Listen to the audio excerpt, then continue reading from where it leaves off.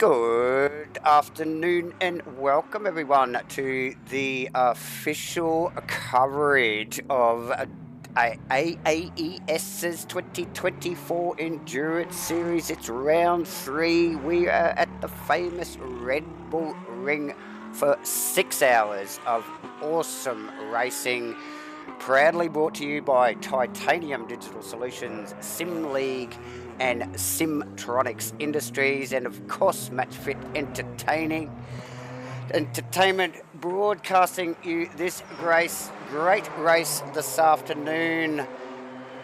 So in the comms box, if MatchFit's here, that means you get me, Davo, and we have a full commentary team here this afternoon to keep you all entertained, like I said, including myself, Davo. We have Farmer, John Boy, Rusty and Firthy, but to kick things off for the start of the race, we have Davo, Farmer and JB. How are you boys doing? Yeah, thanks, Devo. Welcome, viewers. I'm Farmer. Looking forward to this, bro. John Boy.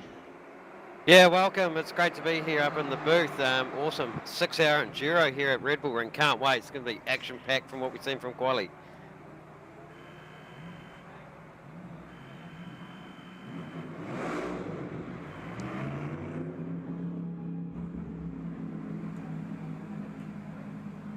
As we speak, so we might just quickly touch base on what happened yesterday in qualifying, guys. Starting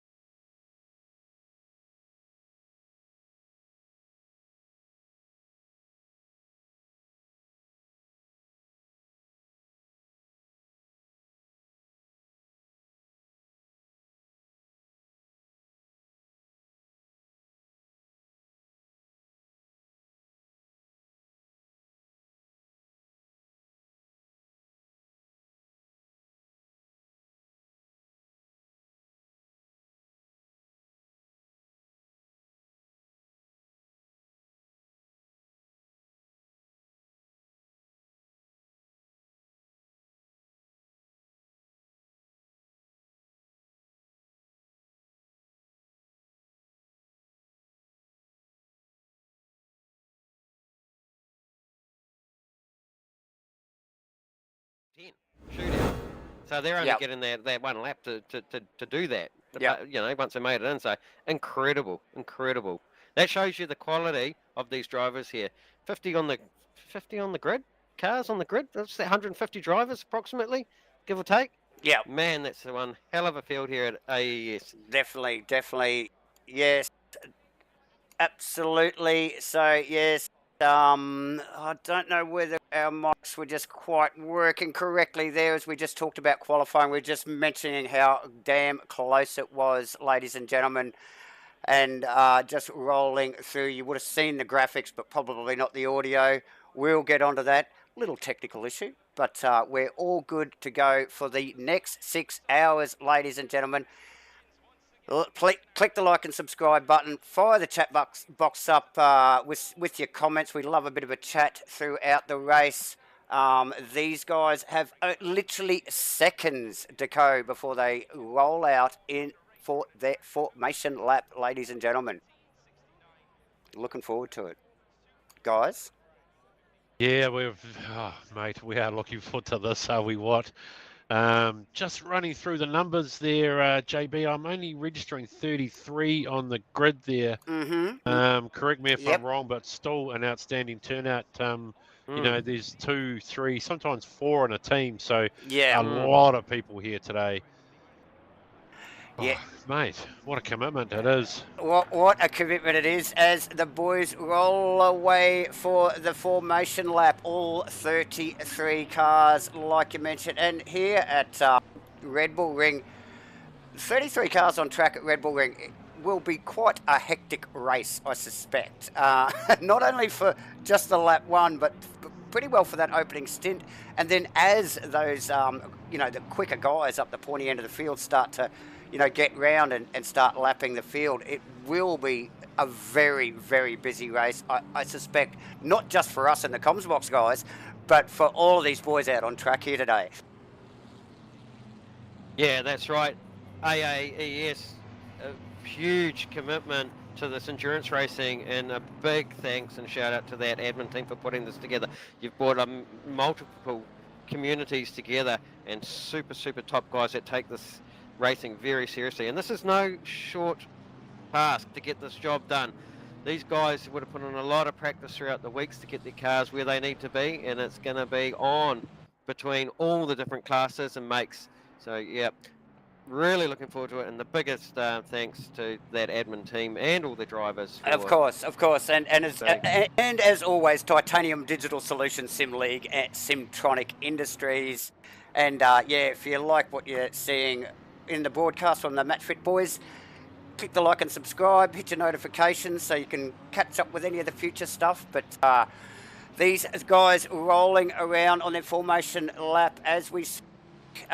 Jamie Cossar and Andrew Lawrenson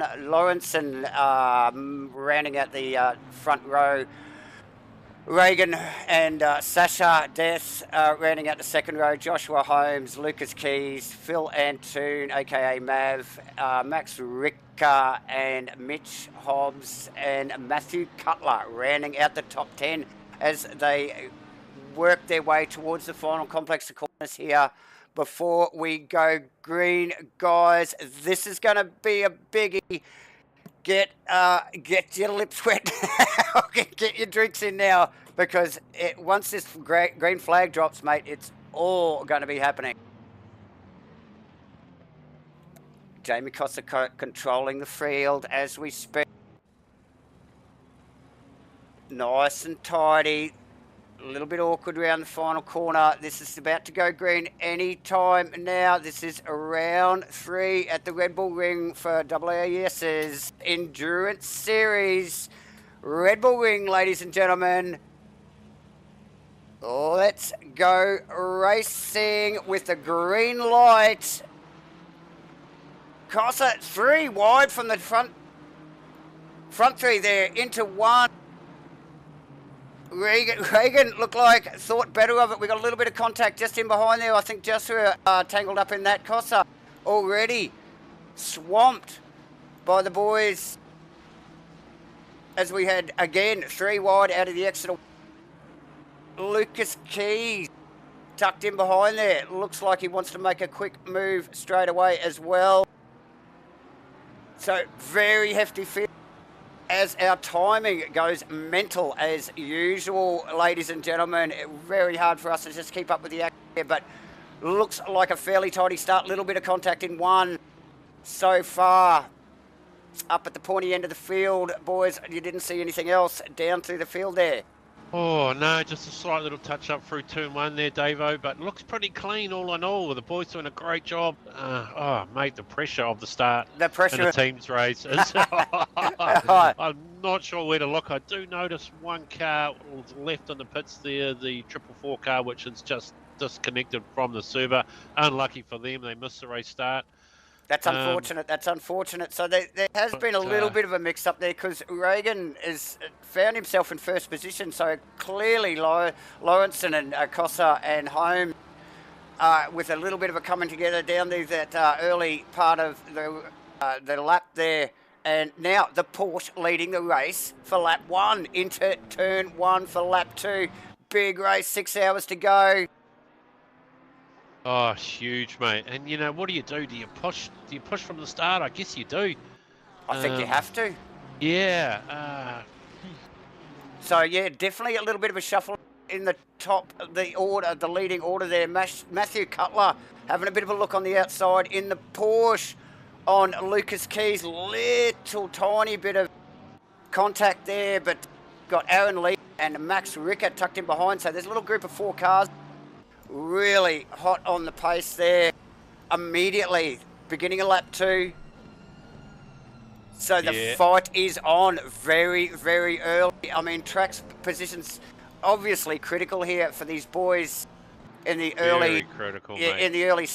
But however, as this, I don't think it'll take long. As this race winds on, these faster guys will begin to come around on lap traffic fairly quickly here at Red Bull Ring, I would suspect, guys. Oh, that's going to be a key factor, isn't it, Davo? And just noticing the big mover on lap 1 there, Thistlethwaite, P8 up from P16, mate. So, big move. Up 8 positions on the opening lap. So yeah, good effort from those guys. Yeah, lap traffic. How's that going to play out? Well, we are going to soon find out because it is happening. Yeah, a couple of movers and shakers. I think Phil Antoon also up a couple of spots. I think he was down in about 8th or 9th. He's now in 5th. And like I mentioned, Reagan Herbert sneaking the Porsche up onto the top spot at the moment as well at the end of lap 1. So, yeah, a little bit of a reshuffle there. The top guy immediately in that middle sector of lap 1. And the boys just in behind Antoon there. It's Hobbs and Holmes and Hobbs with a drag race down into the right-hander here. A little bit of the over and under. Has the BMW got what it takes? He's stuck on the outside. That's a long way round. I'm not sure that's going to work. But a fairly close field. Obviously, Red Bull Ring, very tight track, albeit fairly flowy. It's not a very long circuit and fairly hard to pass. Yeah, what are we talking, David? We're sort of talking minute 28 laps. So yeah, quite a short lap actually. Like you say, a lot of cars on this track. Great track though. Yeah, beautiful place. I think you either love it or you hate it. You know. I love it. I love it. I don't mind it myself, actually. In the Austrian hills, isn't it? It's very famous to Formula One and MotoGP. It's a short track, like you say, 4.34 kilometres, only 10 turns, 7 mainly right-handed turns. Yes. So that's going to do damage hard on the left side of these cars. It's only three lefties, so. You know, that left-hand side of that car is just going to get murdered the longer these stints go on. But on the numbers that I've run and the lap times they've done, we're looking at they've got to probably be completing 148, maybe 149 laps after 6 hours of racing here. Now, we've had the Abacus too. That's a total of 645 kilometres total race distance. So that's a huge amount of distance that they're going to spread between their drivers over these stints. So a very long way to go. Yeah, so it's a big day. It is a big day. It was just about covering the lead for New Zealand, wouldn't it? From the bottom. Yeah, well, 645 kilometres. It is a long way. So yeah, and certainly. Much further than an electric car can ranges. It would only get you just out of town in Aussie, mate. That's for sure.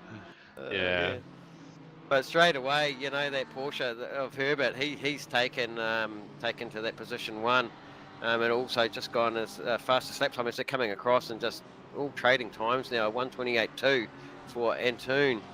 They cross the line. So yeah, Herbert leading the race in first, Lawrenson in the McLaren second, Cossa from pole position. He's just dropped back in the 555 Ferrari team, OES Blue. So they are all lapping very quickly up the front there. However, Holmes doing a stellar job in the silver car, not far off. Absolutely. Just a quick update on the AAES factory team. Just see Greg Brock posting in the chat box there, technical disaster.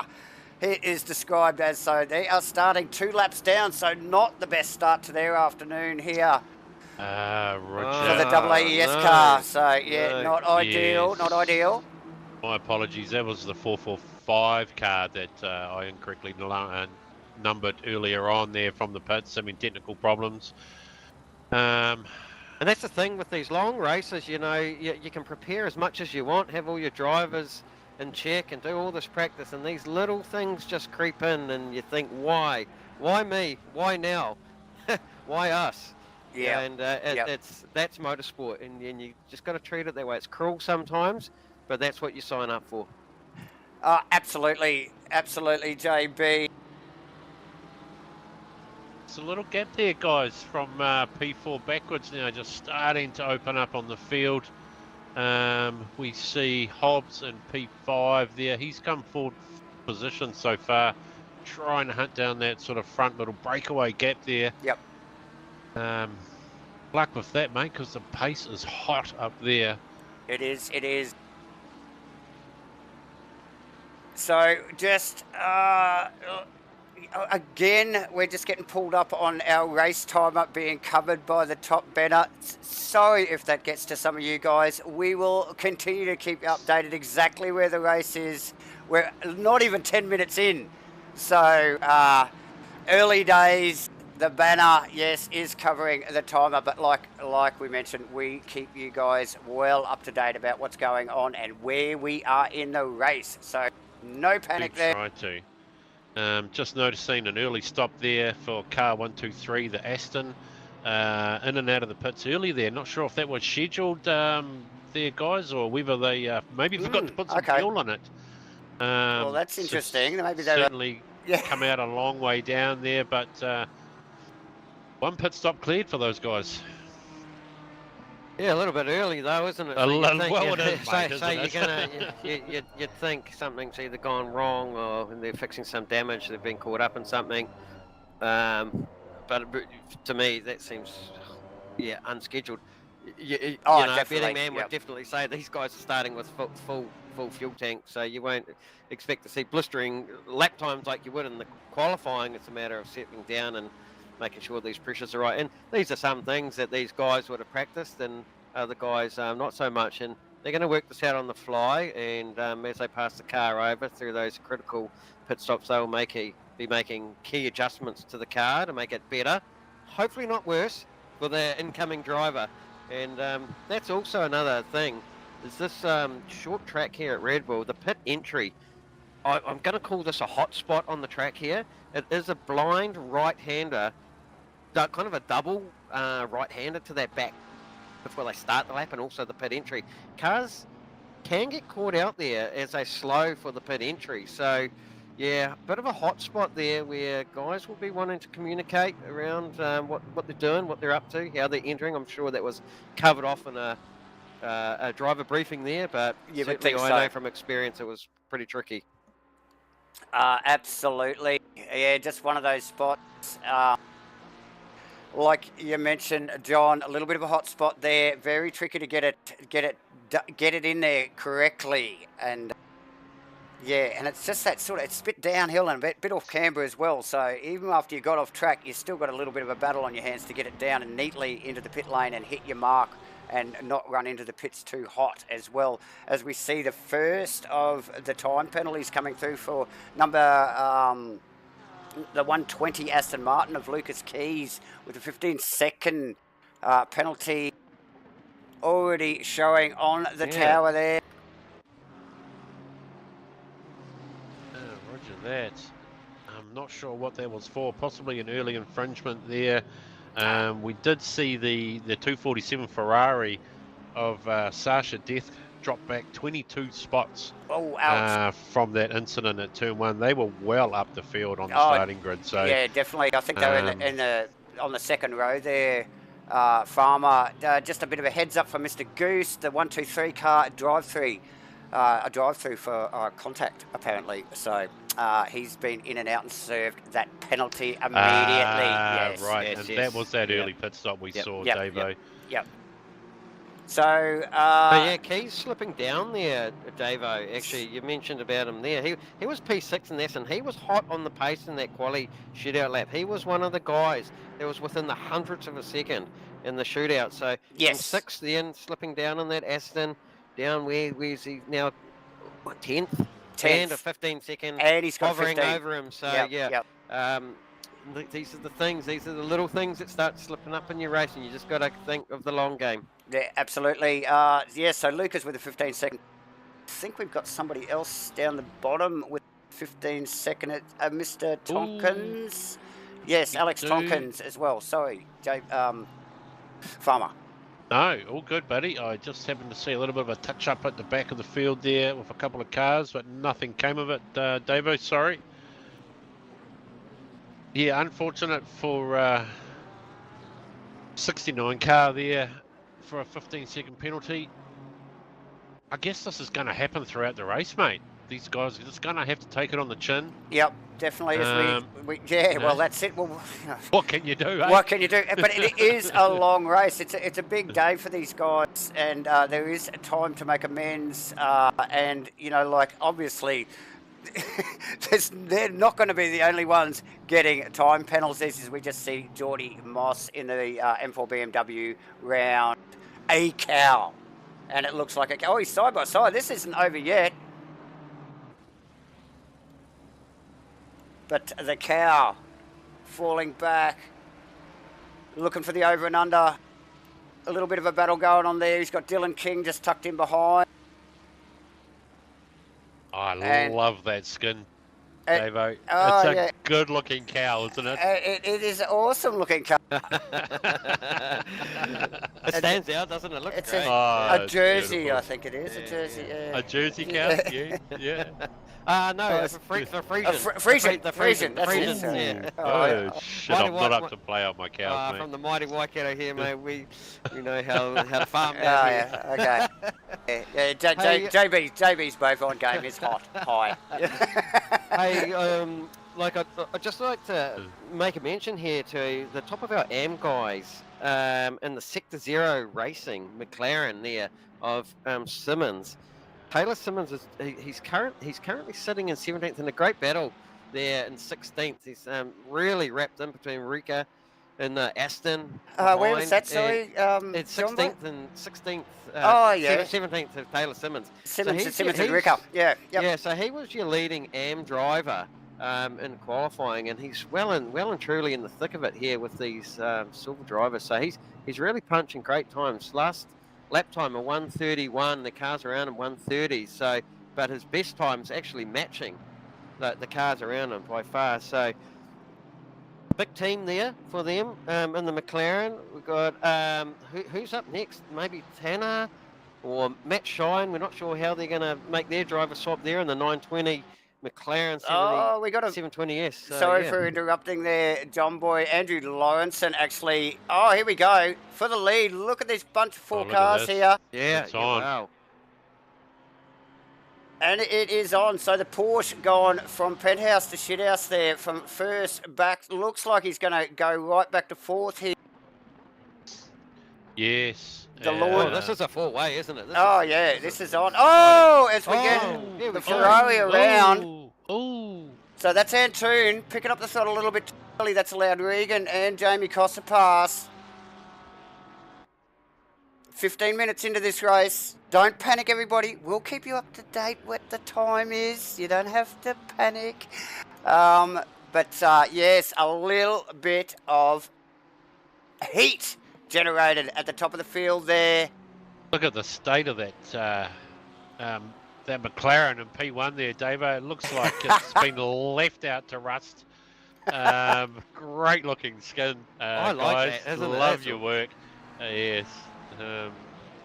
So nice Yeah, work. And nice work. so I think Antoon dropped from, I think, 3rd or 2nd now down into 10th there, guys, just in that little exchange. I think Farmer, we had a little bit of off-camera chat about some of these liveries, and this laundry house car we see leading the race right now was certainly a standout livery. Yes, And, it was one of our looked- picks early on, wasn't Yeah, it, definitely. JB? As you know, one of the sort of bettery, well, I don't even know what the word is, but outstanding effort from those boys to skin that car up. Kind of reminded me a little bit of Mater from Cars. It's with what the- I with the was rust. thinking actually. It's just, but this one does have the bonnet on it, mate. So yeah. But Yeah, no, this is good effort fast, from yeah. the laundry car there, and Oh. showing good pace too. So those guys, if I can just quick look, those guys started in P2, so Yep, keeping solid, keeping it real up there. absolutely, absolutely. Who else we got there? Well, just seen it. Connor Carruthers actually just picking up a 15-second penalty as well, and the bunch of cars that's just tucked in behind the, what was it described as? The Mooston, the cow Aston, the Mooston. The Mooston. Yes, so the gaggle of cars that's just tucked in behind that is a hot little contested battle going on there, which includes, I think, Anthony, Steve Crossland, Sasha Death. So that's a hot little thing going on there. We will get back up the pool. I'd say if it's it'd be more like a herd of cows, really. Have you heard of cows, bro? We've certainly heard of cows. Nice. So what's really interesting to see here across the leaderboard, we've got a McLaren in first, a Porsche in second, a Ferrari in third, a Lambo in fourth. Yeah, another Ferrari there of Mags and Beamer. You know, like it's really well spread out throughout the manufacturers here. So that's, It is. Real testament to like what they've done with the balance of performance here in Sure, the cars. for sure. Yeah. Yep. It's great to see. But what has also been interesting through other endurance races we've seen in the past, you know, these cars do burn.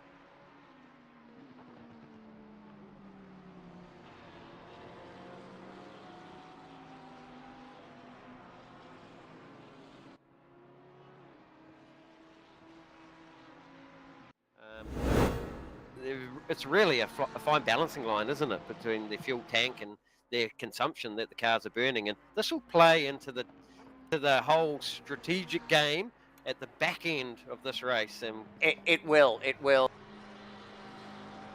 not sure. Like, if anyone out there does know what the tank sizes are for some of these cars, be interesting to know. Throw it up on the chat. We can. You might have a bit more info than we do. Yeah, well, they're firing off plenty of information to the producer down here at my end. Just letting me know that they don't have enough information on the screen. We've tried to adjust that a little bit for you, gentlemen.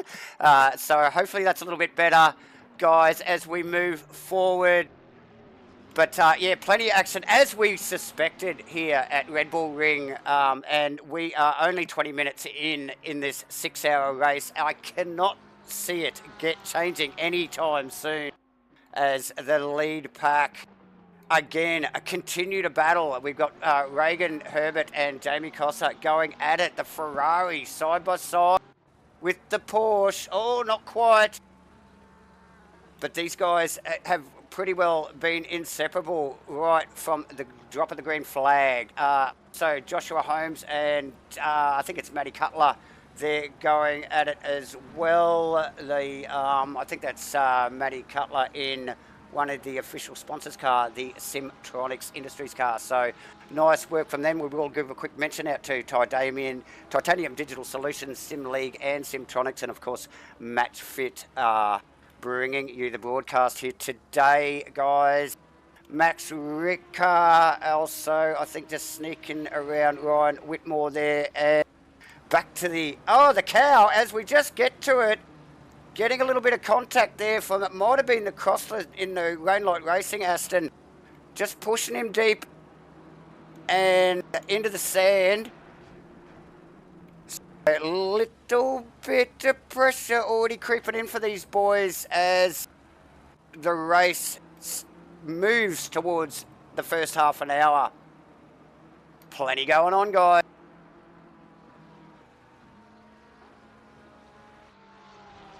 Yeah, absolutely, Davo. The guys will really be certainly settling into a little bit of a rhythm now as their heart rates come down and they've established a little bit of the position in the race. We're nearly, 20 odd minutes gone, so Yep. They'll know where they're at now in the car, where their pace is, who they're racing, what's around them, and they'll not only will they be dealing with their own information in front of them, their teammates will be in there. They'll all be in private channels having a chat. There'll be spotters there telling them, what's going on. So, as a driver, there's a busy little track. There is a lot going on and not a lot of time to rest. Probably after turn 1, you've got the big chute down to turn 2 there. It's probably the time where you want to be talked to the most to get the information. But it is critical to hear, as a driver, from some of your teammates in these long races. Look, hey, calm down. We've got to, we don't need to push too hard now, and it's all part of the team game. Yeah, definitely. It very much is a team game, isn't it, JB? And that encouragement from the team, and it's sort of like coaching on the fly, isn't it? Is critical, really, and in these long races. Cossa and Herbert still at it. You could throw a blanket over these two since the green flag dropped. Nice work.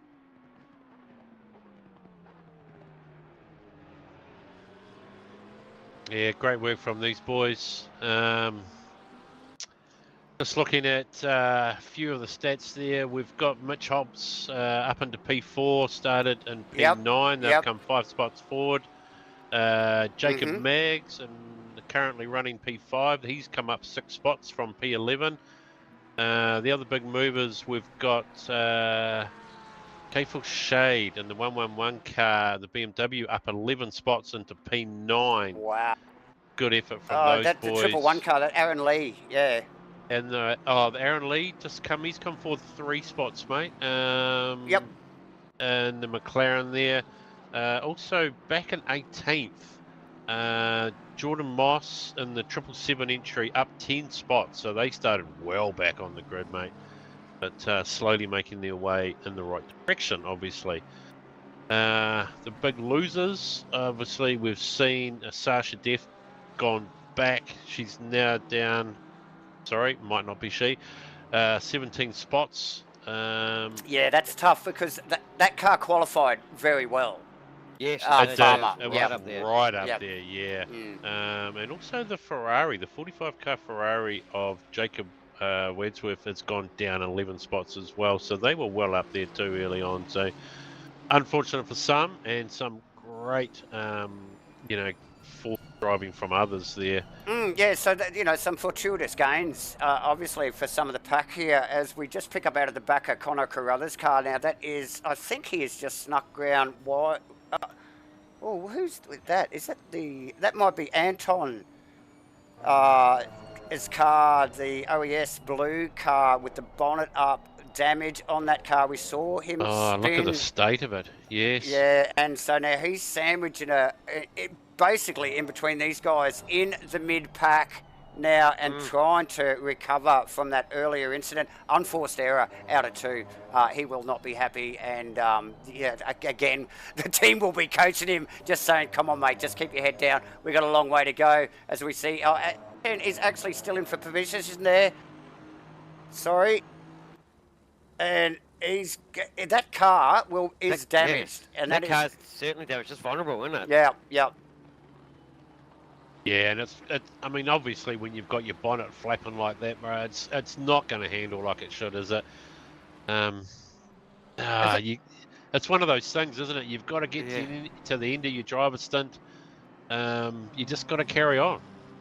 Yeah, and as a driver, it does play on you a little bit, doesn't it? Oh, does it You what, know mate? your car's damaged.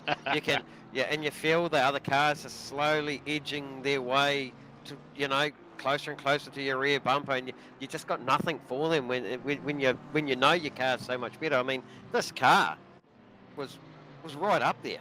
Yeah. Oh, yeah. This car started 7th. Yeah. So. It was only 0.2 off the pole time. And was in that group of 4 cars, that we saw battling so intensely there early on in the race, and obviously they sort of ran line astern there for a few laps, but then when it got heated, Anton, unfortunately, like we mentioned, a little bit of an unforced error, just picked up the loud pedal a little bit too hard, and that's all she wrote. Put that car around, and it clearly has touched the wall. Has some damage, and now struggling with what is looking like a bit of a slow car at the moment. So something is going wrong, because you can also see not in the body language of the car, but look, it's window wipers going too. So I don't know. It's not raining, but I'm not sure why the window wipers on. So there's certainly technical gremlins now. There's a lot going on inside the cockpit of this car, and if they think they're nervous now about what's going on, when they hand that car over, we've got to think about these pit stops. We talked about the tricky hot spot there of when they're going to be entering the pits and the proximity of the cars around them, especially the ones behind them as they enter that pit lane. It's how is that transition going to go smoothly between drivers? Because what they're actually doing, albeit this is an online game, they're passing an IP to another car, to another player somewhere. Yeah. And this is a really tricky part where you can go from a hero to zero just like that. Pretty quickly. That's right. As we just pick up on, I think it's Holmes and Cutler there going at it. Porsche v BMW, guys, as you were just talking, actually just noting the chat box. Greg Brock in there. This is the Greg Brock in the official AAES car. Had obviously technical issues at the start of the race, starting 2 laps down, and now they're out. They are out with a PC failure. So unfortunate. The joys of sim racing, ladies and gentlemen. Oh no. And this is something that really plays on your mind, having done an enduro event like this ourselves with you, JB, in the past. You just feel like, I'm that guy that crashed the car. I'm that guy that PC scrapped out. The pressure and the nerves of being part of a team in an enduro like this, gee, it gets to you when you're on track sometimes, I tell you. Yeah, that's right, and that pressure does mount, doesn't it? I mean, you do in some ways with your teammates. You look for you guys that do have a good connection over others. Sometimes a fast driver also helps, but it's just the gods just play funny things to you sometimes, and it's tough. As 50-second penalty, car 99. For contact, I believe that was JB as well. So live stewarding here today, as usual, for AAES here at Red Bull for round 3. So he's copped himself a little bit of a 15-second penalty there from the stewards. So he'll have some work to do. A little bit of a trundle down pit lane and a quick stop, as we're on Holmes here, getting wrapped up by Lucas Keys in the Aston Martin.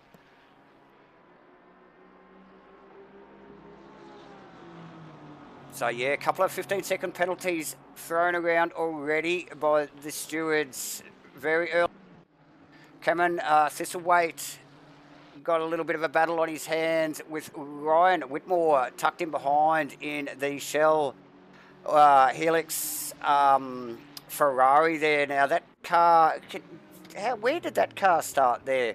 From the 556 Ferrari. Farmer. Yes, just let me. The 556 Ferrari. So started in P16, gone up only the one spot, mate, so Okay. far. So, sorry, we're talking about the 556 Nissan, is that? No, 556 Thistle Weight. It is a Skyline. Sorry, yes, it is. Sorry, Yes, JB. yeah, only up the one spot, mate. Started Okay. in P16. Oh, so. and so what? The 113 car behind him, Whitmore's Ferrari. Yeah, so he's up 3 spots from P19 on the grid Okay. so far. Yep. Yeah, the big mover is actually the car behind them, the 777 Jordan Moss car, up 11 spots now. So Up 11 spots. 11 spots. Wow. In what it's all of about 31 and a half minutes, ladies and gentlemen. And yeah, and looking nice and shiny too. No touch-ups on that car. So okay. And as we speak. Look, the commentator's curse usually comes with a crash. But here today, Jordan Moss just cops a 15-second penalty. A 10-second penalty. Oh, it's a mate. 10-second for contact. Look at that. Just as we talked about him, put eyes on him. Yeah. There you go. The curse. Mate. What can we do? We need to. Who should we curse next, mate? Let's go up the front. Let's get up the front. Let's check out what Regan's doing. Regan Herbert holding down second position in the Porsche. We saw that car lead the race for the first few laps and had a little bit of a slip up out of one, which really had him swamped by the 3 cars behind. That is when Antoon got involved and went off in 2. So that really did shake up that top 3 situation. And now just trying to fight off Cossa's Ferrari there. Now, Jamie No Slouch, we're used to calling Jamie here and there in the communities. So he's no slouch, and he will be hard to shake for Regan there. So, he's got some work to do. And that's a very strong team too, that of Cozier, John Carter, and Vic Chan. They are, you could call them professional sim racers. They're very, very, very good. They're a strong team. They're very competitive, and they also won't do anything stupid. They'll position their car where they need to be. Looking back at those penalties that were just coming through when you mentioned about Mossy there, these. We can't reiterate that the community here at AAES have a spectacular admin team here that have stewards, doing this live stewarding, and these penalties that are being applied are looked at by a panel of professional people, and they are there for fairness of all drivers around them. So they're doing an outstanding job. So as much as it sucks, some of your favourite drivers there getting some penalties, and these are being reviewed and applied as per AAES rules. So absolutely, there you go. Sometimes you just got to take it on the chin, do a bit of job, learn from it, move on. Yeah, well, that's exactly right. It is tough, but it is a long race. We say again, as we just saw Whitmore down the inside of Thistleweight there and turns the Ferrari in the process. We might see if we can actually pick up a replay on that.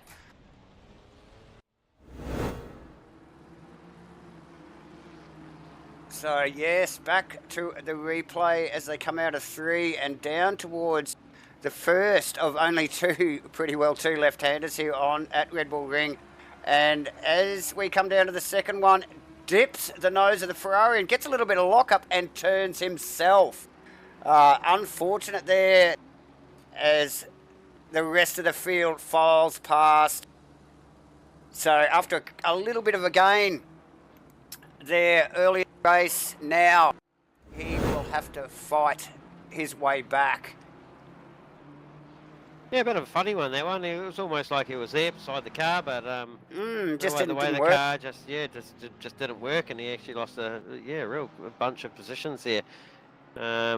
So whether there's a bit of a funny rear bias on that car, who knows? Or on the vision there, it looked like he just sort of got off onto the beginning of the ripple strip there and got a little bit of front wheel lockup. Either way, it turned the car with very little contact. to the Nissan. So and it's sort of business as usual, and carry on. So interesting little mishap there. First of our replays here today.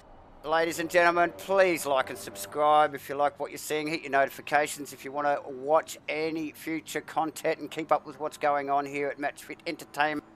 We will get back up and have a bit of a look at the Reagan-Cossa battle.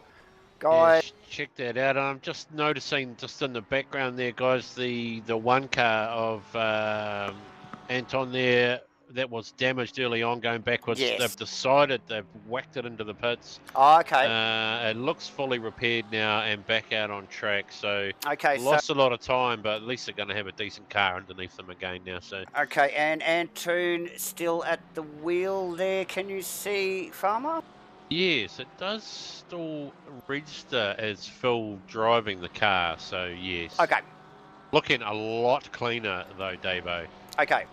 Awesome. Okay, so now, look, just and a few of the intricacies here for, like the time that these boys are allowed to be in the car and the like. The boys can only do a maximum of 65 minutes at any one stint. So as we get closer to the first hour of this race, we will start to see some pit stop action, and that brings with it its own challenges. And we see some mistakes as we just see who was that? The Porsche of Reagan just a bit sideways out of one. Might make him vulnerable again for Jamie Cossa, but also the boys can only do an overall race time, so that each driver can only do 3.5 hours in the race in total. So that limits, if they're going to put the number one driver in for as long as possible, he can only be in there for 3.5 hours over the whole 6 hours. But just watch as we get towards the hour mark here, guys. 65 minutes maximum per driver per stint, and we will start to see some pit stops. And like John mentioned, that's where we're going to see that, testing that pit entry, isn't it, mate? Yeah, absolutely. And look, the tyres, these are endurance cars. They are endurance tyres also, and the top guys will have them well pressured to be in a window there where they'll make the best of them. And now 60 minutes, I'd say, is your golden window. We know they definitely go another 30 past that as well, so that hour and a half mark, the tyres are really getting stretched. But now it's going to come down to the fuel. What tank size do these cars have? What is the burn like? So, critical as well on such a short lap. Oh, definitely. It's a short lap that you need to stay on that lead lap. So you need to go as long as possible. And it's going to be hard. When you fall off that lead lap, you're going to get blue flags. Blue flags, you're going to start moving over. And albeit you're in a different race, to the others, it's just so critical to stay on that lead lap. I think from our knowledge of this game, John, most of these cars will do 65 minutes on a full tank of gas, won't they? Oh, easily. Which is the maximum driver stint there. So, most of these guys will be doing that. We've got 6 hours into 65 minutes. Really, any time after the hour, you're going to be able to pit. It's not going to be an advantage to stretch it to that that extra 5 minutes over the 6 stints is not going to gain you, you're not going to be able to undercut with one less pit stop or whatnot. It's kind of going to be status quo for the boys to be doing 5 stops throughout this race. Yeah, so I would say so. I am actually just picking up on something here. Most of the driver stint times here are around that, just coming up to the 40-minute mark now on driver time. But down in 32, we've got the Pro Ferrari. Okay, we know Antoon, he was involved in that little hiccup there, but they have been into the pits sitting in 32. Ethan Cale, Chris Cooley, Antoon in the Ferrari 286. So Antoon, they've done a driver swap. They're out. Antoon, they did do a driver change there. They haven't done a driver change, but they have already done another stint. Yeah. Yeah. Okay, so because if Antoon's still in the car, he needs to get out at 65 minutes either way. So Yeah, so his driver stint has changed. They've been into the pits, and you can see that they've dropped way down to 32nd now. So, Yep. So But does that they've give him? but Does that we give did him a fresh 65 minutes, John? Is that what we're saying? No, no, it won't. But No. we did see that bonnet on that car flapping, and there was all sorts going on with that car after its contact. So it was out of position. So could it be could it be potentially fueled for the next stint already though? And yeah, absolutely. They've bought that car and they've fixed it up. They've looked at the race distance and gone, look, hey, we've just take our pain now and move on. Everyone's got to stop at some point, but they'll pay that dividend back later.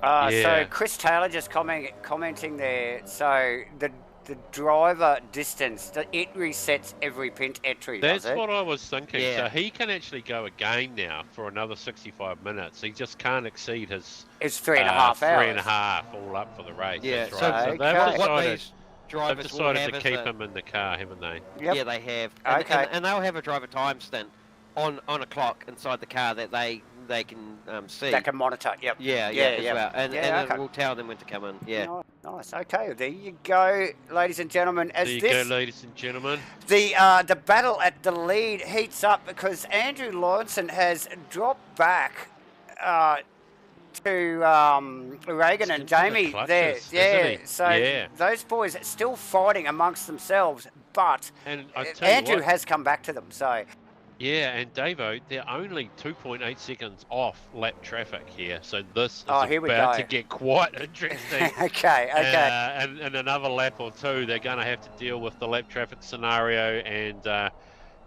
when you're sitting behind that leader and he's dealing with lap traffic, it's your opportunity, isn't it, to sort of take advantage of anything that might play out in front of you and do a bit of a sneaky if you can. Certainly on my radar, if don't really get into this position, but really, anyway. yeah.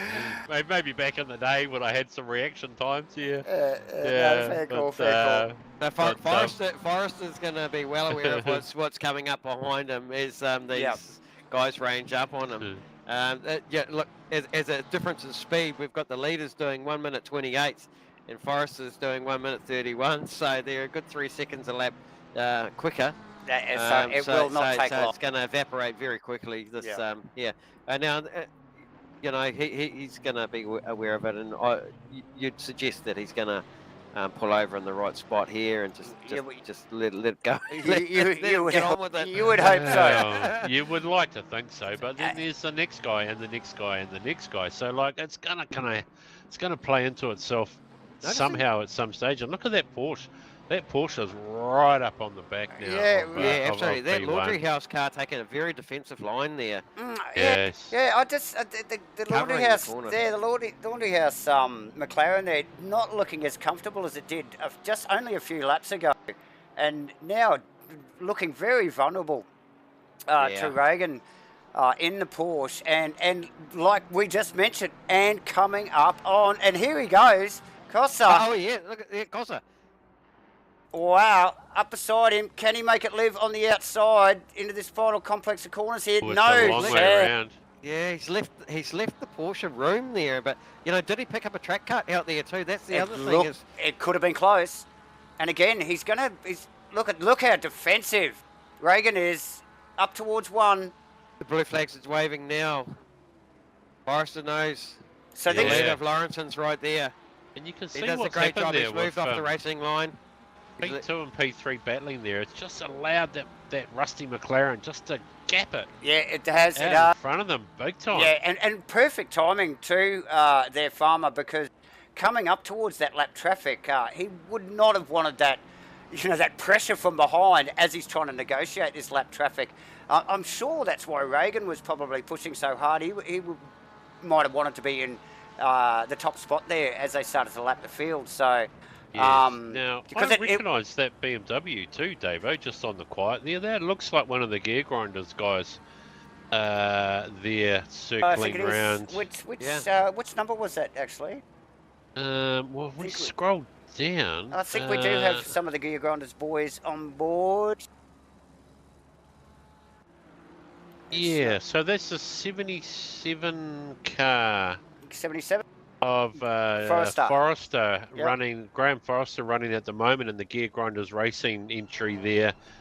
I thought I recognised that. These guys have had their skin in other servers. Very familiar to us.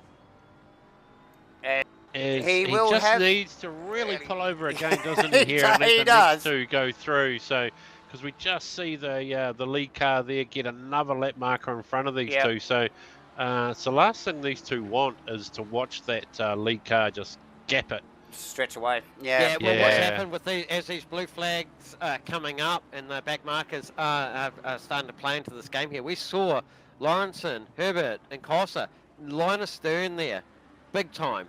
They were nose to tail, and that McLaren looking very vulnerable. And now, once they've picked up that lap traffic, Lawrenson's have just been able to step through to the tune of 2.2 seconds through that lap traffic. Now, That's a big gain, too. and that's a massive gain. You can see it visually on screen. Where is the Porsche behind the laundry house? It's not Nowhere near close at all. No, no. It's not at all. We saw the defensive move in the McLaren from the 555 of Cossa going wide at the final turn there, leaving space. And look, it's only really cost themselves by racing each other, and Lawrenson's checked out. He has, and it looks like he is weaving his way through the traffic fairly easily. Obviously, these guys, these couple of guys down the back. Oh, as we just see the Porsche hard into the back of one of the Ferraris there. Just about to praise the back markers, weren't we? We were. And we will pick up on a replay of it because that was a Berry, Cara Berry. Yeah. It was Carberry, so in one of the Ferraris here. Yeah. And, yeah, just the closing speed, I think, from the Porsche on Reagan. Oh, big hit. Big hit. Super unfortunate, mate. It was. Very unfortunate. Looked like the Ferrari tried to get offline as well. Maybe lifted a little early there. He was thinking he was doing the right thing, but just caught the Porsche out. And this is what I want to make reference to. That is at the final turn. This is the hot spot. This is pit entry. This is it's a blind double apex corner. It's super tricky. It's off camber. It's blind. It's downhill. You got to get it right. And you got cars slowing that may be going to the pits. Cars doing exactly what we just saw there. The blue flag, thinking they're doing. Moving offline, it just creates maybe a little bit of confusion, and the closing speed is just is so different. Vastly different. That's right. And look, to be no disrespect to Barry, it did look as if he was trying to slow and get out of the road, but possibly slowed a little bit too much, too early. Yes. So unfortunate. And that brings me to thinking, well, is Reagan's car now damaged from that hit? Because it looked pretty heavy, guys. Look, I've just seen Berry again. Have a little look at the front of his car, mate. Berry's car, he's just gone off track again after that incident. So I think after that incident, the car's just not behaving the way it is, and he's had another off-track excursion. Yeah. So let's just try and get a bit of a closer look at the front of Berry's car here, but the Porsche looks like, and we know the Porsche... There he goes, he's in the pits. Damage-wise can be a little fragile. Yeah, the bonnet is shaking. The bonnet's flapping a little bit on that Porsche there, that 421 Porsche, isn't it, Davo? Yeah, and a lot of... it's big rub mark on the back quarter as well, but... Berry in the pits. Berry in the pits. Contact. Yeah, okay. Yep. So these guys in P2 and 3, they'll be a little bit frustrated with that now. They've let the McLaren, the rusty McLaren, skip away to the tune of at least 3.5 seconds now. And they worked so hard to catch up to that car early on before their lap traffic came into play. And, I'd be quite gutted at that scenario that just sort of played out over the last sort of 3 or 4 laps in front of us. And these guys are going to have to head down and do it all again to catch back up to the McLaren, So that is the downfall, isn't it? It is so much hard work, especially on like a flowy track like this. You do a lot of work to get up behind these guys, get under the back wing, and little mistakes like that, and you know, And you got another 10 laps to do it all again. You know, You so, do. Yeah. If we can talk about the Laundry House leading car here, its best time is a 1 minute 28.2. He is currently the fastest car on track, the number 12 McLaren. Here's a gap of up to 4.7 seconds over second place at the moment. 34 laps in. It looks like there's three drivers in this team. Bruno Galo from Brazil. He's your team principal in this car of the Laundry House. Paul Britt, an Australian. He's your next driver in line, and Terry Rayton. So who's going to take the reins next to take over the Laundry House car? They've got a big job on their hands. A lot of pressure. They do. As Cossa just sneaks up the inside of Reagan there. That was a great move for P2 So there. it was a 101 braking move. The slightest bit of a contact as they snack through the corner there, Farm. But yeah, nice work from Cossa. Really does want to get on with it. These guys will be starting to think about pit stops soon. And They will. And that's a good point that you make, JB. Like, we don't know, you know, whether the number one drivers in these cars at the moment, or who have got up their sleeve in order to bring it home or to do these sort of stunts. This is all planned in team, and we're not necessarily seeing the number one driver in car at the moment, are we? So. No, exactly. But a lot of these drivers are professional sim racers, so they do this a lot. They spend hours and hours on this, and it makes me think not only credit to, you know, all the guys and girls that put these liveries together for these cars. It's the sims that these guys are sitting in are so different. You've got guys on like single screens, single ultra wides, VR, triples. You know, you got telemetry screens, a screen above a screen. You got 10 screens, 13 screens. I don't know. There's different rigs all over the place. We've seen Crosby before with a G29 rolling backwards on an armchair, on a little chair. Yeah, we have on an office chair. Yes, so the progression of sim racing, I think through COVID, when we saw that game, it really exploded, and guys and girls really got into it, direct drive wheels and all sorts of different bits and pieces, and we call it sim jewellery. We love it. The missus doesn't love it. Some call it. The missus calls it a freaking money pit, and we call it jewellery. Yeah. It is a black hole, isn't it? Like, but these professional guys, they'll be running like high-end gear. To my knowledge, most of the guys that take it seriously, it's a simulation game. They'll be simulating real life driving, and it is relatable for sure. Yeah, absolutely. Good insight there, guys. As we just pick up, that is Taylor Simmons there. Now, Taylor, leading AM qualifier, I think that was for the race. This car, the 920 McLaren, pretty looking car, nice paintwork on that, and holding it down at 20th position as we speak. It looks like. Is that the Crossland car tucked in behind him? It is the Crossland car tucked in behind. Yes, it is. No, it is the Crossland car tucked in behind him. I just had to check that livery. But that is the Rainlight Racing Aston Martin, pedalled by Steve Crossland. Now that car does have a 15-second penalty over its head. There, David, the Crossland car, the 99 car there. So. These guys, obviously you can leave that penalty with you until your pit stop. Is that how that works? You don't have to do it with sort of an allocated lap count number. You can leave that till you stop. I think you're going to correct me if I'm wrong, and I'm sure they will in the chat box. They're quite chatty here today. I think you can even leave it to right to the end of the race, and they'll just take it off your race distance. Oh, so just ignore it. Yeah. So potentially you can ignore it. I'm not sure. Some guys clear it immediately, so they obviously got a clean slate and they know exactly where they're going. But yeah, please correct me if I'm wrong about the time penalties.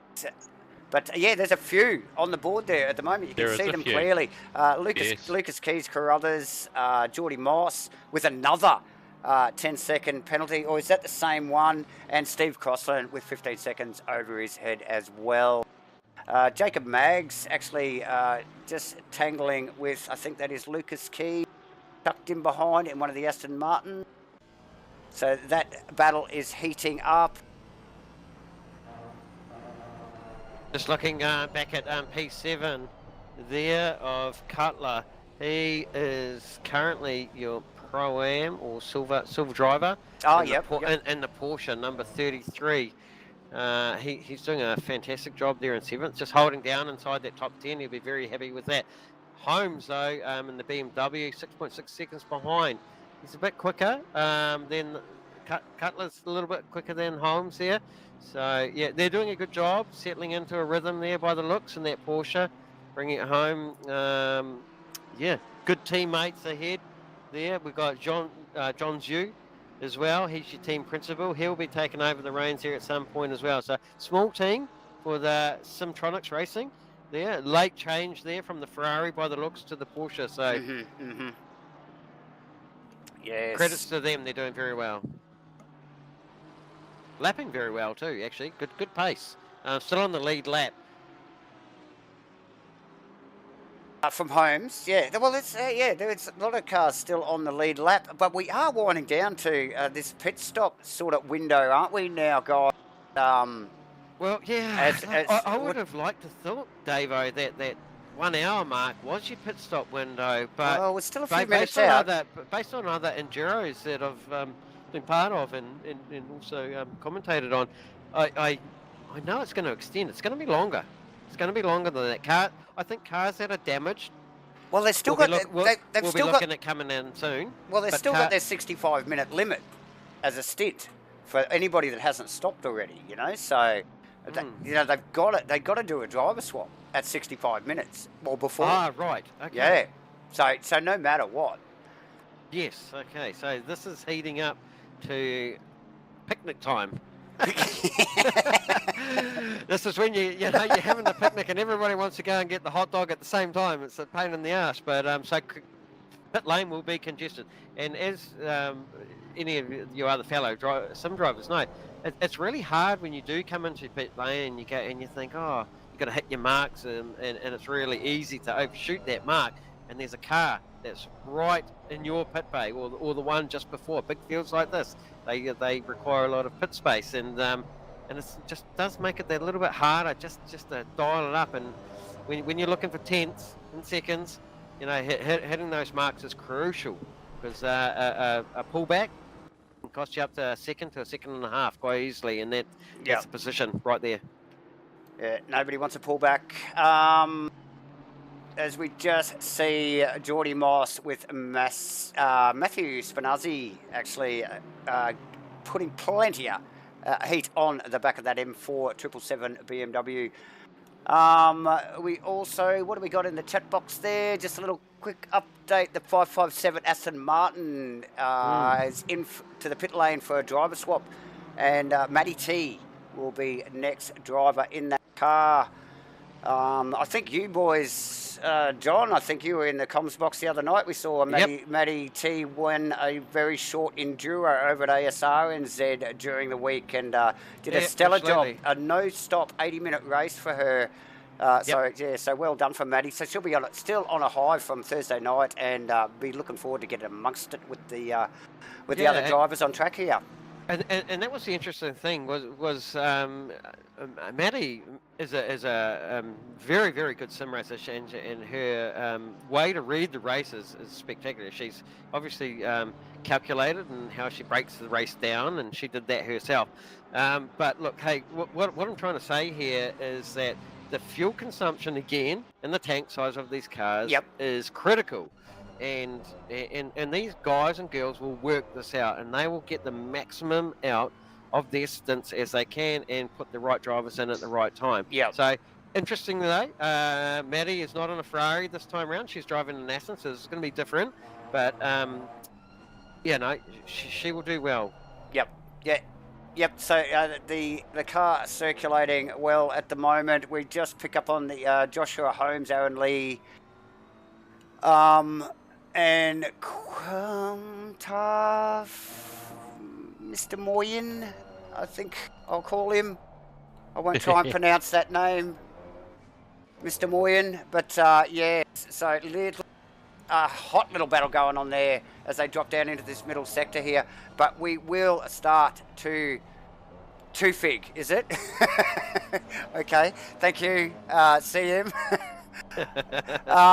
Yeah, so he's like right on the tail with these boys. So just the slightest of slip-ups, and he's ready to take advantage of what's going on in front of him here. But again, like we mentioned, as it just Constantine's there a little bit, and there's that hot spot, like you're saying.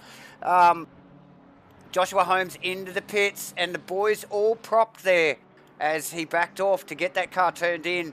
And mate, that is so hard to read. Yeah, so nearly an incident there. Hardcore. Because we are about to see a flurry Oh, of yeah. pit stops, aren't we? Oh, because yes. the driver stint time now is at 1 minute 1. We know they can only drive for 1 minute and 5. So within the An next hour and 5, yep. Hour 3.5 minutes, everyone is gonna pit. Yeah, well, except for maybe a couple of guys that might have been in for damage early. Yes. Their farmer, but we just You're see right, bud. Jacob Maggs in 3rd position. So just looking at my screen, there's a lot that need to come in. Okay. At least 17 of them need to pit within the next couple of 3 minutes. So we've seen the laundry car in. I noticed there because we got Jamie Costa in the lead and we have Reagan too. Herbert. So Where did that laundry car pop out, mate? Just as a matter of interest. and who is driving it now? Yes. Or are they double stinted? Which they can, but they need to pit. Okay, so we've got Bruno Gallo in the Bruno laundry Gallo. car and Yep. the 12 car. Yep, no slouch, Bruno. Pop back So out into P12. So it'll be interesting just to keep an eye. They only dropped 10 spots there during that stop. So have you got a pit stop timer on your data there? yeah, I have, mate. So they stopped for 32 seconds, actually. They were stationary for. Took them 1 minute and 1 to transition through the pits. So Yep. keep an eye on that for you, mate, just to see how they get on compared to the rest. Well, So, Costa and Reagan, we're really interested to see their stop times as well. Farmer, obviously, as those boys are still navigating some out-of-position cars or lap traffic, if you will, and getting towards their first pit stops. As we were just talking, the laundry car already in and out with a driver change. Back down 10 positions, Bruno Gallo now at the wheel. We have Jamie Costa in the lane. we have Jamie Costa in the lane. Okay, this will be interesting. Reagan So also in the lane as it well. looks like the fastest pit stop so far on screen is the 32-second stop. Seems to be pretty standard across the board.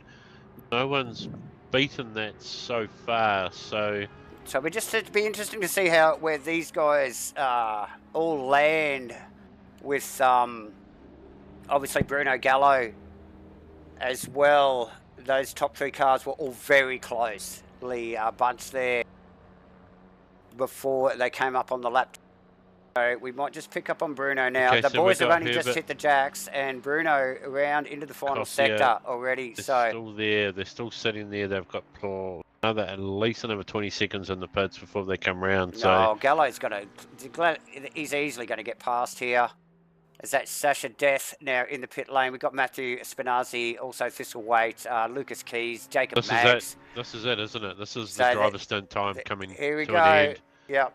And so there we go. Bruno Gallo, round T1, out and clear of his 2 competitors. Okay, Easily. So I may have this wrong, but Jamie Costa is staying in the car. Yes, they can double stint, but they must stop. 32-second stop. 3rd place, J Maggs, 32-second stop. 4th place, S Ty, Oh, no, 32-second stop as No, well. no. Oh, no, it's changed to Vic Chan. Chan, yeah. So they're going to come here we across go. the sector. Chan Yep. in the car. Yep. So now we know that name very well in sim racing world, and Vic Chan Like he's got Costa. a little bit of He's got a little bit of pace to him. He does have a little bit of Davo he does have a little bit of JB, pace. just on the quiet, as we may have experienced personally ourselves. Like I said, there's professional sim racers here, and Vic Chan, he's one of these guys, and some very super strong teams entered here, and up the top end of town. Albeit we might not be familiar with some of the names, they are certainly the similar kind of names that we are associated with Chan as well. Absolutely, So- absolutely. Just quietly, the death car, Sasha Death's car, the 247 car, guys, how long has that been sitting on the jacks in the pits? Seems like 247 car has been in there for 1 minute and 3 on the that jacks, Davo. is a long Yeah. time. Obviously taking on some repairs to the car there. What I am noticing though is the P3 car of Stephen Ty. They're up 6 positions after the pit stop into P3, Yeah. and yeah. the Justin Wills car in P4 up 7 positions also as well. Nice stops. yeah. Lightning fast stops there. Got it Yeah. done in and out and making good ground. And if you're seeing the same stats as I am, they're all at around that 32 second stop, Yeah, I was isn't just it? And looking it's- at that, so- JB, for so it's anyone just beating over. that. Some have dipped into the 43 seconds, 47 Yeah. seconds, but most of the guys 32 seconds with their stops there. So yeah, with the likes of Curran in P7, the 120 Aston. Now- He's dropped the position there. Yeah, The now, stop was a lot longer. and Curran with a drive-through. So as that car sped in pit lane. Yeah, so there you go. There's the 1%ers yes, good coming up spotting. there, guys. Good spotting, mate. He was stopped for 47 seconds too, that 120 car of Curran. So a longer pit stop, maybe a little bit of damage to correct, and then obviously an incorrect release, or maybe release the pit limiter a bit quick, or Yep. didn't get on it quick enough on entry. Well, that's your and 15 seconds added and to there's his a stop, isn't drive-through. it? Right there. Yeah, Yeah. that's your, so he's actually taken the 15 seconds then and there, and that's what's given him the 47-second stop. Yep. Okay.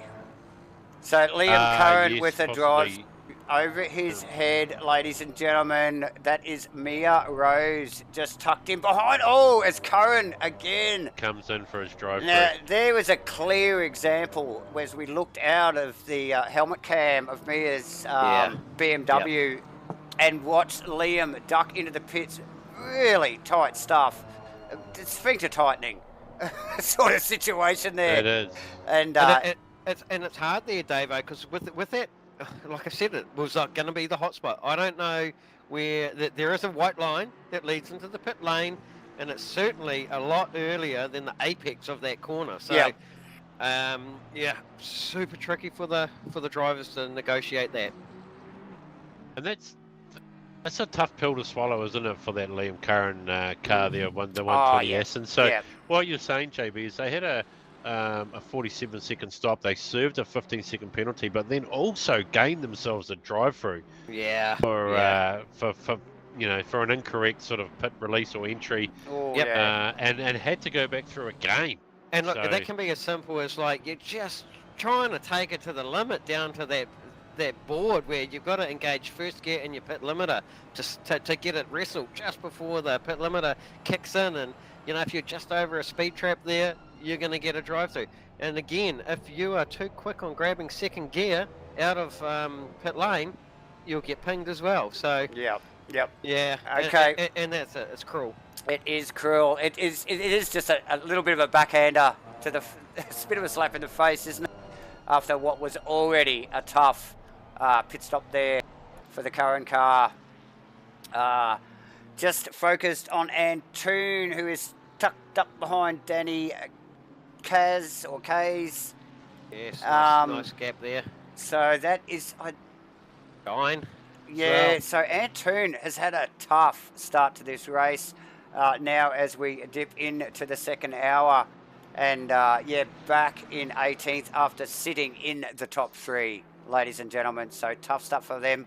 Look, we'll take this moment to thank once again Titanium Digital Solutions, Sim League and Simtronic Industries for bringing all this greatness to the internet for all of you guys to view. And of course, the MATCHFIT Entertainment boys, that's us, for proudly broadcasting it to you all. Please like and subscribe if you don't mind what you're seeing. Obviously hit your notifications and keep firing up on that chat box, guys. We love a chat. We are going to do who do you want to do a lap in car with at the moment? We might go Vic Chan. Let's get in the helmet of Vic Chan for a lap as he navigates these back markers. We'll be back in a moment.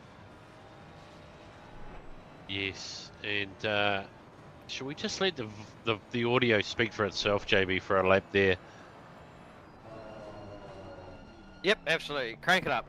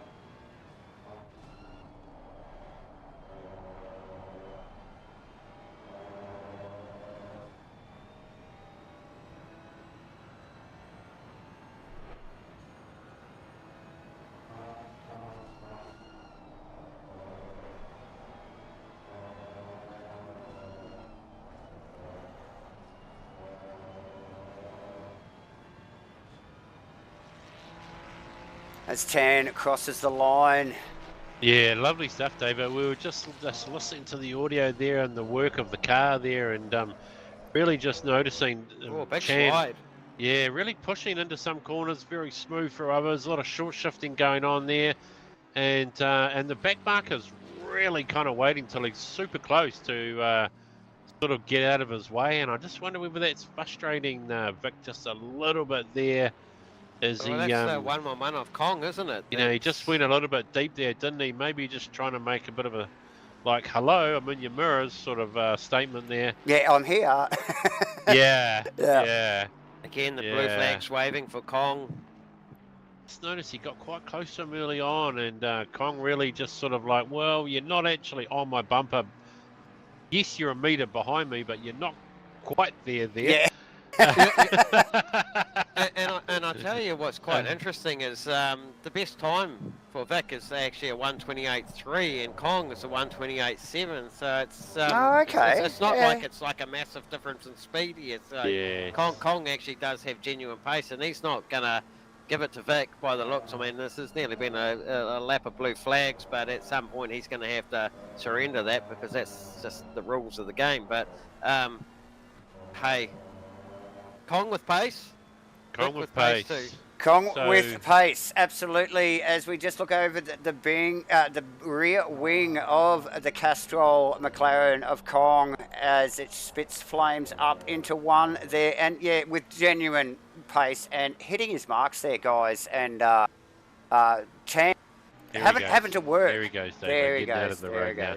Just, and that last lap kind of really hurt Vic a little bit there, like. We noticed the P1 car of Bruno there last lap round 28.6 and Vic Chan only a 29.5, so nearly a second down on Vic's sort of best lap time there, just due to that back marker. Even though it didn't look like much, it still lost him a second in his lap time. So. Oh, okay, that's a shame. Yeah. And these are the little things as a driver that sometimes do frustrate you. You know, They you might, do. Yeah. You go, come on, man, like, what's going on here? And but you got to settle. You got to look at the clock, and it's endurance racing, and there's a lot of drivers that you don't know. I call it racecraft.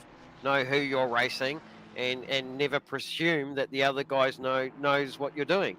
So it's just normal stuff you should be able to predict. But it is, but kind of, if you're running P1, 2 or 3, you kind of like, you come up to a back marker, you kind of like, come on, bro, I'm on the podium, get out of my road. Don't make me follow you for another lap. I'm fucking P2 for God's sake. Get out of the way, you know.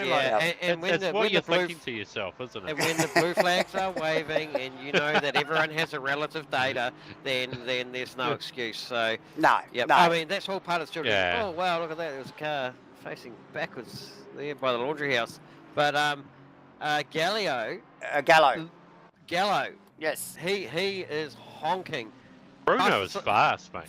He is honking. Fastest car on the track at the moment, 128.2. Bruno doing a 128.4 last time round. So, on the pace. This car of the laundry number 12 McLaren is certainly on fire tonight. Yeah, definitely one to watch. Look, mate, if the team keeps this sort of pace up, I know it's early days, but with no dramas, we definitely going to see that car up at the pointy end of the field at the end of the race. Yeah, I'm just trying to check out where Bruno is from, because he sounds Brazilian, but I'm just gonna hook up. There you go. Bruno Gallo from Brazil. Yeah. Oh God, they have some outstanding talent in that country. And and Bruno's showing it. So, of course. But Paul, so it's looking like Paul Britt, maybe your next driver in that car. Lawrenson did an outstanding job in the laundry house car through that first stint there in the opening rounds, navigating the chaos that we saw. Yes, so we're going to hand it over to the Aussie of Paul Britt next. Is that what you're predicting, John? Absolutely. Okay, yeah, well, they don't go too bad in Aussie as well, do they? So... No, they have their moments. They have their moments. As we get out of the back of the 920 McLaren again. This is the top qualifying AM car for today's race, and it has I think it's Mitch Haas and Anthony just tucked in behind it as well in a little battle going on there. Here we are, and how many are you in? 51 laps in already. So plenty going on, ladies and gentlemen, as we are dipping into the second hour. Little over an hour and 15 minutes gone in this race already. Still so much racing yet to come this afternoon. Please click the like and subscribe, hit your notifications, and throw us something on the chat box. Yeah, throw us anything. We're hungry. We're beer, thirsty. chips, whatever you want to chuck us. It's not a problem. Nah. Now, a little bit probably frustrating there for Mitch Haas, P19. He's like, I'm a pro driver. I'm coming up towards the current leading AM driver. But then as an AM driver, you're like, bro, I've got this. You're not coming past me, are you? No, he's definitely got it. It's on for sheep stations there. Yeah.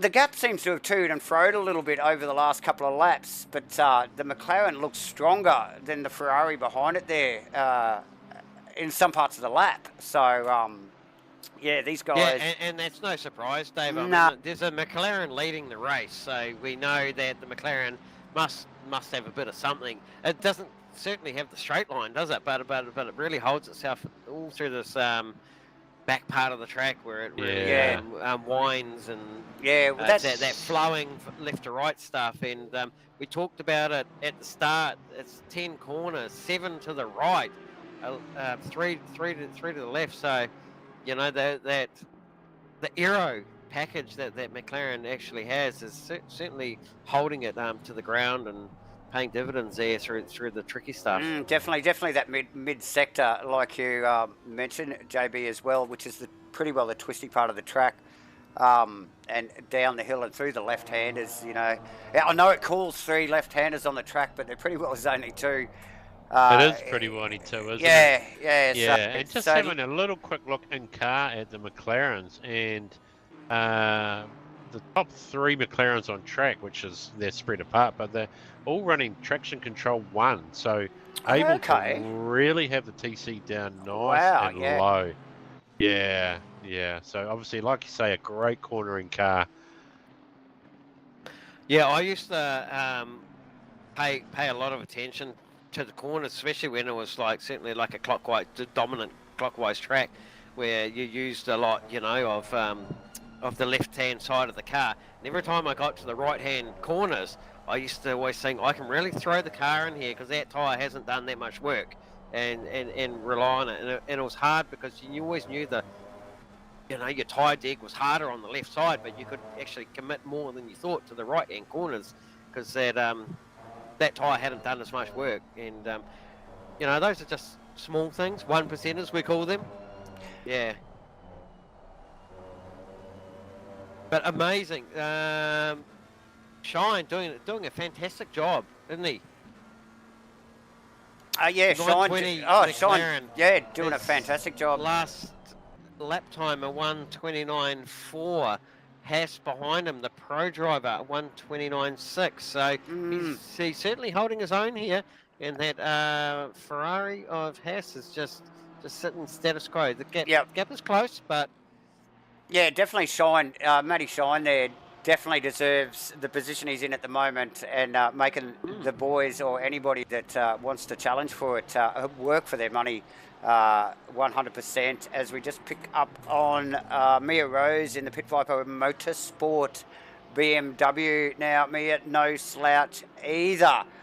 Clearly running that car in 7th position at the moment with the two-fig 711 Aston Martin just tucked in behind. So these guys have been sort of pretty well holding formation for the last, pretty well since the pit stops. So just business as usual there for 7th and 8th.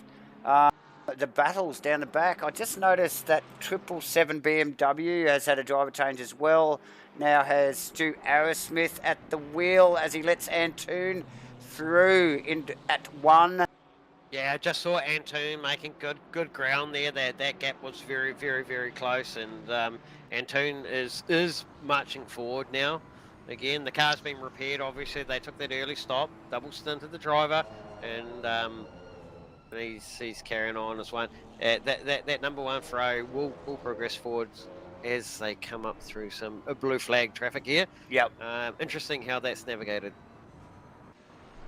So we will get out of the helmet of Antoon here and just see how he deals with this. Oh, just looks immediately, shows the nose and his intent, and the Ferrari moves over. No, he looks like he's chasing. I think is that one of the gear grinders cars just up in front of him? Yes, it does look like it, mate. Yep. So he is the next target in the crosshairs of Phil Antoon. And Stu Arrowsmith in the 777 BMW sitting in P16. That gap's close. He's going to ride. He's going to go with this guy. He's going to go with Antoon here. He's going to. As much as he let him pass. Pull him along. Much as he let him pass. Yeah, but to tag on. And try and carry that momentum that Antoon's. Look at the punch that Ferrari had out of that final corner. Yeah, it looked like the gear grinder's car just lifted a little there. It's sort of a little bit early into the braking zone. Look at that, just caught Stu out, hasn't it? And then not so much on the exit of one. Yeah.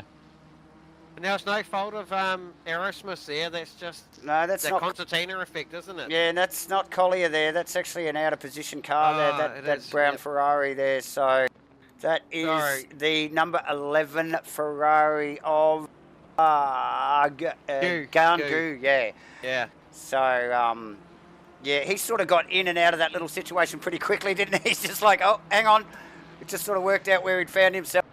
Got straight back out of Steve Ty, and I think that is that Grant Beggs behind him? No. So now we're starting to see the field in lap traffic. Yeah. And Big time. We have got our work cut out for us now, ladies and gentlemen. We have. To try and keep you updated on where and who is doing what. That is tucked in behind Steve and Ty. that Castrol liveried McLaren, which I think it wasn't Liam. But you're going to have to almost go back to P14, I think P15, so. Yep. P16, P17, 18. It's just changing as I'm calling this out. 19, 20, just where that that lead lap is. So the Haas car, Shine car. 15-second added to the Shine. Again, the McLaren 720 GT3. We've got 22 cars. No, sorry, we've got 25 cars on the lead lap still. So yeah, Collier with Updating as we speak, actually. Yeah, Collier with one of the BMWs, just between himself and Arrowsmith. Arrowsmith, as we saw, just got a little bit balked by a lapped vehicle out of one there last lap, and has allowed Antoon actually just to stretch his legs and move away from that little fight there. But you can see him all in screenshot there just for a moment. Also Chris Taylor, and I think that is Ric Flair just tucked in behind. Hard at it here. Rick tagged right on the back of, is that an Audi? Oh, it's an Audi in the race. There you go. It is the Audi. Is that the lone Audi we've got here tonight? Oh, running in 12th. Yeah, well done to them. Yeah, awesome. And let's just see how they've been doing so far. So they're up 3 spots from their starting position, running in P12, started in P15. So status quo really for those guys of having a good race. Not too much going wrong for them at the moment. The car behind them, the Ric Flair Aston, up 17 spots into P13. So, wow, yeah, that's good, isn't it? Holy moly! You start 30th on the grid and you're in P13 at the moment. They're doing a really great job. Yeah, absolutely. Yeah, and we're only little under an hour and a half into the race as well. So yeah, plenty more to time to go for those guys to gain more position. We will get back to Amir Rose as well, with just sneaking her way through the back marker slowly but surely, heading up behind the Mooston. The Mooston. The Mooston. Now, where is that Mooston placed? Doesn't look like it's in P5 to me. The Mooston. What number's on that car? Let's have a look. It is the 128 car. Is currently placed in P25.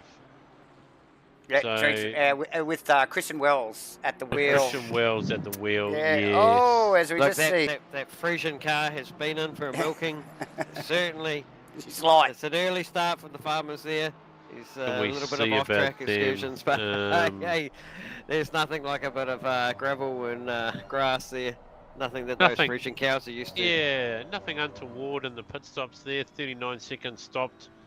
Minute 8 on the pit timer there. So pretty standard status quo through the pits for those guys. Yep. Unless they've encountered something else along the way that we're not aware of. So interesting. There is a balance of performance applied to these cars before the race here, and what we do know is the McLarens have a 22 kg handicap added to the car. The Ferraris have had 16 kgs taken off. Porsche, Lamborghini 7 kgs added. 24 kilos off the Porsche. 19 kilos added to the Beamer. So, and this is all in regard to balance of performance, just to help the cars maintain, their optimal lap speed together and be right for their fuel loads and lap consistently and keep it fair for all. And a lot of hard work goes into that to balance that out. Definitely, yes. Thanks to our Low Fuel Motorsport for those BOP figures actually as well. Thanks, John, as we just pick up on Skinny Luke as he lets a couple of the lead cars move forward there into the final sector. Skinny Luke. Skinny Luke in the 1, 2, 3. I wonder if he's a fat bastard behind the scenes. So, well, you know how that happens in real life. Old mate gets called skinny because he's not. Yeah. Slim. Yeah, that's it. Yeah, slim. That's it. That's what I was thinking of. Thank you, Davo. Yeah. Awesome stuff. The Chris Taylor Ric Flair battles continues, but the pointy end here, and this is where Skinny actually. We were just looking. He's going the long way around in the effort, isn't he? No, it's all happening because the two Porsches that are in front of him are in, I think, third and fourth. Oh no, fourth and fifth respectively. So that Simtronics car is it almost looks like one of in those fifth cars that position. doesn't want to show its livery, doesn't it? Before No. it's taken off the transporter. And now actually Mia Rose is tagged on the back of that little fight as well. So he's out of position and maybe out of his depth a little bit there for Skinny. So as Mia Rose wraps him up and the two Porsches and the BMW start moving forward. So it's that little bunch of cars there that John Zhu, it's actually starts at Grant Bregg, John Zhu and Mia Rose. Just watch that space. Actually, I think those three, that little fight will ramp up in the next few laps. So that is third, what did I say? Fourth, fifth, and sixth for those three cars. So Beggs through one, keeps that thing tight. We've seen that Porsche. It led the race for a little while in the first hour, in the first, few laps, 10 minutes or 15 minutes of the race. A little bit of contact, a little bit further through the stint with one of the lapped Ferraris. It still shows that damage, but still showing a good clean set of heels from the 421 Porsche and holding down fourth position as we speak. Luke Curran with a drive through and M. Shine. Matty Shine has actually picked up a 15-second penalty. Ouch. And so that was quite a good little fight going on there, actually, guys. And that will definitely put a dampener on the fire. Tough stuff for Matty Shine. As like I said, Grant Begg has got his work cut out for him because John Zhu is ranging up reasonably quickly behind him here. We'll go rear look out of the Porsche, which is never real good. The back of the Porsche doesn't have a good camera angle, but we'll have a bit of a look there and just see how Zhu closes under brakes here into one. And Mia Rose, don't forget, just tucked up in behind them in the pink Porsche and looking strong in that M4, the 420 BMW. Looking very strong, mate, there for P6. Mia Rose, yeah. Now, how have they been doing, bro? Where did they start on the grid here, Davo? So they're only down one spot. Started in P5, currently running in P6. So still another strong race from those guys. Nothing untoward has gone wrong for them so far as we get into this now. But Farmer, look down to P11. The 373 car, the Aston of Flair. That car has made 19 spots. That's right. Now, we talked about him earlier on, didn't we? They have come... Jesus, they've come. They started P30th and have come up to P11. 19 spots gained since this race started. That is an incredible effort from those guys. And Ric Flair, obviously, he knows how to pedal this puppy. Oh, yeah. He's been here before. Let me check out where old mate is from. He's driving that Aston beautifully, isn't he? He's hitting all of his Stand by, marks. caller. Okay, we've got an Australian driver of Ric Flair. So there you go. There is talent in Aussie. I'm sorry to the viewers who doubted us before. But your doubts. So 62 laps into the race, Ric Flair is doing an outstanding job. Currently, his last lap was at 1 minute 30. So he's certainly in the pace. He's dispatching some back markers there. Yep. And he just dispatched another one there. He just dispatched the BMW of Brent Skies there for P10 now. So another position gain. 20 spots now they've gone up in the field. Wow. Yeah, that's right. And you know, these guys, they're in that silver class, Pro-Am class. So to be inside the top 10, you know, that's great. That's it's always something where you aim to be if you enter any kind of massive endurance race. I think your first target is to finish inside the top 10. It's always a good place to start, and anything better than that is always a great achievement. So yeah, anything can happen in motorsport. Always will and always does. Absolutely. As we just pick up on the Chris Taylor, I think it's Aston Neil battle as well, and we've got to get back up the front here because John Zoo, Mia Rose and Grant Begg, look at this. This is really starting to heat up here. We saw Mia in the last lap actually up beside John Zoo's car and then giving it back, I think, out of 2. And look how close this is now as they start to head up behind a lap car. You can throw a blanket over these 3. Mia out as Begg covers. Oh, look at this.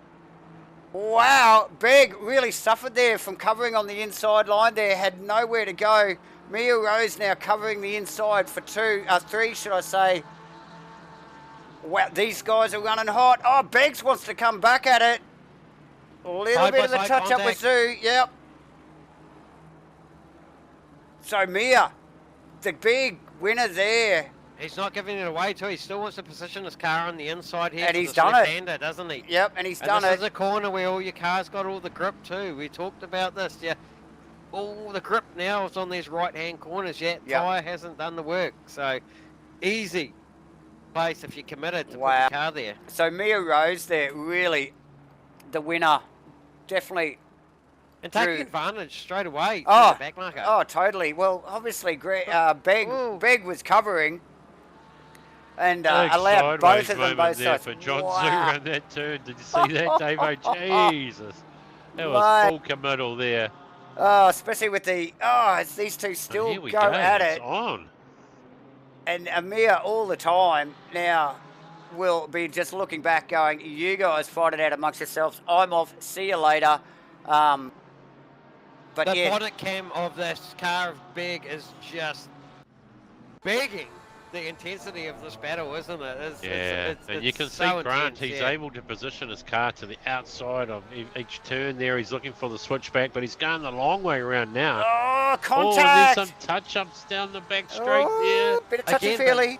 But Zoo knows what to do. He's positioning his car on the inside here, and he's given that position away there by moving over to the right. Yeah, he has. But then look, if he holds it there, John, he's got rights to the next corner. Yeah, he does. Yeah, so he does. So actually, yes, very, very smart racing there by Zoo. But I don't think this one's over yet, guys. No, that looks like that battle is on, Davo. And JB the thing is that as this intensifies and the heat is there with these guys, and these are the battles you do sign up for as sim races or any kind of racing. You love it. It's the intensity. The heart rate goes up. It pumps you up. It's on. You know, your teammates are like on edge as well. But you look at the car ahead of you that you're chasing, and you're going, "Oh shit, it's getting away." And so you get involved. What I'm saying is you get involved in your own battle so much and how good it is that you actually lose touch with the car in front. And yeah, it's really hard to maintain that race craft that I've often referred to. Oh, yeah, especially when it's so intense there. Like you said, you're really just in the moment, aren't you, at the time, and not really looking at the longer game there. But yeah, those guys can't see that battle going away anytime soon. We will get back to, I think that is Brett Sykes with, it's Chris Taylor still tucked in behind him in the lonesome Audi. That looks like Antoon actually just ducking into the pits there as well, guys. Well, that looks like that'll be a driver change then, because he's done a massive stint, hasn't he? So I'd expect to see a driver change for the 14th placed #1 Ferrari as he's in the pits. Yes, as we see Taylor and Sykes side by side drag racing down with, I think that is Taylor just with on the inside, if nothing else, but just with a bit of a nose on the BMW. The BMW yields. Taylor round. Perfect. Yeah, well done there. Another nice move there. Just picking up on Justin Wills. A little bit of lap. See, so that Audi, that purple Audi there of Chris Taylor there, they're up 3 spots from their starting position. So I think that's Justin. That's actually Justin in that Audi, isn't it? Oh no, that's the Ferrari. Sorry, no, my mistake. Got a Chris Taylor on my screen. Yep. Currently driving the lone Audi. Yes. So yeah, nice work, and yeah, just taking that position of Styles there, like we just mentioned. So yeah, nice work, and yeah, good to see the Audi. The Audi doesn't get a lot of love lately, does it, guys? Not at all. No, the Audi's missing a bit of love lately over in this game actually, and I don't know why. Because it's a great sounding car too. It's a great sounding car. Yeah. High revving engine. Obviously, Fantastic. we don't drive it for the sound, eh? Chris Curley in for the #1 Ferrari. Driver change there in 27th. Chris Curley, we know, super fast sim racer here.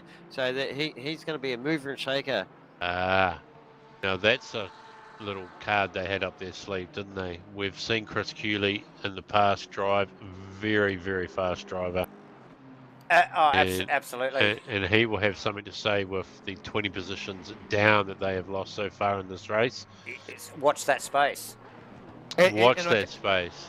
And this is the thing, it keeps coming up here for me, is that, you've got these super quick guys that dominate in sim racing, and yet this is a team's game. So, albeit you've got all your quick teammates with you, it doesn't take much to unsettle the roost, and this is all about consistency, keeping out of trouble, doing things right. And I'll tell you who's doing things right now. It's Gallo in the McLaren. 13-second gap in the lead, fastest lap of the race, 128.2. Last lap, 128.8. So on the pace, that McLaren. Number 12, Vic Chan, second in the 55 Ferrari, and STI 95 Lamborghini. Hot up the top, but super quick guys coming through the field. Oh, absolutely. Yes, the Laundry House car really showing some form and dominating this race here as we tick down towards the second hour. Look, just a couple of little exchanges early in the race, but really now has some legs on the field, doesn't he? And Bruno, with Bruno at the wheel, some really good solid lap times. So can't see that changing anytime soon. Yeah, he looks like a pretty solid driver there, Davo. He's certainly smashing out some very consistent lap times there up the front, and he's extended that gap now to P2 out to roughly around the 11-12 second mark there, which saw sort of 5 or 6 seconds prior to the pit stop. So lap traffic obviously has been a factor in that, but he is one to watch, mate. He has got good pace under him. What's interesting is P2 Vic Chan in that Ferrari, his driver stint time is a good 3-4 minutes less than the leader. So that tells me that their tyre is going to be the tune of maybe a couple of laps better than the car in front.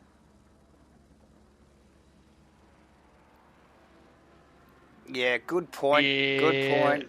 Yeah. I know JB. it's not much, but it's always Yeah, you know, couple these of are the little laps, things that yeah. slowly pay out over time. Yeah.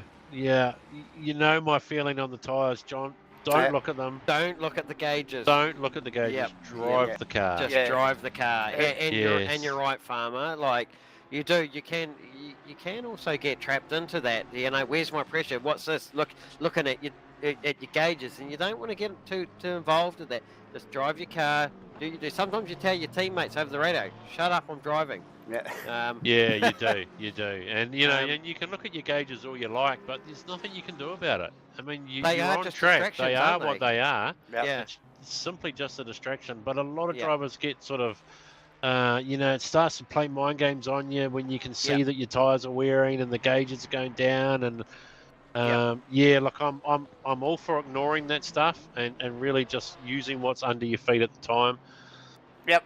Yeah, that's it. If the car feels like crap, it's because the tyres are crap. That's it. Exactly. That's yeah. it. So, and Yeah. if the car feels good, tyres are good, and you carry on. I just noticed Grant Briggs, while we're just focused on one of the other battles there, has dropped away from Zoo and now down into 9th position. So Zoo now with some breathing space, and he will have Mia Rose in his focus moving forward. The top end of the field actually quite spread. Between each other. A little bit of a gap there now, aren't we? Yeah, You're right, Dave. We've got a good 12-second gap to P2 now. Only 1.6, if I'm reading that right, between Stephen Tai and Vic Chan there for P2. P4 is another 10 seconds back.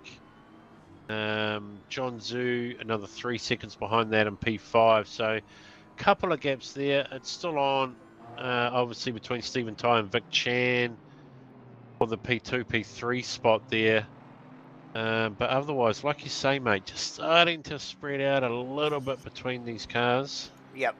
Obviously, they're still in very close contact with lap vehicles, but yeah, the times between the lead cars are actually getting some space between.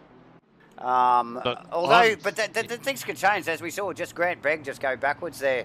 So how things can quickly turn as we pick up on the Max Ricker number 17 Aston Martin.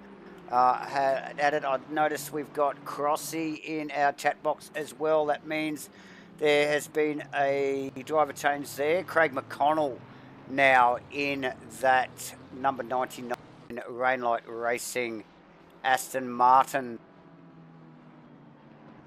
Actually, they're just about to get lapped by... that looks like the Mia Rose car. I would suspect it is. Yes, it's correct there, Davo. They are about to get lapped by the P4 car. And they just move out of the way and let Mia slip on through there nice and neatly. No loss or upset to her lap at all. So nice work there from the Rainlight boys as a lapped car. Very nice, very nice. Liam Curran. Looks like he is in that little bit of a ding-dong with Ara Smith at the moment. And he is past Ara Smith. My data's showing Ara Smith in front, but clearly on track there you can see that Curran is in front. So, Curran just sneaking past the 777 BMW there. In front, you're right, and that was for position, Davo. So we've seen P14, P15 on track. So yeah, good move from the current car there. Aerosmith, probably a pretty good peddler under pressure. Just lost maybe a couple of positions for the 777 team. They're now up. They're still up 13 spots from their original starting grid position. I think they did get a time penalty earlier on in the race. I think when Moss was at the wheel. So yeah, not it hasn't been smooth sailing for the 777 boys, but it's still working. Still working and looking forward with plenty of racing to go. We're only winding down to the end of the second hour already, and Hasn't that gone quick? very quickly, guys, very quickly. Very quickly. Plenty of action here out on track tonight for round 3 in the AES Australasian Endurance Series. It's round 3 and we are at the Red Bull Ring. If you have not already noticed, the famous Red Bull Ring, and obviously all of this greatness has been brought to you by Titanium Digital Solutions, Sim League, Simtronics Industries, and obviously broadcast out to the interwebs by MATCHFIT Entertainment. I'm Davo. You're joined with me by Farmer and JB, and it's been a cracking couple of hours so far, guys. Standouts. Oh, mate, you know, Standouts. Hey, Pete, standouts for Flair. me, mate. It's Ric Flair up Yeah. 20 positions, mate. An Yep. outstanding drive from them. Yeah, absolutely. I And agree. still going really strong. Yep. The opposite end of it, Davo, the non-standouts.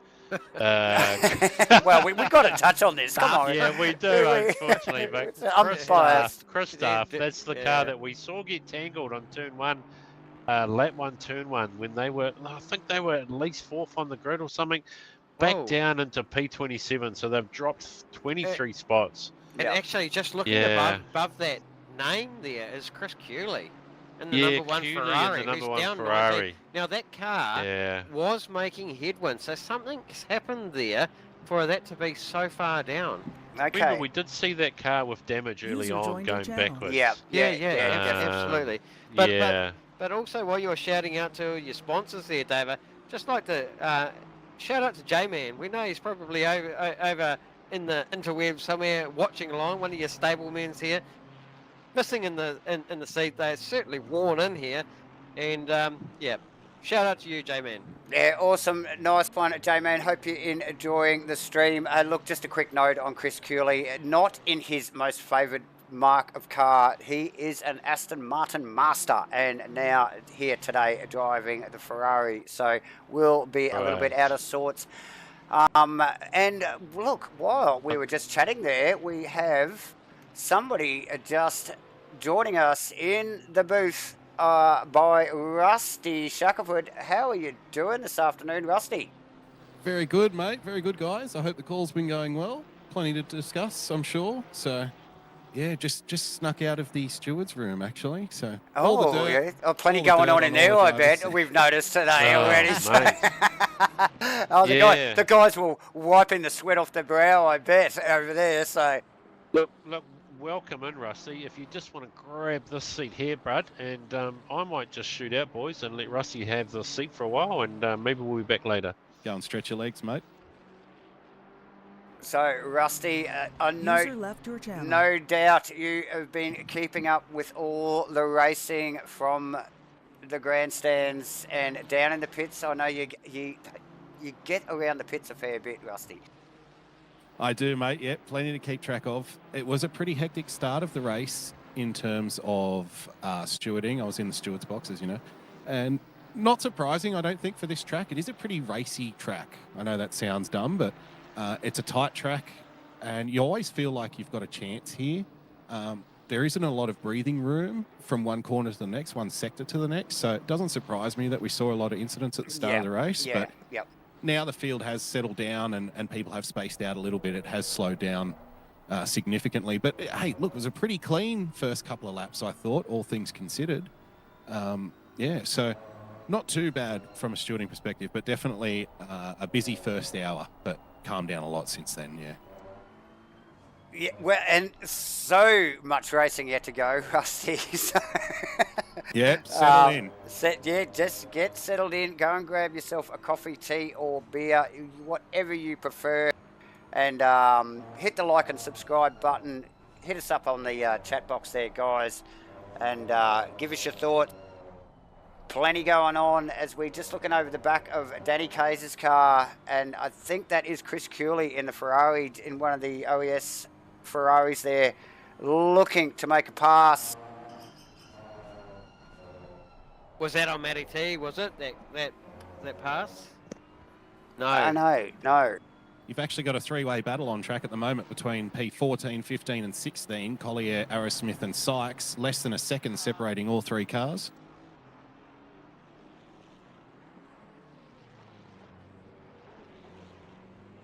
Yes, yeah, you're right there, Rusty. That is a super tight battle. Good to see you in the booth there, Rusty. Welcome aboard. Thanks, JB. I know your insight down there on the pit lane has been second to none. The rattle guns, I'm sure you need your earmuffs there. It's loud. Absolutely. I'm just keeping an eye on the front runners too. Vic Chan currently in the car for the 555 entry OES. They've been running consistently, haven't they, at the front of the field there? It was a good start by Jamie Kozer, I think, opened the driving. And just looking at the stint times, it looks like we're getting very close to that next batch of pit stops. So Yeah, definitely. did you notice any big movers and shakers in the pit stops during the first stint? Oh, we see some big losers, I tell you. Yeah, but fairly smooth from the top end of the field. I think the most notable one, which really dropped them down, was the 247 car of Chris Darth and Death.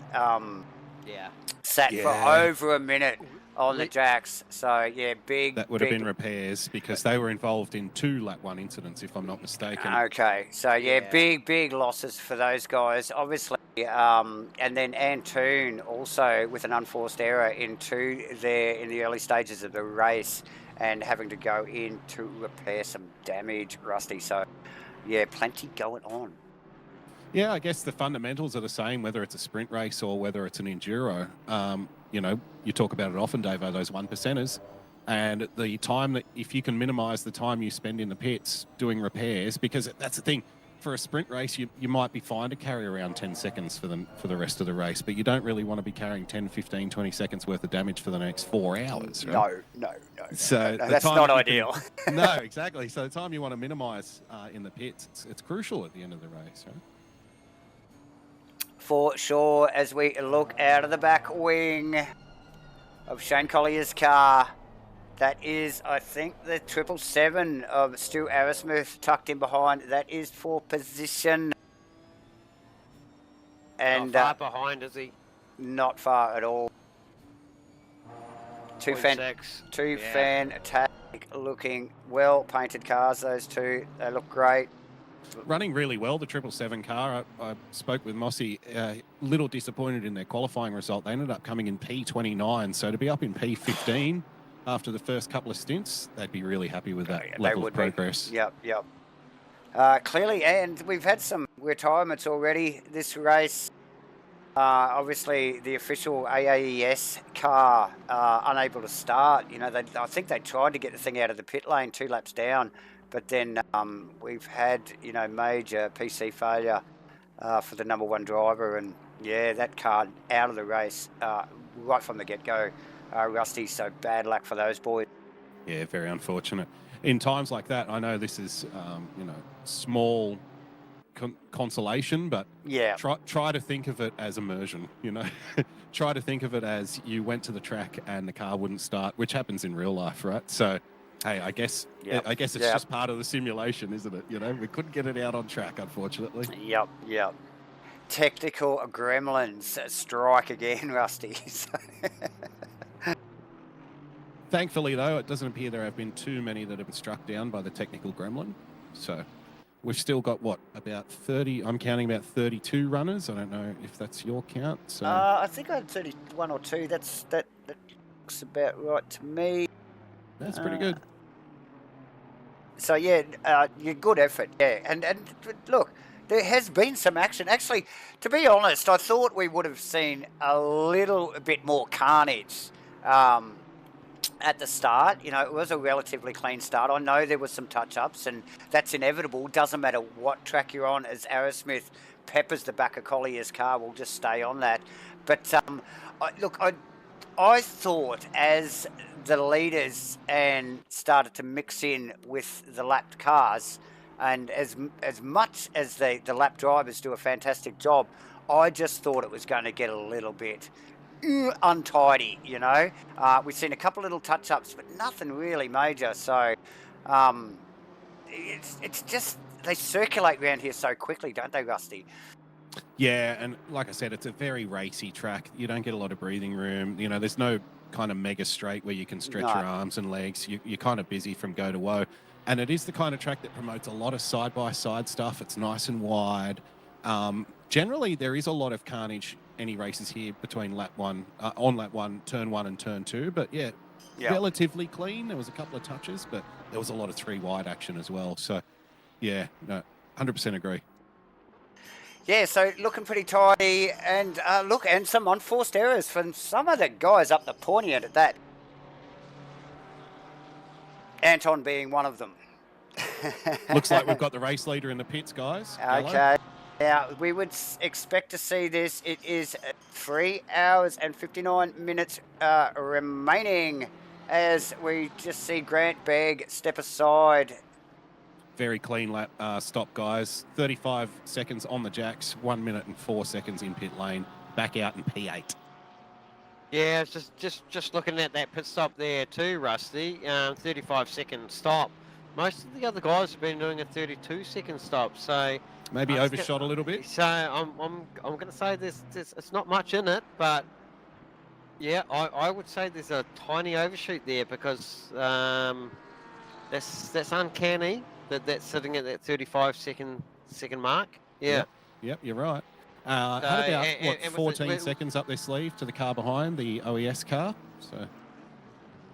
Yeah, so obviously Vic Chan's going to go long here as long as they can, and we know that Ferrari did have a slightly good fuel range over the other cars. So on past enduros that we've seen, but you know, this is all track dependent. BOP plays into this, so where will they shake out after these pit stops? Who knows?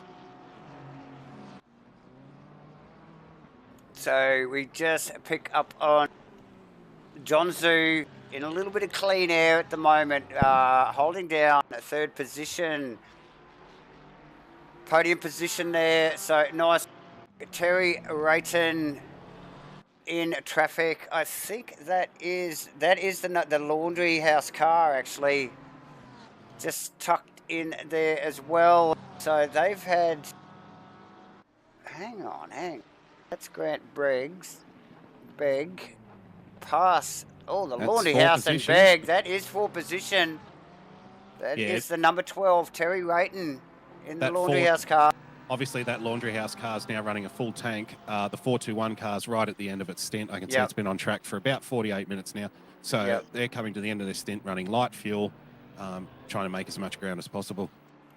So would expect to see that Porsche duck into the pit lane, possibly at the end of this lap, actually, and we will get back into Terry Rayton's car, and we'll get in car as we drop down into the couple of left-handers, the only left-handers on the track, through the middle sector here, and just let's see if this Porsche ducks away into the pits, and watch how tense this little situation is as these drivers try and get offline and into the pit lane.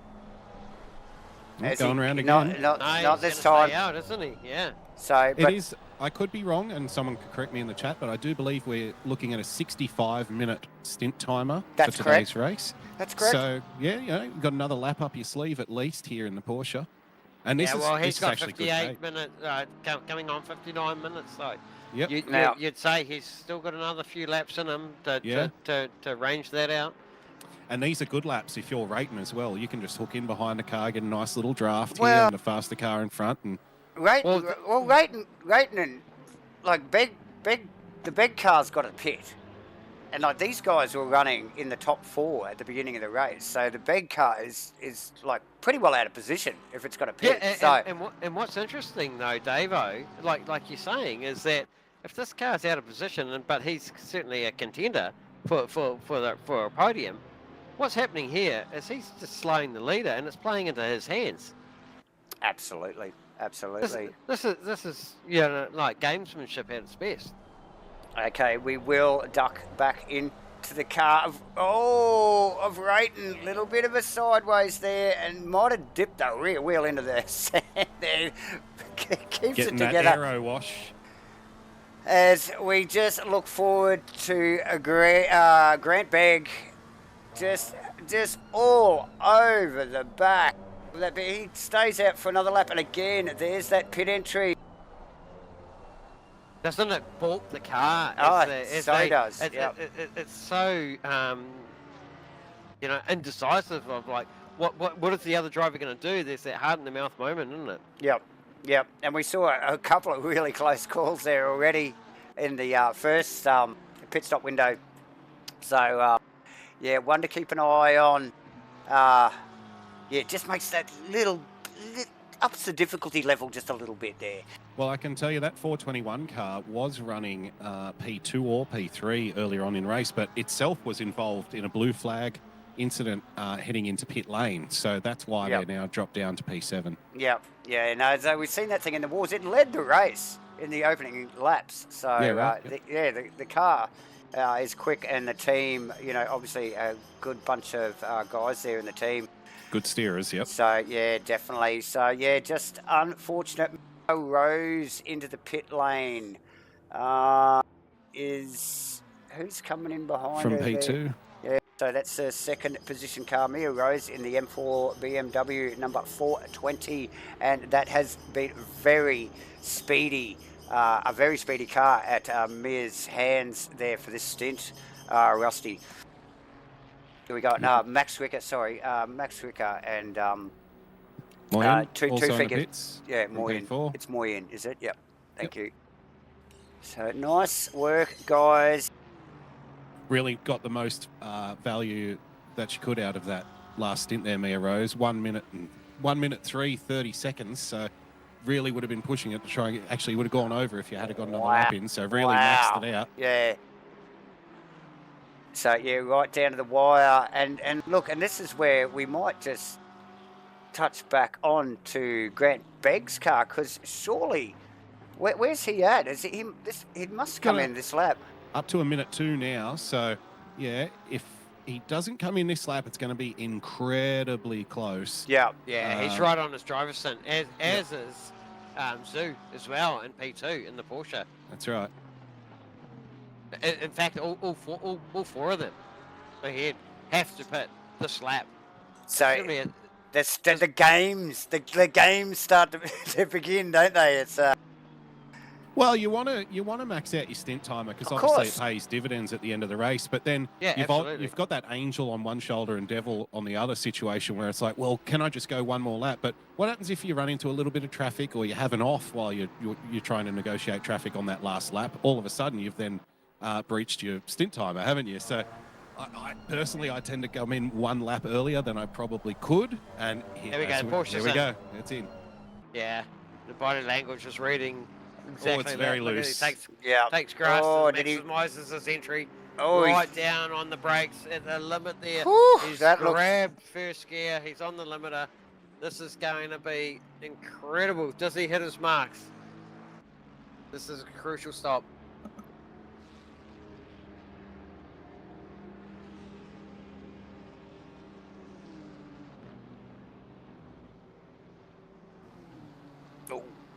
Had to roll forward a little bit there, but not having to back up. So big flurry of pit stops there, as you can just see. A couple, quite a handful of cars actually just rolling on out now after our second stint of pit stops. We are over 2 hours in now, ladies and gentlemen. Plenty going on. Chan, leader of the race, also in the pits as we speak, guys. Obviously, Rusty probably looking at P10 here, I would suspect, for the 421 car by the time they shake out. Okay, I think it'll be lower than that. No, you're right. P8. They've come out in P8. Well done. So, no, is it P8? I think it might be later than that. No, there we go. P10. So, and with hit. P10 it is. And with Reagan back in the car, Now, a couple of driver swaps there. Also, the 373 car. Spinazzi, has that been in the pits for the second time? I think Spinazzi's. That's had a driver swap as well. The 373 Aston Martin. So, plenty going on. Vic Chan out of the pits. Justin Wills out of the pits. Where is Vic going to come out here? Oh, hits the wall hard on the exit. Oh. Ouchie, wow. Easy to do. Done it myself. You get on the gas and it invites you to just get going and stay inside that white line and you whip it up and lucky to save it because you can easily spin there. And that's John Carter behind the wheel, guys. And there's no worse a feeling than that when you know your team's running in P2, you're having an excellent race. You jump in the car as the new driver and then straight up, you don't even get out the pit lane. Yeah, there's no worse feeling. I scratched it. Shit. But John now has just got to get his damage on that down. car down that left side? Yeah, there would. And in that Ferrari, front aero damage is not something you want to carry for a stint. So yeah, John's just got to readjust now. The car will behave differently. He has got nothing to compare it to now, so he's going to have to. He's going to really just try and find his feet here, but he's really got to get onto it quickly because Hobbs is all over him. All over him. For position. Now, we're talking second and third position at the moment here, guys, too. So this is important stuff. This is the pointy end. And runs a little wide, too. And that Hobbs car has been out on track for about 9 minutes so far after their stop. So they're a little bit out of sync here. But, I mean, that's what 3 or 4 really good quick laps does, right? You can see the Hobbs car there just blowing past. Yeah. So looked like Carter actually just stepped a little bit for him.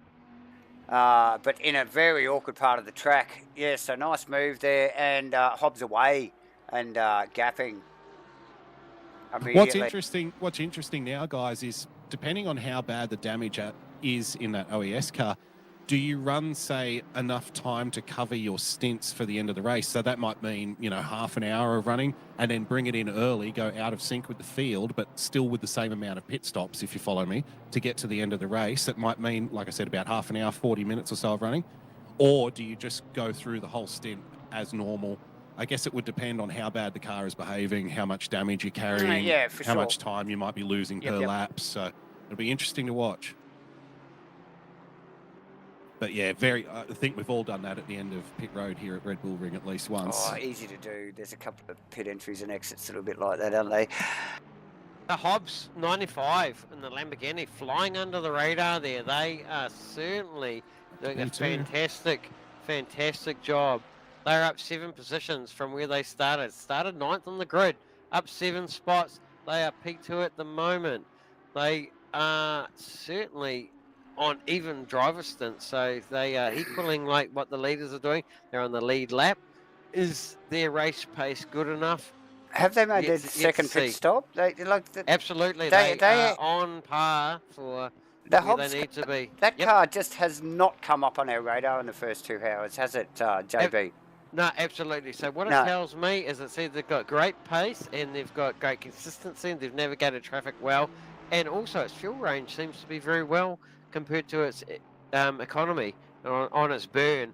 And this is the stats that we don't have on hand here in the comms booth. We can give the fuel gap. burn. And stuff like that. We can't predict that. But what we do know is he's in P2. They've had driver changes and they're certainly in the game.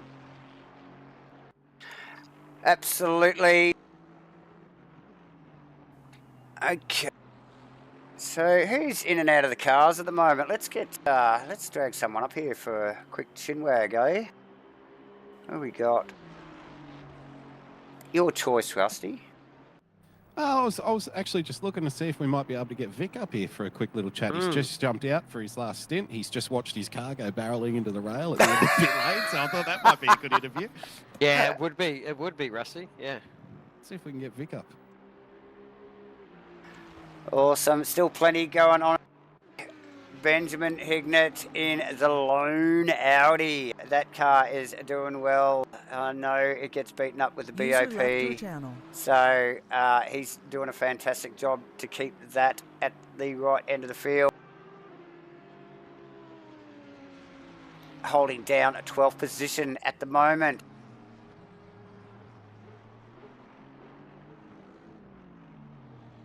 to your top 10. 1, the number 12 McLaren at the top of the field with a good lead. Mitch Hobbs in the 95 Lamborghini, 55.55. The John Carter, Jamie User was Cozy, Vic moved to your Chan channel. in third. User joined your Fourth, channel. All right, the guys. 420 BMW, 33. I've of head the down the Matty pit Cutler lane. team. I've head down the Hey, pit boys. lane and I've got the lasso out and I've managed to rope in Vic Chan for a quick chat. How you Oh, going, Vic?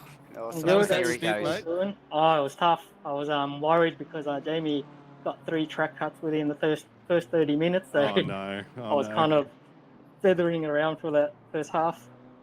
So you've sent poor old John out there with 3 track cuts under his belt. Um, Good luck, mate. Not me. No, no. Not me. I Yeah, I got like 0. that. Yeah. Well, you've But managed yeah, to keep as him soon as at I bay. got on my tail, I was like, oh, I better put my head down and focus because I was just being too cautious. But yeah, it was good stint overall. Yeah, Track was very a good. bit of a pain. Running in P2, well, you were.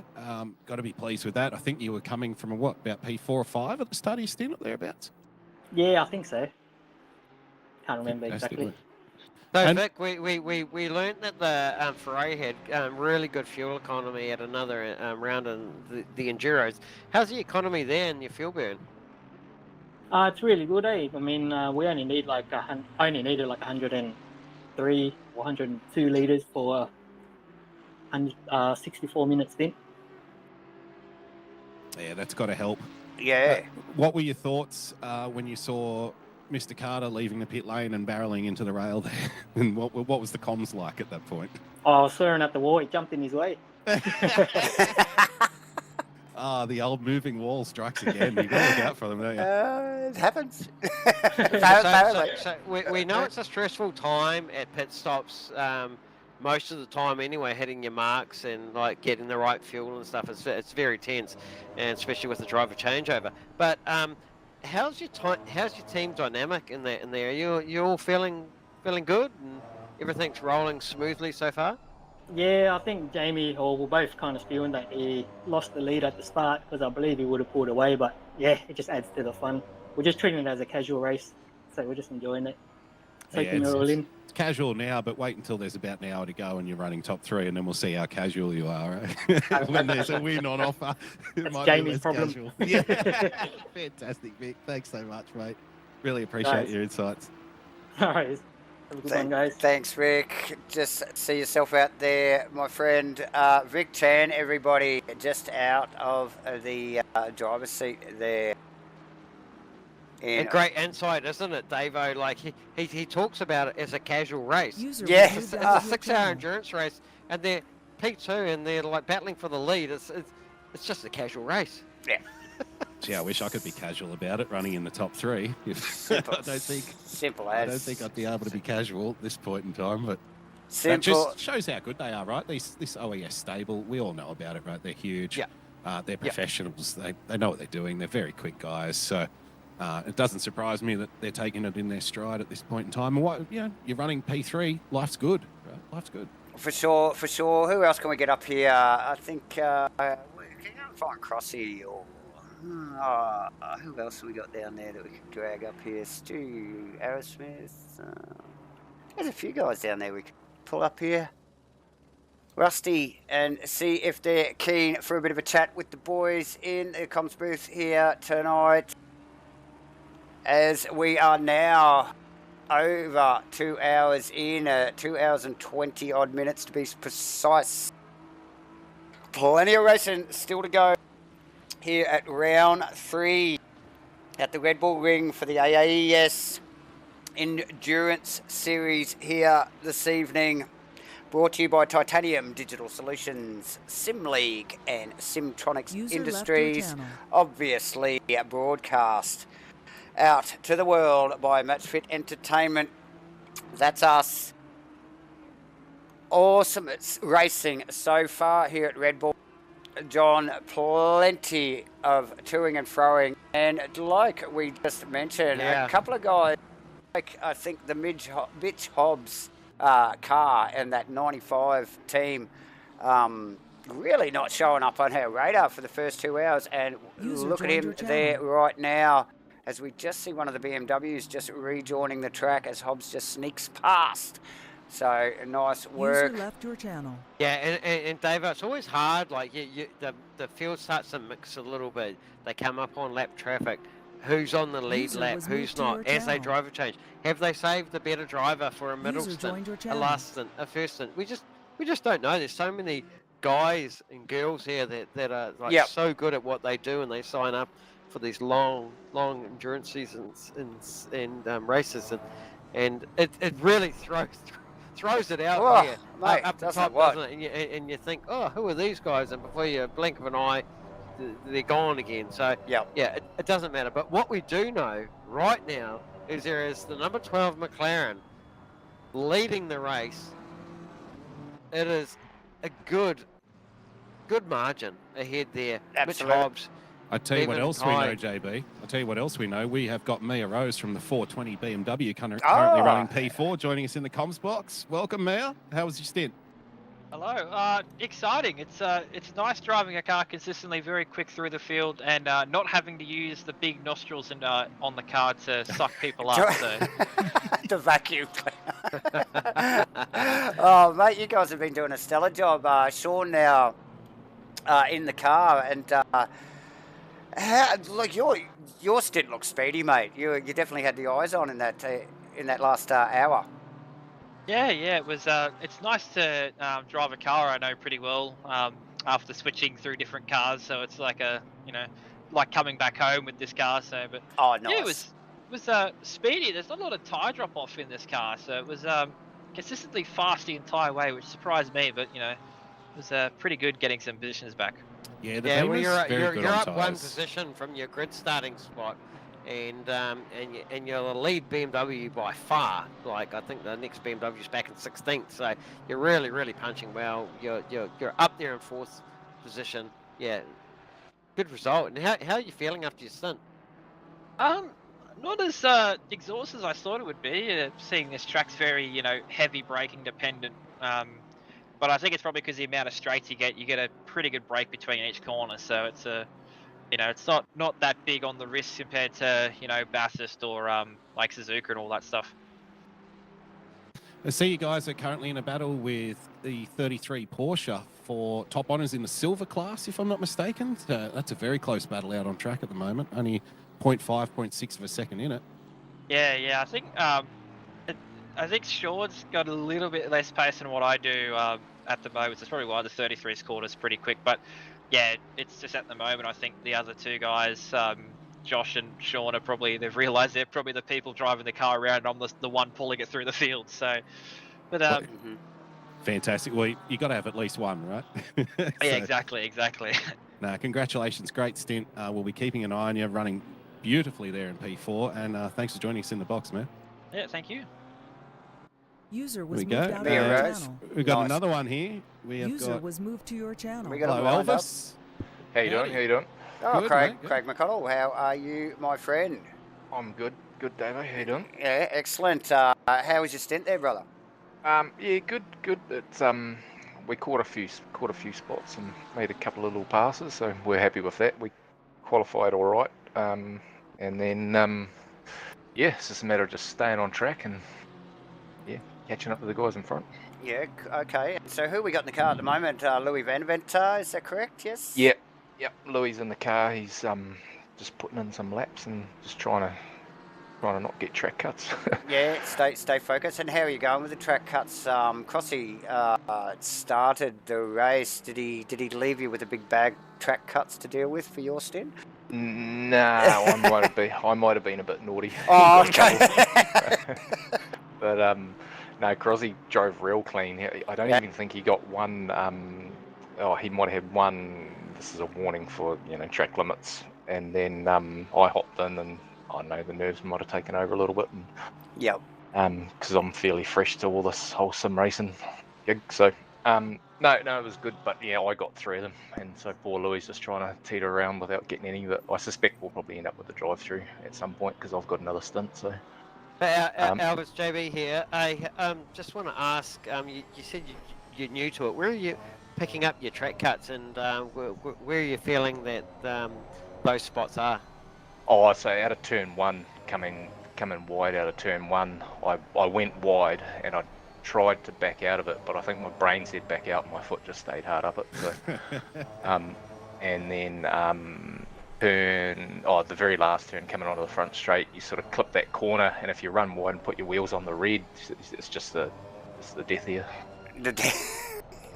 Lesson learned. But yeah, so easy to get out there. Yeah, so the start of the lap and the end of the lap. They're your hot spots. Yeah, and the rest of it's all pretty good, and you get the odd off track or whatever, but it's easy to back out and lose the time and not get an official cut. But I don't know. You're just so focused, and I know you get a bit of focus fatigue as well, and you sort of start making these silly little mistakes that you don't do. And yeah, that's very true. And so there's an optimum... Enduros, that's a killer, right? That's part of the game, right? Keeping that focus. And that's the enjoyable part of it too. Like I say, I started doing this in November, and it's fun. Like it's so much fun. But it's just all those little eccentricities that all the other guys have that have been doing it for so long. It's we race with Cooley on a Monday night, and the guy's just rapid. It's just you're trying to compare yourself to him, and there's no point because he's just too quick. And it's a benchmark to aim for, of course. Of course, But and it's just learning all those little things, and these big long races help you do that. They help you learn where your weak points are, where your strong points are, and I can go fast over one lap, but I can't do it consistently. So I need to work on my consistency and just getting laps in the car. So well, someone with a better average lap time will beat someone with a fastest one lap time every single race, right? So yeah, that's the name of the game. You can be quick over one lap, but how many laps are we up to? I think the leaders have done 97 laps at this point. So yes, being quick over one lap isn't probably going to help you much, 97 laps. So. You can't win it if you're knocking the wheels off every third lap. Exactly. So you definitely got to be comfortable, don't you? And look, and that's where the practice comes in, isn't it? Just getting comfy in the car, and it's just second nature. It's awesome stuff. So a lot to learn is what you're saying there, Craig. Yeah, I'm definitely the amateur in our pro-am group, that's for sure. But you're doing fantastically well, mate. You're currently running pretty clean in P19. For sure. You've got Sasha Death coming up behind you in the silver class, but a nice gap. You're in clear air, so good consistent stints here, sectors here by Van der Venter, and you should be running pretty, for the second half of the race. Yeah, it's shaping up to be a good race. Hopefully I don't want to limit curse us, but hopefully we don't get any of the No, that's gremlins. our job, mate. That's the commentator's job to curse the drivers. No, we leave that to us. We got that covered. We got that. Put the car on screen and don't talk about it. Put the car on screen and talk about the car in front. Copy that. Yeah, okay. Like good fantastic. One. Thanks for joining us, mate. Really appreciate your time, and good luck for the rest of the race. Hey, good one, and appreciate you guys doing the call for the race too. It makes it so much better to watch back on the old YouTube. So, good on you, mate. Yeah, good on you. Awesome stuff. Let's User see was moved out of your if we channel. can get Phil Antoon up here. Rusty, can you run away and see if you can find him as well? Yep. Not in the car. Guys, if you are watching the stream, the best way to do it, if you are prepared to jump in the comms box with us, jump in the green room. Yep. Jump in the green room. Yep. When we see you in there, we can just pull you straight in. So, Phil, if you're listening, if you're out there, Mr. Antoon, jump in the green room and I'll drag you up, mate. Yeah, awesome good call, stuff. Rusty. We love the interviews as much as you guys do. There's plenty going on in the first couple of hours, so we just let the race sort of evolve a little bit, but now with a little bit of time to breathe, haven't we? But plenty still going on track. Bristlecombe. Yeah, look. Let's get the viewers up to speed with Let's do that. What's going on up the top? P1 Rayton in the laundry house. Number 12 McLaren. He's got a fast. huge. He's got a huge gap. Yeah, over Mitchell Hobbs. Mitchell Hobbs. Yeah, in the Lamborghini, the number 95, and John Carter in the 555. That's your top three in the pro there. Cutler in the User was pro moved to your and channel. silver class there in the Porsche 420 of Bristlecombe and the BMW, and also Kitlow rounding it out in that class there. as well. Doing well. And so Herbert, actually, he's making a bit of a comeback there, isn't he? Making a dues to his poor start. He was right up there. Well, yeah, that car Dropped has back. car Yeah. has had its ups and downs, leading a race in the first 10 or 15 minutes and then dropping well back and struggling. Rusty, who do we have with us now? I assume we've got Mr. Antone. Am I mistaken? It will be Mr. John Zoo. I haven't said my name properly, I think. Oh, okay. No, John Zoo. Thanks for And joining Zoo, us, how mate. are you? Oh, welcome. Hello, I'm good, thanks. How's the race been so far? How are you finding it? Oh, it's been a lot better than we expected, actually. In fourth place, putting down some pretty good laps, I would say. Yeah, just a little battle there with the 420 car earlier. You made your way past. So Yeah. now it's push on to P3, right? Probably P3 is a bit too much for us. But yeah, I mean it's an endurance race.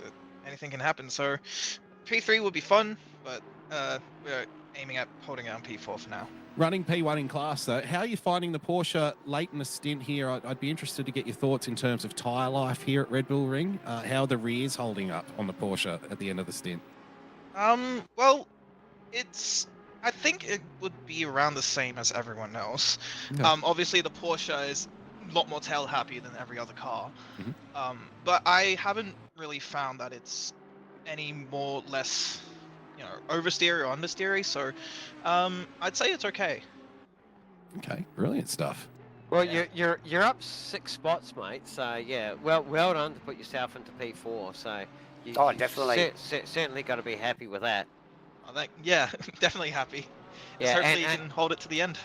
Now, look, I heard you say, look, hey, P3's out of the question. I mean, like, it's a massive team ahead of you of Carter, Cozier, and Chan, but look, There's a lot of you- racing to you- go. You've still got 10 three seconds. 3.5 hours to go. So, track cuts, how are you finding them out there? Well, we've got 3, so that's not fun. We got our 3rd one from entering the pits, so it's just a game quirk. We have to play around, really. But yeah, as long as you know where it is, you can avoid them. Don't worry, Yeah, mate. so- I'm pretty sure you're not the only team that's running out there Oh, on 3 yeah, I track hope cuts so. at the moment. So that may come into play for the second half of the race. In fact, I'm pretty sure it will. So you're not alone there. You are only running 10 seconds behind the car in front. So there's a carrot there, right? Yeah, Yeah, absolutely. obviously there's always a carrot in front of you unless you're leading. But yeah, hopefully we get close. But I'm curbing my expectations. Is No, very probably the wise. best way to say it. Very wise. Very, very wise. Too true, too true. Yeah, look, eyes forward, mate. Don't look at Yep. that car behind you, the 420 of Brimcom. Yep. Brimcom? Yep.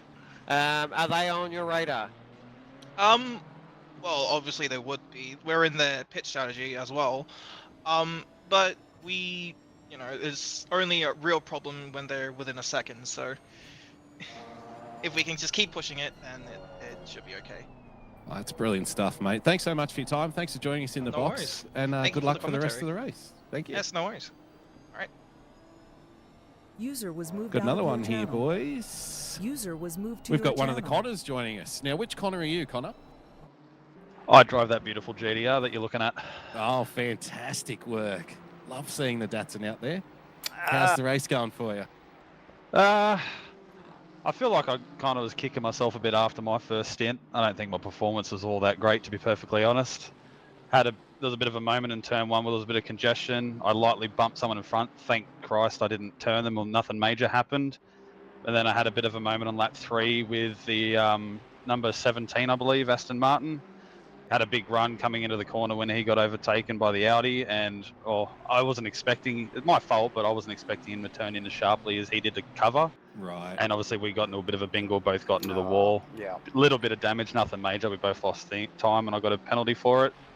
So I was kind of angry at myself for doing something so silly, but you live and you learn. Yeah, you're just wrong place at the wrong time, mate. So easily done. Oh, there's just an incident in front of your car. Oh, Actually, I was yeah. just I'm watching watching it my before. driver. Got My you heart clean. sank for a second. just everybody went quiet for a second. Yeah, I was watching in front. But yeah, no, I feel like this race for me hasn't been as great as my performance at Paul Ricard.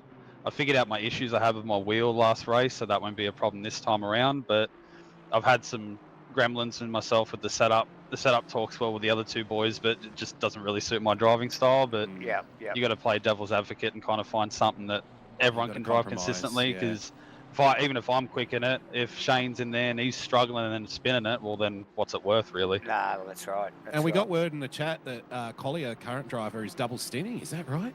Yeah, he's on his second leg right now. He's doing a cracker of a job. I think if anything, he's average lapping equal to me, if not a smidge better. So I've got some work to do. Yeah, I'm looking at the totem pole here. Pace is good. Pace is pretty good with the cars around. So, like you mentioned, you have had a hot race, actually. This car, I've noticed, has been just dicing it up for a lot of the first half of the race. I do hope that the second half is a little bit more calm for you. But yeah, a little bit of work to do in the silver class. Are you confident that you can make your way up the field a bit and just put some consistent laps in? Yeah, I'd be happy with a few extra places. P15, I think, was roughly where we finished at Paul Ricard. Okay. I'm just going to focus on booking laps in, just ignore everyone else around me. As far as lap times, I'm trying to chase anyone and just see where that gets me. Yeah. Once, got to dive almost on the inside by Slade. That was You guys have been in the action all day. Oh, we've been in the battles, mate. Yeah. Hopefully, Justin's actually competing in a hill climb event in his home country, actually, at the moment in New Zealand. So hopefully when he's back and on the track, we'll get some more spots out of that as well. Okay. Oh, he's a busy boy today, isn't he? Yeah. He did the same thing last race, mate. Yeah, Justin Collier. He same as Paul Ricard. He come in 2 hours late. So he'd been doing a hill climb event that he usually does on Sundays. Yep. Doing the same thing at the moment. So he's slaying it over there, and hopefully he'll come back and slay here as well. As long as he doesn't grab the handbrake at some point during the race. You know? Well, he'll have the adrenaline still pumping out of getting out of the real life car and jumping straight into this. His father's not Bruce, is it? Hey, what's that, sorry? His father's not Bruce Collier, is it? Oh, I wouldn't be too sure. You'd have to ask him later on when he's here. Yeah, We'll have to drag him in and check him out. Okay, as we just focus on the 459 car. Thanks so much for your time, mate, after what was a cracking start to the race. Entertaining. To say Oh, the yeah, least. had my blood pumping. Cheers to the Australian boys. You're doing an excellent job, and I'm loving watching it. Feels like I'm watching Viet Supercars at Bathurst. Oh, good on you, mate. Mate, Thanks for your time. Thanks for joining us. Really Appreciate it. Click the like button, brother, on the way out. User was moved out of your channel. Nice stuff. Let's get an update on what are these boys up the Porty End. I think someone's asked in the chat box, what are these guys doing? Where are we at time-wise at this stage of the race, boys? Yeah, I'll give you a quick little rundown. So Rayton, the last lap around for Rayton was a high 28 at 28.9, followed by Hobbs also running at 28.9. Carter in the 555 Ferrari running a 30.3. Seems to be the one out of place at the moment. Cutler running in P4 29.7, and Brimblecombe in the 420 Beamer a 29.9. So those are your current lap times. Looking further down the leaderboard, people running on par with the current leader's pace. You've got Mags in the 86 Ferrari, currently running in P9. Their last lap was a 28.9. You've also got Keys in the Aston Martin, currently running P12. Their last lap was a high 28 also. So, there's a few cars that are a little bit out of place. There may have been incidents, maybe, some pit lane issues and whatnot. Yeah. Currently running leader's pace, and the leader is around 38 minutes into their current stint. So we'll be looking in about half an hour's time to see new drivers in, and it all resets and we go again. Absolutely. And look, David, you only need to really look down to about P12 or P13, around where the Audi is, the lone Audi. That's about where your lap, the blue flags are at for the leaders. Yep. Down to around that 12, 13 mark, I think the leaders are at. So Look, and after Paul Ricard the other week, like I mentioned a little earlier, I just thought there would have been a lot more lap traffic for the leaders. Climbing right back up to the bottom end of the top 10, but it's not so. It is taking a lot longer for these guys to file through the field. Good to see. Keeps the action flowing though again for us, or still, should I say, as we hit the 3 hour and 20 minute mark any second now. So plenty of racing to go here for round 3 at Red Bull Ring for the AAES Australasian Endurance Series, brought to you by Titanium Digital Solutions, Sim League, Simtronics Industries, and broadcast to you by MatchFit Entertainment. Once again, let's get in car with Terry Rayton, and let's just do a bit of onboard with him for a lap, guys. We'll be back in a moment.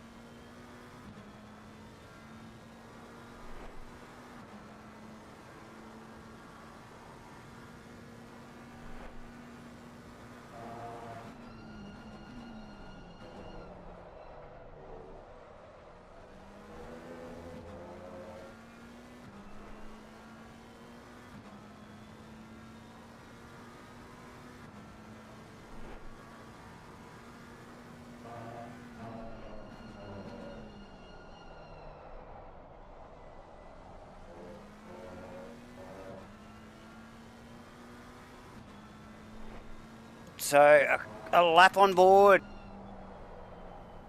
Gee, it's a hell of a racetrack, Red Bull Ring, one of my favourites, and you know, I've mentioned it a couple of times in the past. Just a great racetrack. You always feel like you've got a chance with the car in front. There's a lot of side-by-side stuff here. It's a nice wide track. There's a couple of off-camber turns. It's really easy to understeer into, but it's one of those tracks. You know, some tracks you feel like you can never get past on, and Red Bull Ring is not one of those. You feel like you've always got a chance to get an overtake done. So it's just a fantastic racetrack. Absolutely, Rusty. And look, it shows in the racing that we're seeing already here today as we wind down towards the end of the third hour. But third hour already. Oh, mate, it goes fast. It does. It does. Especially when these guys put on such a show. Press 1 in the chat if you want Davo to commentate a 24-hour race at Nordschleife on his own when that is released later in April. Press 1 in the chat. And Dave, I'm sorry to tell you the rules of the internet, mate. If everybody in the chat presses a 1, that means you will have to do a 24-hour race. 24 hour? 24 hour. You could do that standing on your head, couldn't you? 24-hour race. I'll probably fall on my head as I get out of the chair. But oh, come on. And viewers, come on. Be generous too. It's 24 hours. 24 hours. 24 hours. I might need a little backup, but... Here come the ones. Here come the ones. But we're good. Stop it, guys. Stop it. Firstly the first. Oh, no. Oh, shit. Yeah, you're complaining about the race going too fast. Gee, it's gone fast. Let's see how it feels at the end of a 24-hour. Yeah, well, don't pipe up too soon, Firthy, because I might drag you in there. I'll drag you in with me. Awesome stuff. Great racing so far today.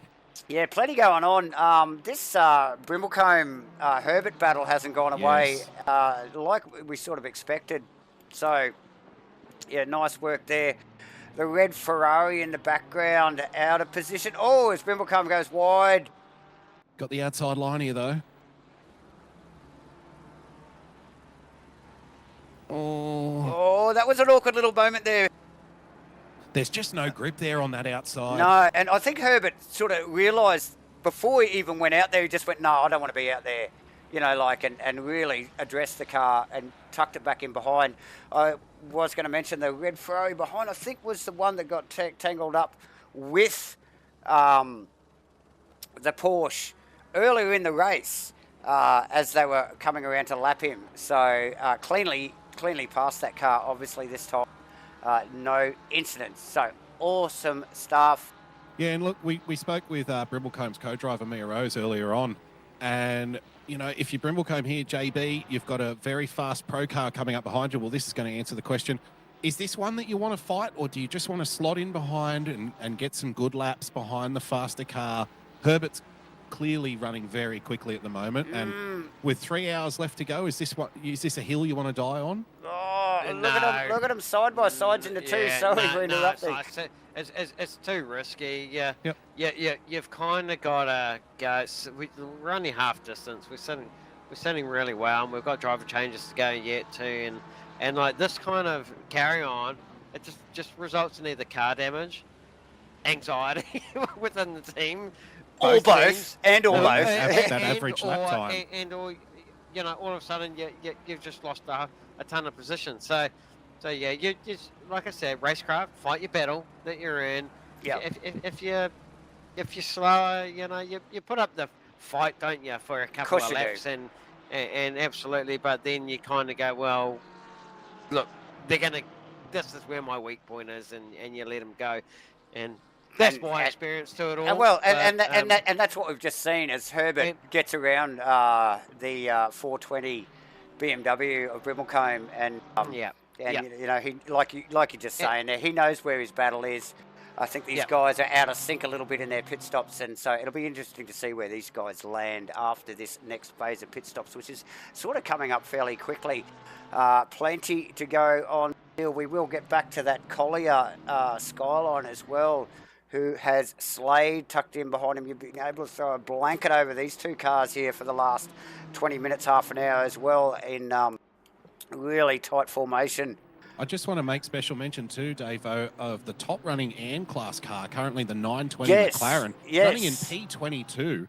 Yes. And their next closest rival is in P28, so doing fantastically well there in that McLaren. Absolutely, Rusty. That car did come up on our radar a few times in the first 2 hours, and definitely punching above its weight. And we saw him earlier with one of the pro cars in tow, and he was matching his pace. So well deserved, and well with, you know, should absolutely be where they are at the moment. With, oh God, look at the time ticking away. So we will be getting towards another set of pit stops soon. Who is close? Who is on? Shane Collier, Caffel Slade. This battle continues. It's amazing how far the leaders stretched out, even over third place. It's quite a massive gap. I remember looking back at the start of the race when there was a gaggle, I should say, a four-way battle, and then some lap traffic just started coming to play, and that laundry house car just managed that little bit better, and it made that initial gap and gain, didn't it? And it just kind of, from that point of the race, it was quite early on, it just never looked back, and the guys never went with that car. So yeah, their driver's rate, and just his last lap, a 129 flat, best lap of the race, a 128.2. So he's certainly, like, really he's a good 3/10 quicker, and just banked a 28.8, and he's just extending. So Rayton, not sure of the history of this driver, but look, mate, he is on fire tonight, and he's extending the lead and stopping authority on this race. Yeah, it's interesting, JB, as we're kind of in like the last phase of the stint now. We're entering the last kind of third of the stint for most drivers on track. And for that McLaren to still be holding that pace is quite remarkable. The gap to the car behind, I mean, that Lamborghini, the 95 Lamborghini, is holding stations somewhat, limiting the damage. But like you said, it's just chipping away, right? They're just extending, and that pace has not dropped off significantly. Yeah, and the other thing I'm looking at is when you buy yourself a gap like this and you're looking at the penalties that are handed out, to whether they be drive-throughs or time penalties, 15 seconds, 10 seconds, you know, at this stage of the race, they can afford the penalty. That's also, true. in some kind of an effect. It's not a mitigating risk, but it's like reducing the damage. So what they're doing. So Yep. you know, they're really putting their hard yards in now to buy them time at the end of the race. And this is, you know, even though we're halfway, this is buying them, you know, time at the end of the race. And Yeah, about a Yeah. 30-second drive-through, if I'm not mistaken, line to line here at Red Bull Ring. Just as we're watching live with Slade, 15-second penalty has been dished out to that number 117 BMW car, Davo. So I'm not sure what happened there. There might have been some incident. Sorry, which car there? We were just watching Slade chasing the 459 Nissan of Collier. Oh, yep. So a 15-second penalty, so that'll make you breathe okay. a little easier if you're Collier and the Nissan. Oh, definitely. And I just, we were actually just looking over the back wing of John Carter's car, because they're just ranging up on the back of Carter's car. They actually got very close to Carter's car. This is Sue. This is the car of Zoo that we spoke to earlier. That's I'm right. taking it easy. We're not going for third. No, and look at that now. And traffic ahead too. Oh, this is where things can get dicey here at Red Bull Ring. Oh, Everyone and relax, Slade down the everyone settle inside, down. Collier, It's both of them. and that's the Simtronics car as well, tucked in there. Like you mentioned, that was the Zoo car. Now, past these boys. And what were they? It's the Cutler car, yes. So he's lucky to have snuck past those two. Actually, they look like they've come in contact again. Hang on, let's see if we can get a replay on that. Shane Collier and Slade. Hang on. Those two blue flags. Here we go. Quick replay, Rusty. 30 seconds as they come out of two, and it's a drag race between Slade, Cutler, and Collier.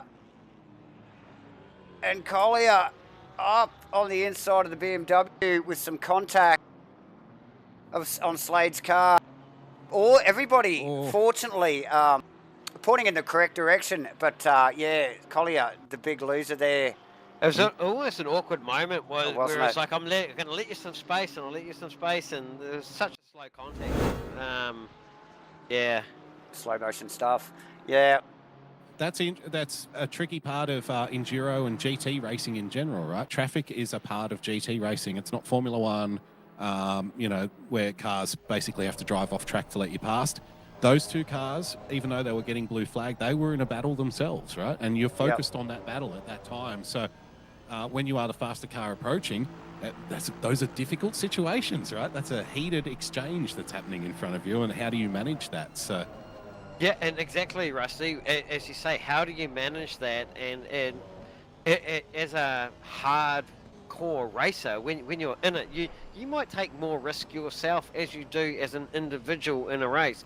But when you've got 3 team members in your team, you may think twice about positioning your car there. Very and how true. you go about readdressing a situation with contact or whatever goes on track, and these are things that do cross your mind, and your team's certainly in your ear because you are on a comms channel, and you sometimes don't quite drive the same. The car is different. They aren't sprint cars. They are going certainly a heavier fuel tank, so you're going a longer distance than you're normally used to. So yeah, it's a fine tricky. line. It's a fine line, and you've got to do the right thing for your team, opposed to being an individual out there taking the risk. Yeah, for sure. And while you're talking there, John, we just see Carter and Cutler really starting to heat up here, this little battle after Cutler passed Slade and Collier there.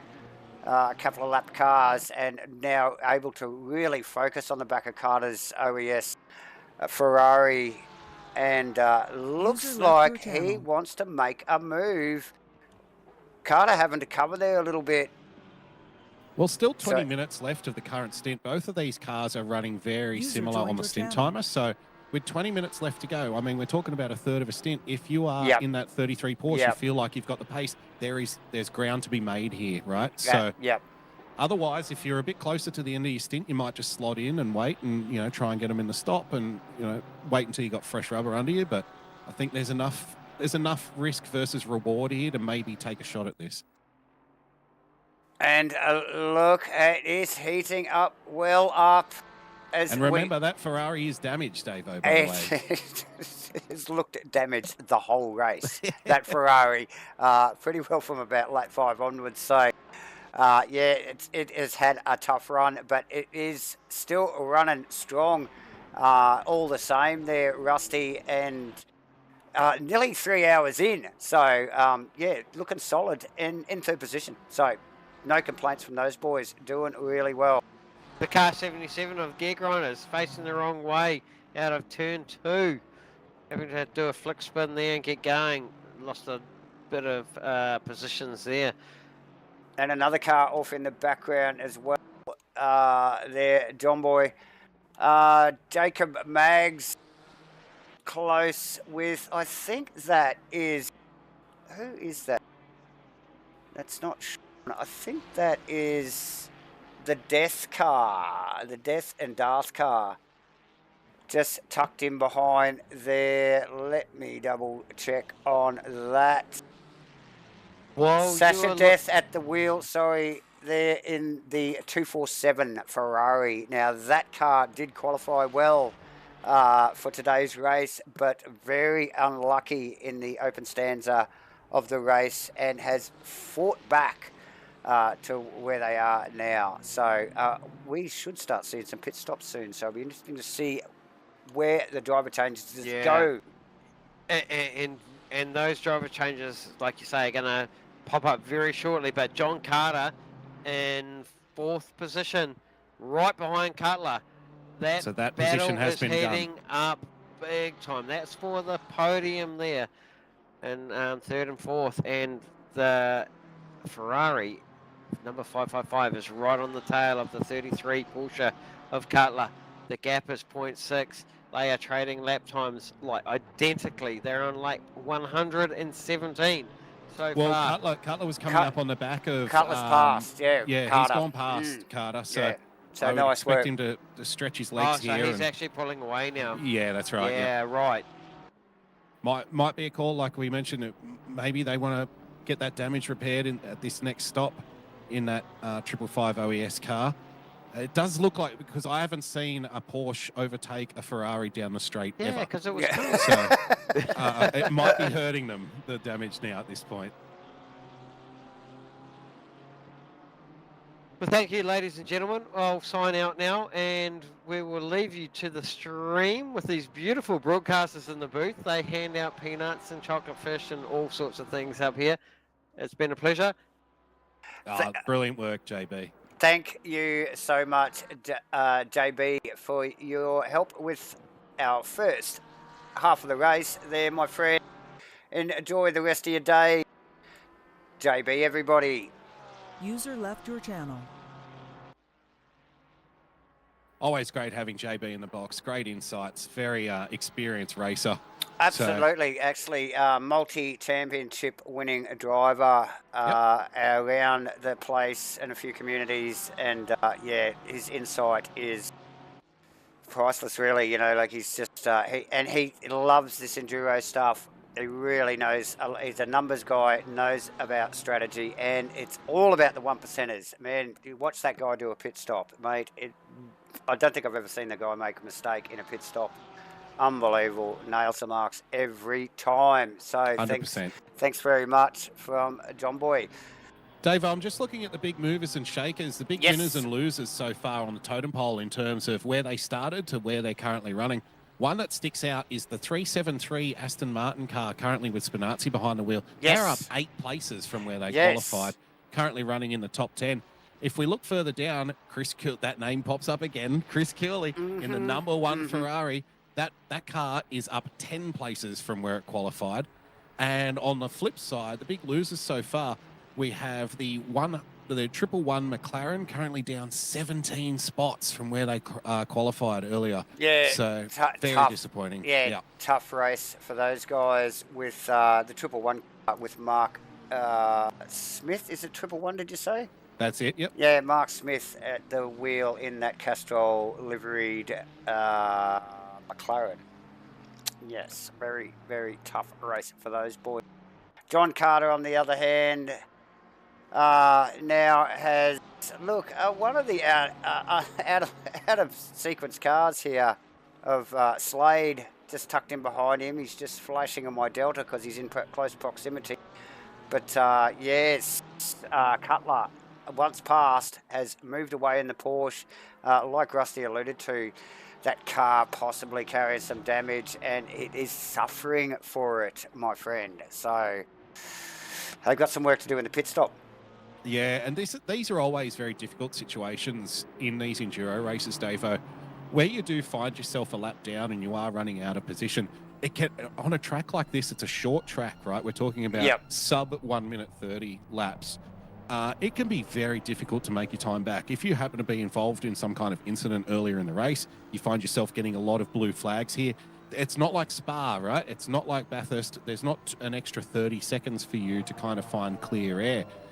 Here, if you find yourself in a blue flag train where the leaders are just coming up on you, but on the flip side of that, if you do find yourself, you're a faster car that's had a bad start, you've got a lot of blue flags because of an incident or maybe a muck up in the pit stops or whatever, it's also very difficult to unlap yourself, right? Oh, yeah.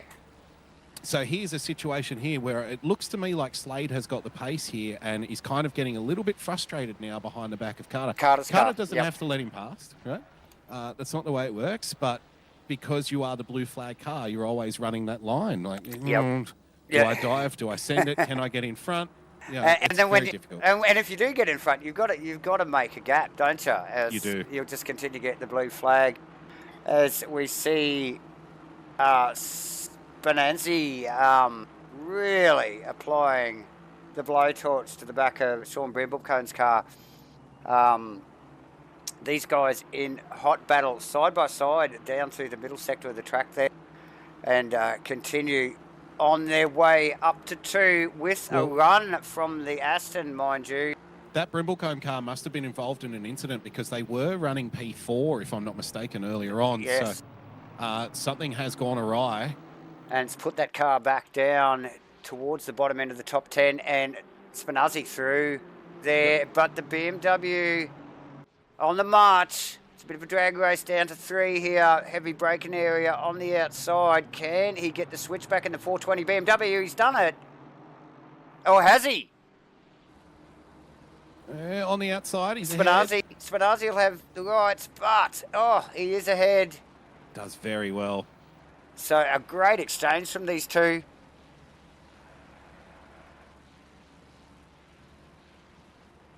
So yeah, tight little battle between these guys for 8th and 9th respectively here. Spinazzi showing his intent again, poking the nose out. Just like Brimblecombe needs a reminder that he's still there, he's giving it to him anyway. And this battle, Davo, is happening right at the end of their stint. So we're 55 minutes in here for both of these cars. So it's low fuel, the tyres are gone. This is high pressure stuff here. You're sliding around all over the place. There'd be a lot of brake bias adjustments happening live in that car. So you would expect so, and it continues, and it is heating up again. These Look guys. At the power of the Aston down the straights, would you?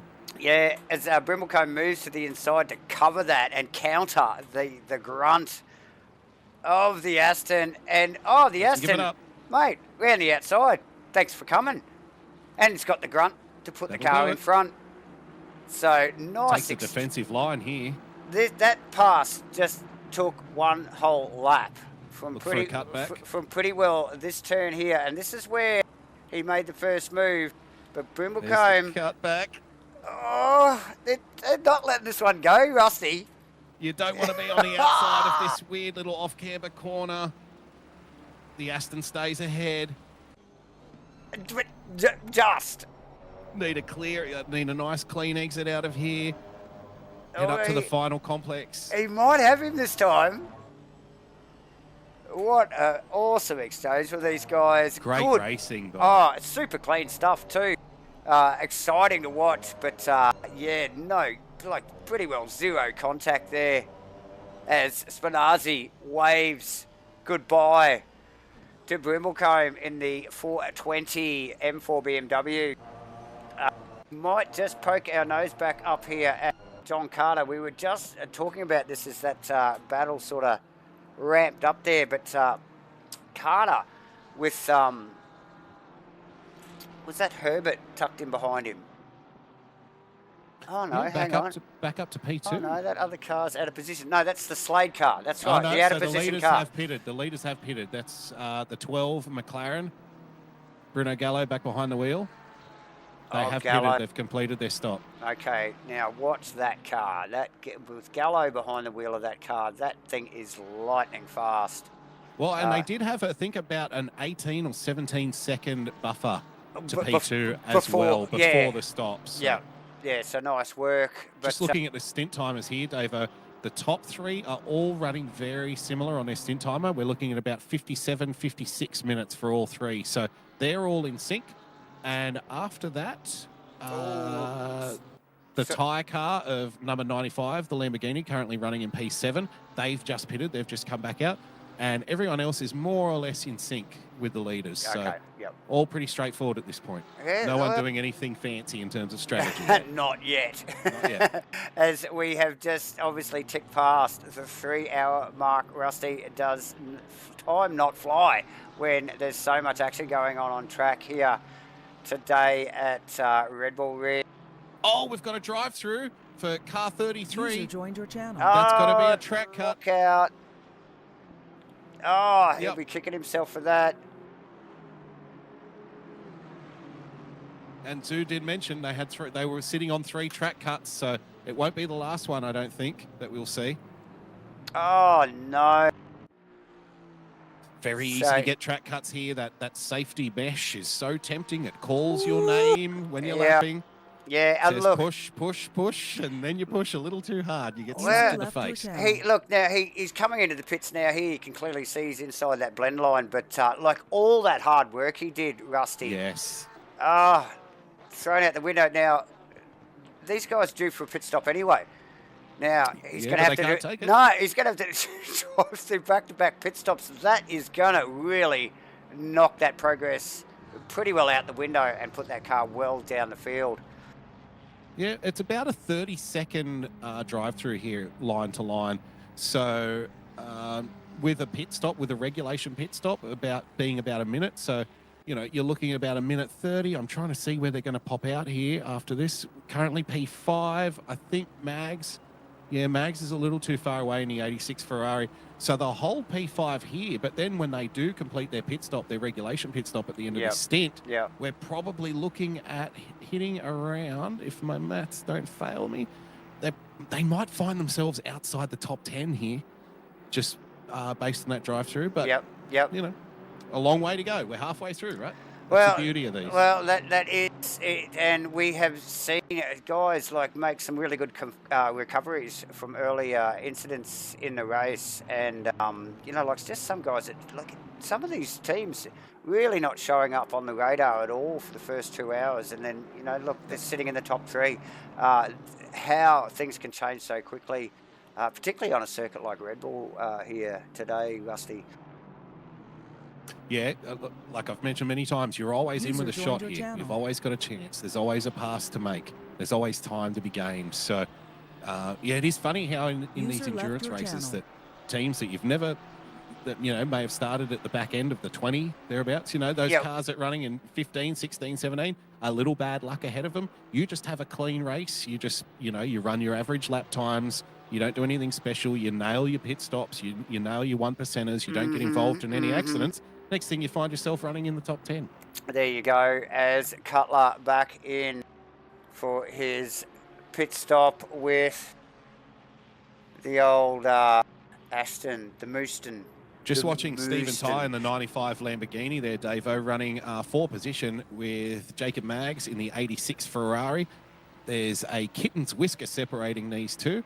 And they are both So the tyre car has come out. It's on a fresh set of tyres. It's starting its stint, and the Mags car is coming right up to the end of its stint. Yeah, so that tyre car, that is one of the cars that, when I mentioned people coming out of nowhere, that 95 car, just Lamborghini, just did not show up on our radar for the first 2 hours of the race. Yep. And next minute, they're in fourth, Yeah. or whatever it is, and so one to watch, really kept their nose clean, kept the car pointing in the right direction, and clearly showing some good, consistent pace. So nice work from those boys. And I think one to watch throughout the rest of the Don Carter into the pit lane.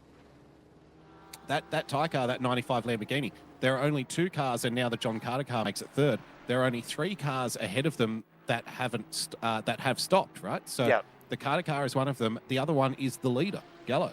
So they could find themselves right up the totem pole here, maybe potentially fighting for a podium. Yeah, for sure.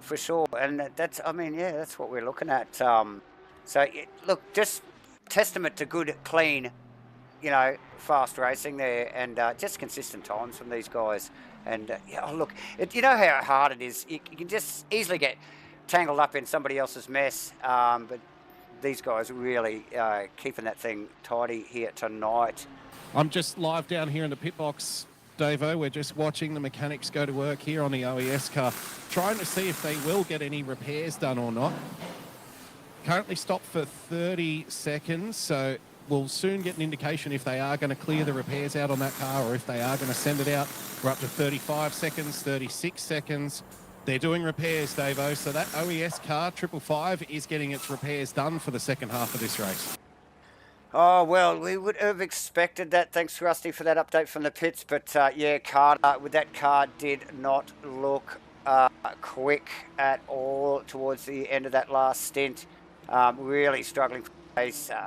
It was mentioned that we had never seen a Porsche overtake a Ferrari on the straight, and they will be wanting to get in there and have it hit it with the spanners and just see whether they get a bit more pace back out of that car.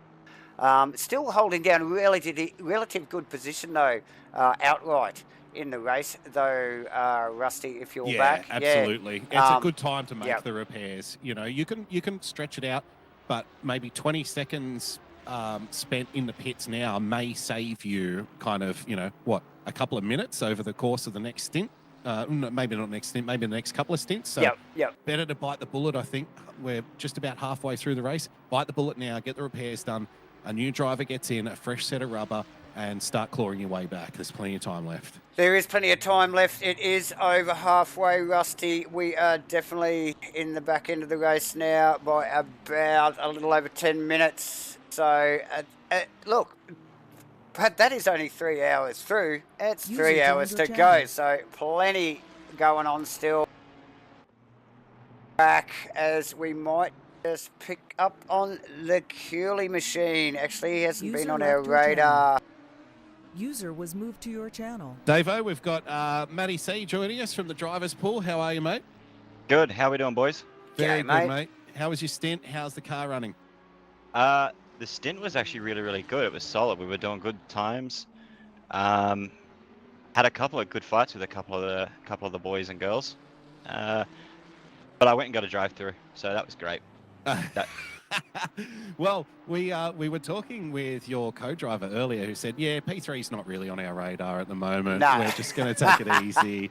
So your pace was fantastic during that stint, though, and you made big headway. I mean, you bought yourself a little mistake here and there. You were running 3 track cuts for the first half of the race, so better to get it cleared out now, yeah? Yeah, we actually. So I'm the only culprit of the track cuts, but unfortunately, one of them was actually coming into the pits for our first pit lane. We didn't do anything, so it was really. I think it's a bug, but I couldn't talk the stewards into giving me a free track cut. So what I do. Okay, yeah, Kunos things, huh? Yeah, Kunos things. So hopefully we can get back to a semi-decent position. Oh, look, yeah, you're in good stead at the moment, even with that. That drive-through? That drive-through, yeah, definitely. You're going to be sniffing around, the top 10? You're in P8 at the moment with Zoo back in the car, so... Yeah, and John's 2 or 3 tenths faster than me, so he should put it into a good spot in the next hour and a bit. Yeah, fantastic. You'll be right. You'll find your way back. You've got another 2 hours and 45 minutes to go. So, like I said to your co-driver, you're not going to be the only ones getting drive-throughs today for No. for track cuts. So Definitely it will not. equalise. I've watched a couple of people go wide at that last corner and get a drive through. One worked in our favour very, very well early on. Yeah, fantastic work, mate. Well, go stretch your legs, take a breather, get yourself a drink, freshen up, and you're back in the car after this stint, I assume? Yeah, we don't ever think about it, mate. We just swap. Yeah, that's the way to do it. Nice. Keep it simple. Exactly. Yeah, awesome stuff. Thanks for that, mate. Appreciate your Catch time. you guys. Thank you. Thanks, mate. Have a good 2 and a bit hours. Yes. Will do, mate.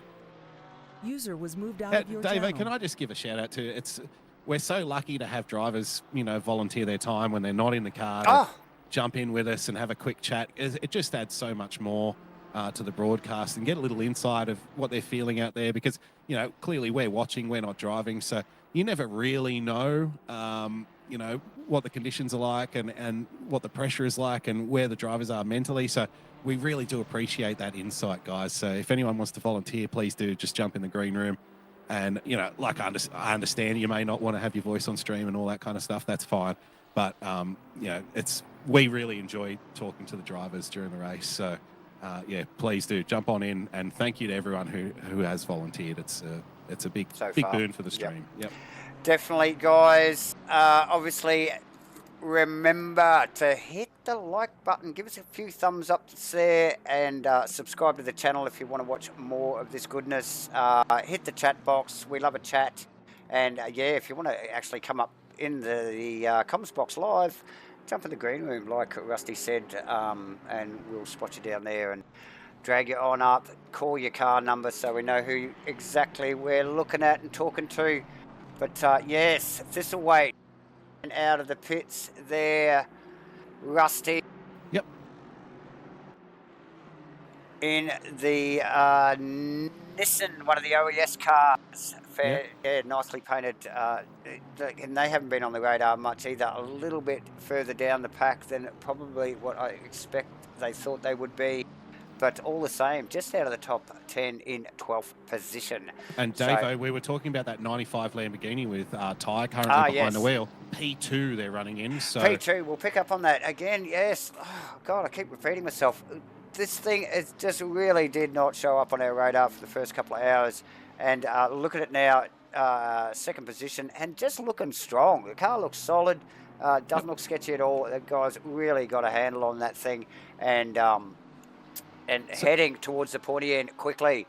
So the interesting thing with P2 and P1 currently is they are running a little bit out of sync in terms of stint timer than all the cars following them. Listen to this, Davo. P1, Bruno Gallo currently, they are 16 minutes into their current stint. P2, Ty, they are 13 minutes into their current stint. And then you look behind them. Begg in the 421 Porsche, 3.5 minutes. The 711 Ferrari, 5 minutes. The Vic Chan 555 Ferrari, 6.5 minutes. So when you get outside of that kind of 10-minute window out either side, that means that things are going to shake up a little bit differently at the end of the race. That's right. So, that's right. Yep. No, very interesting there. The other car that's way out of sync, and it's the only one that I can really see, is the Cooley car, number 1 Ferrari. They are halfway through their current stint, so they are out of sync with the entire rest of the field, basically. Is he teamed with Antoon, is he? Cooley is teamed with, if I'm not mistaken, that would be Ethan Cale, I think, is in that car. Oh, that's the Ethan car. Yeah, they both look very similar, those two cars there. I think it's Vic and Antoon and Matty T. Yep. No, Matty T is in the 557 car, so I think she was with Cooley. Okay, yes. Interesting food for thought there, Rusty. Vic Chan now running in 5th position in the 555 OES car. Bruno Gallo back in the Laundry House McLaren and moving forward.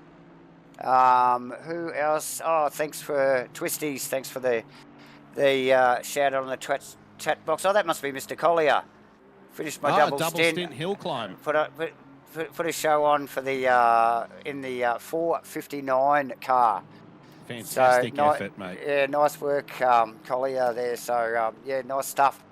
Got a battle on chat currently. Haas in the 45 Ferrari chasing down Stu Arrowsmith in the 777 BMW. They're just coming up on a little bit of traffic now. This is 4 position around 15, 16. That 777 car has been running about P15 since about the first stint. So Yeah. I think I think it served a couple of minor time infringement penalties. Nothing there was a major. 10-second penalty, I think. From memory. Yeah, no drive-throughs. So those guys again keeping the nose clean. And look, we talked to those guys off air last night and after qualifying, and look, tough field. These guys, work pretty hard. And qualified well down the field, so doing well in 15th position at the moment. John just clarifying for us in the chat, Davo, sorry to interrupt, that Cooley and Antoon are driving today, but Cale is not racing today. But he is a permanent fixture in that team, but missing today, so they are two-manning it. There you go. And doing a fantastic job. Obviously, Antoon with a bit of a slip-up early in the race there, a little bit too much of the bit of lead foot itis there with the right foot, and looping it up in the opening stages of the race. Plenty still yet to come. Rusty, where are we looking at? Brendan Sykes with, I think that is the 95 Lamborghini. So Brendan Sykes, that's the Slade car that we, they've got a driver change, the 117. Getting blue flags here. Getting blue flags, and rightly so, with the second position car, Lamborghini, number 95, Stephen Tye at the wheel, looking to go past. Should make it easy here. Should be nice and clean. Cool heads. There you go. Yep. That's a great blue flag. That's a great blue flag move there. Just, make it easy. Perfect. Make it easy. Perfect 101 pass there. You're right there, Rusty. Nice and predictable. The faster car just had to make it a regulation overtake, and that was good enough. So well done. Hats off. For sure. Joshua Holmes now with, I think that is Ric Flair. So that was the Spinazi Can I just Cup. say, I'm so glad that the Nature Boy has joined us in this league. I'm a huge fan of Ric Flair. Pre-WCW days, love Ric Flair. Thank you. Woo! Can we give one of those for Rick? I think we've got a fanboy here in the house, ladies and gentlemen. Look at the woo in the chat. We love Ric Flair. That's fantastic. You don't know about Ric Flair? Well, clearly not. Oh, mate. I've got to send you some material about Ric Flair, the Nature Boy, professional wrestling. Trust me. Once you've adopted Ric Flair into your life, you'll never look back, my man. Okay. The food tastes better. The sunrise is sweeter. Life's good. It's got to be seen. Got to be seen. That's it. Awesome. Who will we look at now? Vic Tan and John Zhu. The John Zhu number 33 Porsche. They're not looking for positions, they tell us. But here they are, just tucked in behind Vic Tan. Looking speedy. What do we got going on here? Car 12, the chat box. That's the leader, Gallo, yep. Yes. Super fast. Last lap was a 29 flat. The Thai car is actually matching them in terms of current race pace. So a 29 flat for the 95 Lamborghini. They're actually emerging as the biggest challenger here to the lead car, Davo. You mentioned before that they kind of come from nowhere, and it's how often is it those cars in these enduros races are just a quiet race. Yeah. Just a quiet race, keeping your nose clean, keeping your head down, find yourself in a good position. These enduro races, they really are all about just being in a good position for your last stint. That's the main thing. That's all you're trying to do, is find yourself in a position to win the race when you get to that last section of the race. Everything up to that, it's foreplay, Yeah. You just got to keep it clean and, not get into trouble and not finish too early. That's the secret. You can plan and practice as much as you like, but, there's always an element of, risk and luck, really, at the end of the day, not to get tangled up in somebody else's mess, particularly in such a long race. So as much as you want to be comfy and get all your practice done and, sort of make a bit of a game plan, you're right, it does come down to the last half an hour. and you know, where you find yourself in that zone at that time. So interesting stuff. But we have got a long way to go, Rusty. We've got another 2 hours before we get to that point. I can't wait. Let's do another 6 after this. Yeah, Anyone else doing an enduro after this one? Oh, We'll go again. We'll go back to back. You can join me at Nords then for the 8 hour. Done. We're in. As we pick up on Joshua Holmes and Ric Flair, that is Justin. Is it Justin Wills? It isn't Justin Wills. That's the death car. I keep calling it the death car, just tucked in front as well. Yep, a little bit of lap traffic there. With Chris Darth at the wheel. So yeah, just letting those boys roll past there. Joshua Holmes and Ric Flair, hard at it. Now we've seen these two cars, not with these two guys driving them, with multiple different drivers, literally in this possession for over an hour. You know, and interestingly, Davo, Ric Flair's co-driver is in the YouTube chat, and he said, "I also didn't know that he was a professional wrestler until now." So there you go. He's kept it well hidden, hasn't he, Rick? The more info I get about Mr. Flair, the more you want. Yeah. The more I want, totally. Oh, it's a hell of a story, trust me. It sounds freaking awesome, and yeah, showing some flair tonight, actually on track. Pardon the pun. Thank you.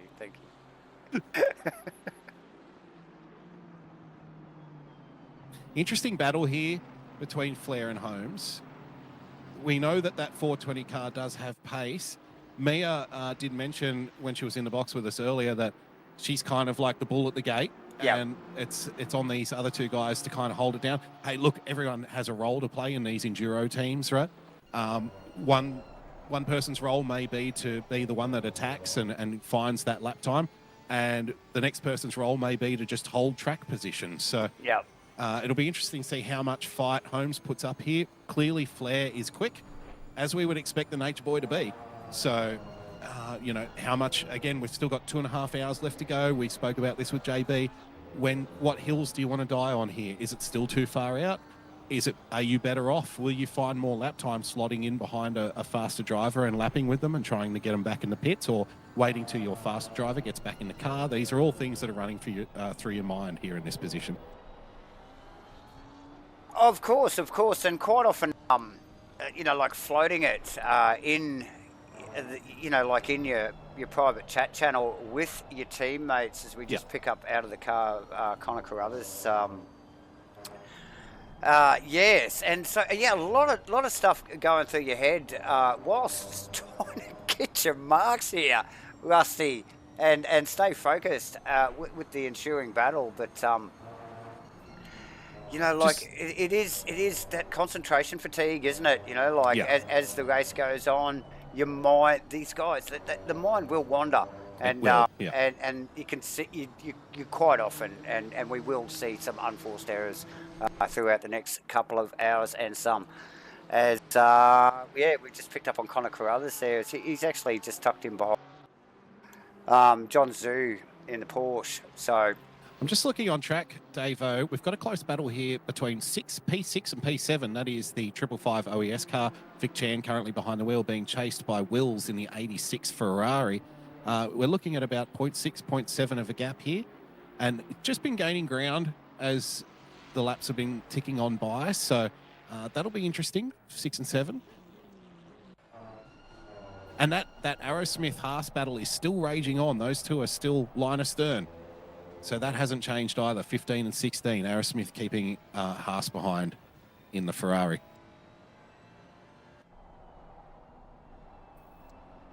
Further down the field, Davo, that 920 AM class car, the leading AM class car. I can tell you that the next highest runner in the AM class, the 85 car currently with Anthony behind the wheel, the BMW, has closed the gap significantly. So I don't know if there's been some kind of issue, but they're now only running about 6 seconds behind the AM class leader. Yeah, I'm sure he had probably three, way more than 3 times that before. So yes. So yeah, obviously a little mistake either somewhere out on track or possibly in the pit lane, Rusty. But Taylor at the wheel at the moment, and he's got some work on his hands here with the Castrol McLaren. Two equal make cars here, both McLarens. So he's got some work to do. Now, see, this is for position. That we know that 111 car is in the pro class. Your real battle here, I would have thought, is with the other AMs. So, again, this is a question: do you want to die on this hill? Yeah. You know, or how hard do you want to fight for this? Well, yeah.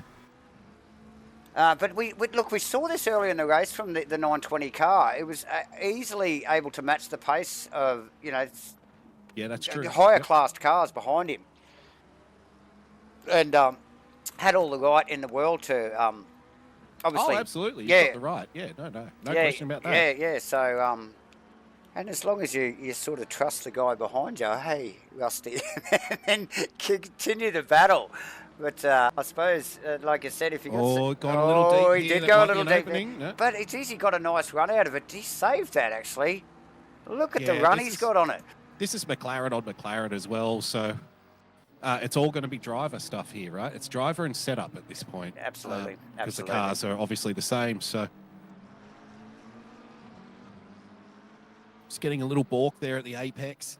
I can tell, I bet temperatures are rising in that 111 car because I You think feel so? like, yeah, I think they're getting a little bit frustrated now at this point. You can just see him showing the nose a little bit more and more, Yeah. which again is understandable. So, like I said, 4 position, but 2 class drivers here. The 920 car, first of the AM drivers, first of the AM qualified cars, actually, too. Yeah, I guess that 111 car is only, it's running Pro-Am, so it's a class above. So, but, you know, look, the pace is good. He's holding it down well, Taylor. So the pace is well done. good. Dylan King also just getting a heads up. The 33 Porsche. Who's in the 33 Porsche? Someone's come off, I reckon. So plenty of action going on. All the way through. That's the Cutler Zoo Porsche that we were talking about. No, that's unfortunate. And so now he's back in the clutches of the Ferrari. That is the Death Darth car. They're lap traffic. So the next car back is the Keys Aston Martin, about 2 seconds behind. Yeah. So, oh, geez, that's unfortunate. So a bit of a slip up in the final corner. Thanks for the heads up there, Twisties. And, yeah, look, again, we say it, like all the hard work that you do, you know, for sometimes half an hour to put your car up behind the opposition, and the slightest of mistakes, it's like a millisecond of misjudgment or brain fade, and half an hour's work out the window as he runs terribly wide there. He's not looking comfortable in that car. Just wonder whether the tyres have equalised after possibly a bit of a spin there, and just trying to get focused again in the 33 Porsche. That is actually sponsored by Simtronics Industries, actually one of the official sponsored cars. How about our sponsors, Davo? If I wanted to buy some products or get involved in some, corporate sponsorship, who would I be talking to? Well, you'd have to talk to, AAES, the Australasian Endurance Series, and see whether they want to come on board with you. Okay. But, they would obviously point us in the direction of Titanium Digital Solutions, Sim League, Simtronic Industries, and of course, if you wanted it streamed live with awesome commentary, they would say, call the boys at MatchFit Entertainment and we'll deliver. Want. And here we are all together this afternoon for at least another 2.5 hours at, I was going to say Paul Ricard, the Red Bull Ring for round 3 in the AAES 2024 Endurance Series. And it's been a cracking day. I did have butterflies this morning. I thought, this is going to be such a busy day calling Red Bull Ring with this amount of cars and drivers going on.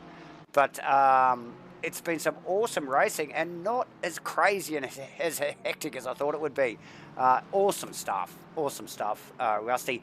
And a whole bunch of good guys in the commentary box today too. We've got a whole team. We've obviously started the event off with JB's knowledge and Farmer's dulcet tones for the first couple of hours, and the dulcet tones of Farmer. Oh yeah, and now my good friend Rusty Shacklewood, Rusty Yours truly. in the box. Yes, yours truly. And yeah, look, plenty to go yet, Rusty. Just on track, Dave, I'm just watching that Will's car still attacking the back of the 555 Ferrari of Vic Chan. The gap is closing and it is starting to get a little bit heated here. So yep, very interesting. That's for P5 and P6. Okay. I'm also just keeping an eye on the 421 car currently with Grant Begg behind the wheel. They're doing a fantastic job. Back up into P3 after some earlier incidents, which dropped them down to about P6 or 7. So a little under the radar recovery drive there for that car. So fantastic effort. Oh, definitely, definitely. And we've seen it. We've seen a good handful of those recovery drives come through as we still pick up on this Joshua Holmes Ric Flair battle. And oh, here we go. Oh my! Wow, that was close. But what I will note about that little battle there, Bruno Gallo just rounded those two up. So he's lapped to P7. He's lapped to P7, bro. That's exactly what I'm saying. Laundry house. They're quick. They're a proper team. Laundry house. They are washing this wheel, brother. The spin cycle has engaged. Right. Hasn't it what? And look, still over 2 hours to go. 2 hours and 24 odd minutes to go, mind you. So, Rusty, it's crazy, crazy, crazy stuff out there. Give me someone to focus on. I need to run away for one moment. So we're just going to focus the camera, I think, on... Jump on the 33 Porsche car of Zoo, who are now fighting their way back after they had that incident. We've spoken with each of these drivers today. We have. So they're fighting with the Keys Aston Martin car just currently ahead of them. So go and stretch your legs, go and take a little leak, and leave us with it. I'll get inside the car with John Zoo. Won't be a moment.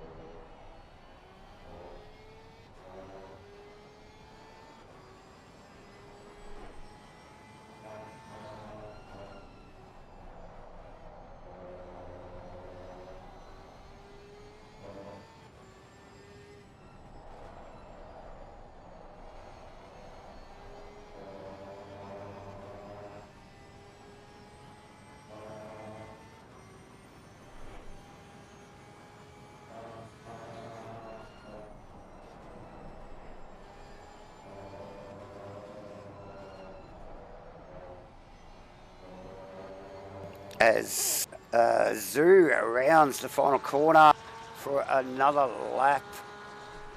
They're 145 laps so far, ladies and gentlemen, with plenty more to go. We're only a little over halfway through, so there's another 120 odd laps yet to come here this afternoon.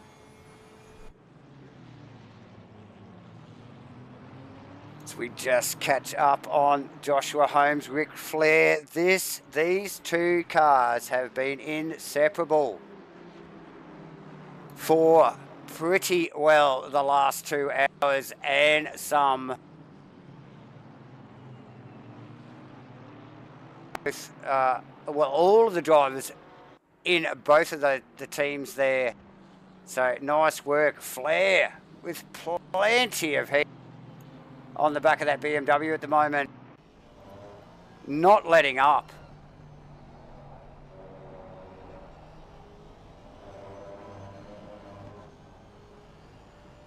As they wind their way out of that second sector and towards this final couple of corners. Tricky little off camber, right-hander. Someone dips away off into the pits there, and then this, look, it's got positive camber on that, but still very sketchy, as we just saw Flair with armfuls of opposite lock as he wrestled the Aston Martin down through that right-hander. They're actually sneaking up on the back of Vic Chan here now. So this battle's on. This is getting big. I think that's Justin Wills just out in front as well, tucked Sorry, in Dave, behind. I'm back. No, that's okay, Rusty. People knocking on the door here. Don't they know there's a race going on? What the Oh hell are you my doing? God, how dare they? I know. We need better security at the front of the commentary box here, I'm telling you. That's bloody hell. Were they Girls selling cookies or something, I don't know. not up for the cookies? Definitely not up for the cookies. Here we go, Vic Chan. We'll get out of the back of Vic Chan's Ferrari here, the OES boys.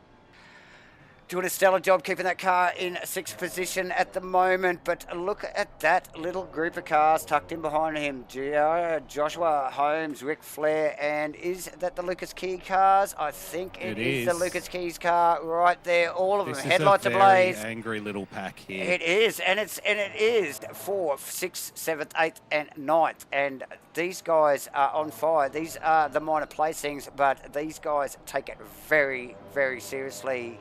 Rusty.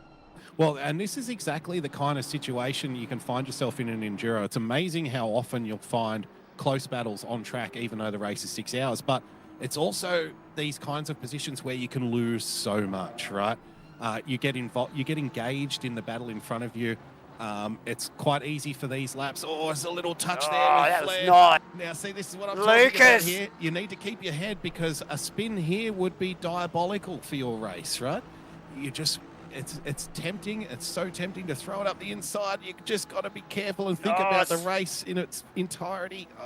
Great racing. Oh, Spinazzi nearly lost. Oh, should I say? It's actually not Spinazzi. It's Ric Flair there. Nearly lost out. Showed the nose at one on Joshua Holmes. Obviously made him vulnerable. Oh! There's a touch. Oh, big touch. Hip and shoulder. From Lucas. But, yeah, look at that. Whew, Keys past Flair with a little bit of a hip and shoulder on the way through. And Joshua... we've got the next car. John Zhu is just now, because of this battle that's happening up in front of him, he's now less than 2 seconds behind, so he's going to be the next car to join this little fight. Yeah, and look, okay, so we've got the 420 BMW now piloted by Joshua Holmes and Vic Chan. Just in front of that. So, yeah, this, like we mentioned, very healthy little four-way battle going on here. Bruno Gallo already passed this lot, but next in line would be Steve Ty, I think it is, heading towards the back of that little bunch as well. And like you said, Zhu tacked on the back as well. So... Yep. So that is Steve Ty coming around towards the back of the top 10. Awesome work from the 95 Lamborghini. But, yeah... it's on again in the four-way battle. Oh, let's just get back at that. I don't know why I went away from it, actually, to be honest. We're just trying to give everybody a little bit of airtime here, ladies and gentlemen. But my God, when it's as good as this, it's hard to take your eyes off as we look over the... Stick with it. Oh, Keys. We look Keys is having a big look at that 420 Beamer right now. Absolutely. He wants a slice. Vic is actually, he's got a whole... There's a dam that's about to burst behind him here if he's not careful. You know it. And I think the only reason he's got that gap on these guys is because these two are fighting so hard behind him. So give one of them some clear air. Keys up the inside here for the second to last corner. Oh, you look. And Holmes Does just, well. just said, look, you can have that one home, Keysy. Yeah, that's all yours, mate. Yeah, no. So Flair will be thinking, hang on, I want to come with, let's, want to go, what does he say? Woo! And he's going, I'm coming with. Well, if you're Flair here, like if I'm in Flair's position here, I'm thinking, well, how can I capitalise here? I'm at the end of this little train, and that's exactly where I want to be. I don't want to be in front, and I definitely don't want to be in the middle. I want to be at the back, and I'm looking for opportunities where someone sends it deep, maybe a little bit of hip and shoulder, they push each other wide, and that's where you can capitalise and get ahead. So he'd be licking his lips right now, the nature boy, saying, where can we squeeze in here? As we get over the back wing of Chan's car again. Keysy, down the inside. Oh, no contact. Beautiful move. Chan's going to have the inside here for this next off-camber left-hander. Is that Ferrari not quite 100% still rusty after fixing some damage in the last pit stop? Yeah, I'm not sure. Because, look, Keys looking super speedy. Round Chan. He's gone around the whole lot of them pretty well. So, nice work from Keys. And now looking over his rear wing, he's looking at those three that he was in behind that lot before. So, nice work from Lucas Keys. I'm just looking at the stint timers now. We know that the Ferrari is not very good on its tyres. It can chew tyres.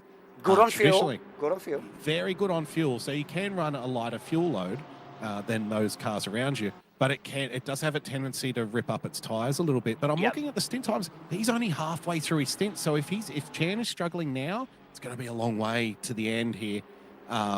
If maybe there was a spin or something, maybe they hurt the tyres somehow. But he's got another 25 odd minutes. Oh, big push from the Beamer.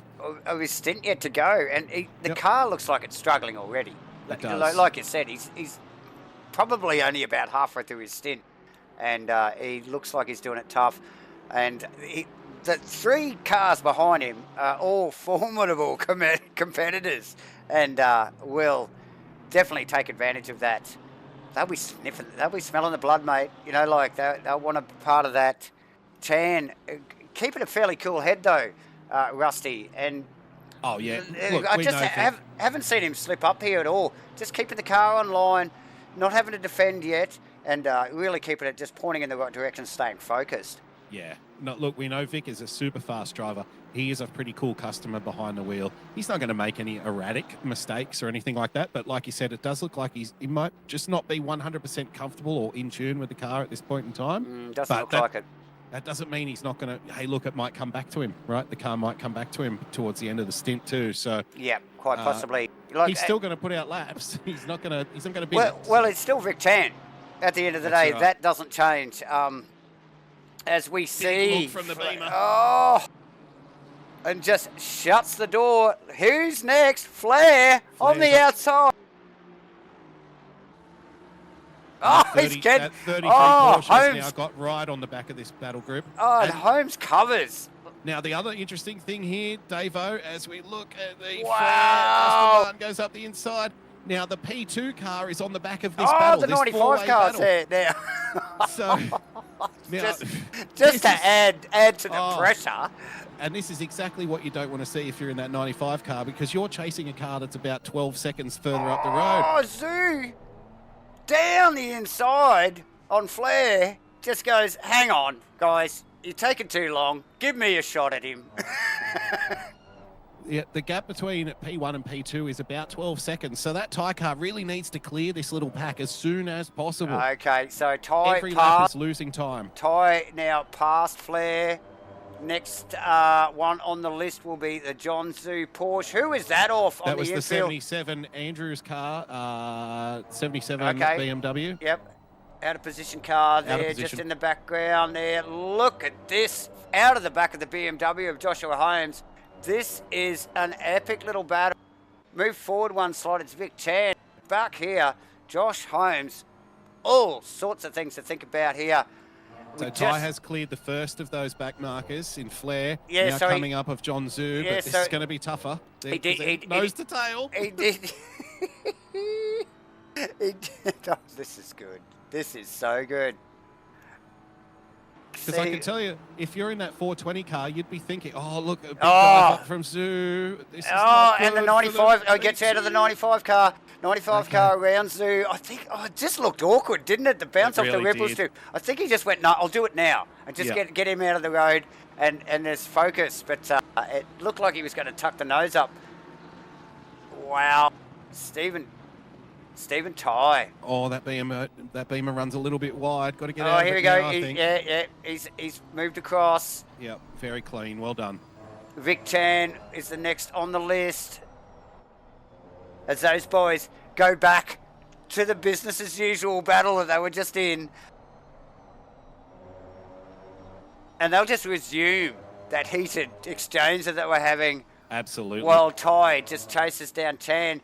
Chan will actually be taking a bit of a breather there because that was very close to the back of his car before all that going on. So, yeah, he's actually bought himself a lot of time here because of the battle and because of the blue flags. He's now got a couple of seconds up his sleeve, and that might just be enough to get away, get out of the slipstream. For sure, you know? for sure. Yeah, so as we just saw Zoo into the pit lane, Rusty, and also Chris Cooley with a freaking 15-second time penalty. So ouchie for Chris Cooley and Zoo in the pits in a very heated battle. That's a smart move. That's a smart move, though, because he's got out of that fight, hasn't he?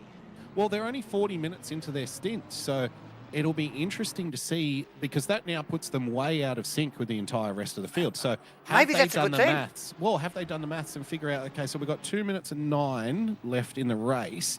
They will have to stop 2 hours and 9, yeah, that's right. Yeah. So 65 minutes, they can stop one more time. There you go. So somebody had the abacus out. Yep. And went, look, this is looking too hot. It's looking too scary. It's going to compromise my race. Bring that bugger in right now, and let's get some clean air, maybe. So plenty going on here. Rusty, Connor Hind, and Carruthers. Look at this. Look at that battle where Connor Hind is at the moment with the Audi just tucked in behind him. Or is that Connor Hind? I think that's Connor in the Audi, should I say.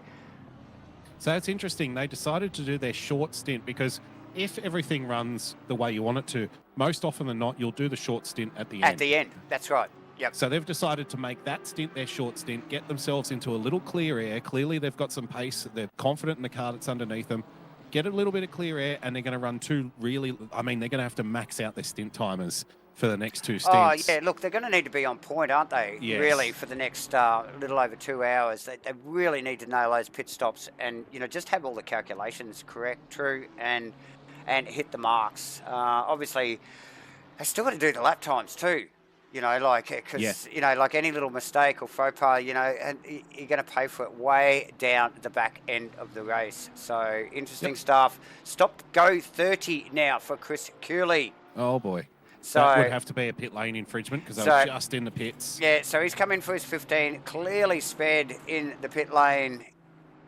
That's a shame too because they were working their way up the field. They were up to about P12 or P13, if I'm not mistaken. So, yeah, all that work undone.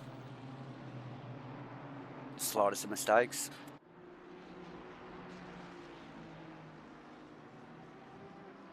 The fight continues as we focus on Stephen Ty in the 95 Lamborghini. Just the silent achiever, I'm going to call him. The team pretty well. This car, I'll repeat myself. He just did not really show up in the first 2 hours on our radar. And here is this car now holding a seriously solid second position, Rusty. Tucked in behind the laundry house, number 12, McLaren. So good work. Grant Begg, that is another good little comeback. Now, we saw this car lead early in the race. For the first few laps, actually, a little bit of an exchange as the top four came together and really went backwards there. A couple of little mishaps, had some contact with the back marker a little bit later in that first hour, and the car just looked like it just went a little bit out of sync in its its pit stops. But look at it now, back in the top 3 and looking really strong in clean air. Yeah, and In Grant's clean air. doing a fantastic job here. I can tell you a little bit about Grant. He's a younger guy, so, you know, definitely doesn't suit the average sim racer, you know, median age, right? Yep. Definitely on the younger side. I actually raced with Grant, I'm going to say maybe a year and a half ago in a rookies User joined your competition channel. Yep. where, you know, I tended to be up the front of this competition. He tended to be mid-pack. Now I look at him and he's about 2 seconds a lap faster than me. So he has improved incredibly and dramatically, and he's proper quick over the last 12 or 18 months, and I'm no longer in his league. And it's like, good luck to you, Grant. And he's done a fantastic job. Yeah, he's in a different league now. So, Awesome. You know, and he's, like I said, still a young guy, a lot of improvement to do. This is a guy that we could see running at the front of these competitions moving forward. Absolutely, absolutely. Holding Rusty. it down in P3 and And- doing a fantastic job, just holding station with the front two, Look. keeping that gap.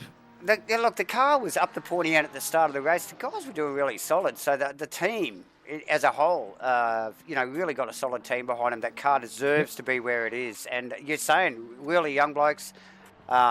So They improved so much. They look, got so much hey, ceiling on them, you know. you can't beat reaction times, brother. Okay, as we wind down towards the end of the 4th hour, we will introduce. Come on down. Nick Firth, aka Firthy, to the comms box, and I think we might even have Farmer back with us as well. How you doing this afternoon, boys?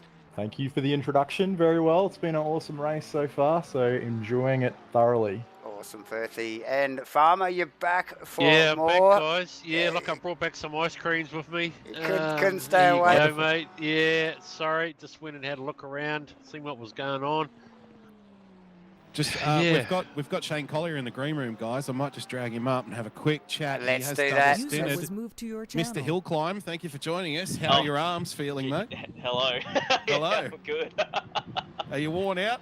Or- I actually am pretty buggered, to be honest. Double stinting, hill climbs. Nah, no hill climbs to me, mate. Oh That's no, not me. that's the other guy. That's the other guy. Yeah, that's right. Still double stinting.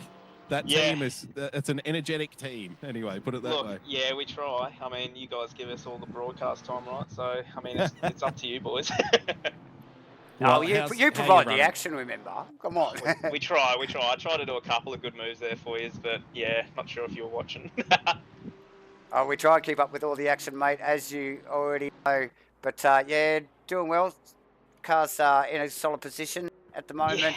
Yeah. We honestly thought we were going to be a little higher up, but yeah, maybe just the pace isn't really there for now. But trying to keep our nose clean penalty wise, I think we're on our last strike for bloody track limits at the moment. So it's kind of a bit hairy, but you know we've only had the one little bingle, I think. So all in all, pretty decent. In terms of track temperature, is it going up? I can't remember what time the in-game start of the race was. So I think it came down. So between Right. me starting my first stint and then coming in at the end of mine, I think it was mid-20s or something like that. And I Okay. think as I was going through, Connor told me I think it dropped about 20. So Right. I'm not too sure now, but it definitely did drop because. Yeah, the front right was she was a bit chilly at one stage, that's for sure. yeah, is it a bit, because that leads to my next question. Is it a bit harder, do you find, to generate heat in the tyres of the Nissan than it might be for other cars? I mean, the rears, no. Yep. It's just, especially around Red Bull Ring, the front right, ours, I don't know if it's the same as the other guys, but ours is pretty much stone cold, and then we get to that double left, and then you get a little bit of temperature in it, and then you got long straight, Yep. no right-handers at all. Yeah. So it's trying to find the fine line of making sure that thing's basically not an ice brick when we're going through that double right-hander. So Yeah, and it's hard enough to get the brick turned in as it is, let alone with a cold right front, right? yeah, look, she's a bit of a boat, but nah, she's a good boat. She's a good boat. I love how the Nissan gets the brick term. She's a bit of a box, isn't it? So yeah, I mean, out of turn 3 or turn 2 or whatever the bloody one hell you call it, at the top of the hill, like it. Yeah. It is so quick. Like the thing Yeah, gives okay. like nothing else. So that was a saving grace for us through, well, geez, the whole race so far. Like the Beamer, I don't know, that Beamer, it pulls up so quickly up that hill, but on the exit, we just kind of get a real good launch, and it just can't match her. Yeah, carry your corner speed and make use of that gear ratio. Yeah, pretty much so. But I mean, it's a good car. It does go all right. No, you guys are running well, mate. Just on the cusp of the top 10 yet again. There's a lot of cars in front of you. Yeah. You're on similar kind of strategies with the cars in front of you. So a bit of work to do, but you're fighting your way through the pack, mate. Yeah, we are. We're still waiting for our third driver to come back, so we're gonna have to probably short stint Connor's next. I think he's got about 10 minutes left, and I think Justin's on his way home, so he's got to jump in and hopefully, I don't know, perform a miracle and get. Yeah, well, we did hear the story from Juz about what was going on, Shane, and I was just about to ask you whether you're going to jump in for another stint, but just double stint Juzzy and have the fingers crossed.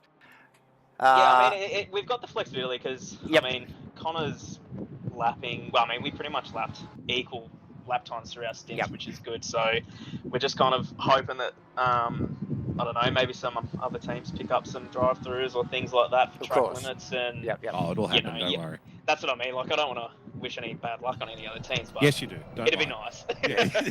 You can be honest here. You're in the comments. Yeah, that's right. But yeah, so fingers crossed, and we'll just keep turning the laps. Yep. Good on you, mate. Thanks so much for joining us here in the box, mate. We really do appreciate it. Cheers, boys. Thanks for the good stream, eh?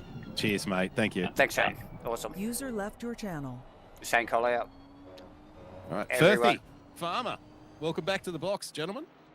Mate, thank you. These guys are so switched on. I'm, this time of the race, you got, 1 hour and 58 minutes left. It's the time when you start to, it's the benefits of having multiple drivers, but it's that also can be that time when you've been looking at a screen for 4 hours and you're starting to stare through it. So trying to find the focus and stay determined and keep chasing that carrot out in front of them. So that competitive nature just takes over, but it's going to be very interesting to see how this final couple of hours all comes together, because this is the exciting part. This is where the nerves start to build. And like we just heard, about the opportunities and, not wanting to take advantage of other people's errors, but just quietly, you're always hoping that that person in front's going to make a little mistake, or maybe they're running on 3 track cuts and you're just looking to take advantage any way you can, any luck you can get. So it's going to be exciting to watch this next little bit. Oh, it is, and it is all about taking advantage of other people's lost opportunities, isn't it, Furthy?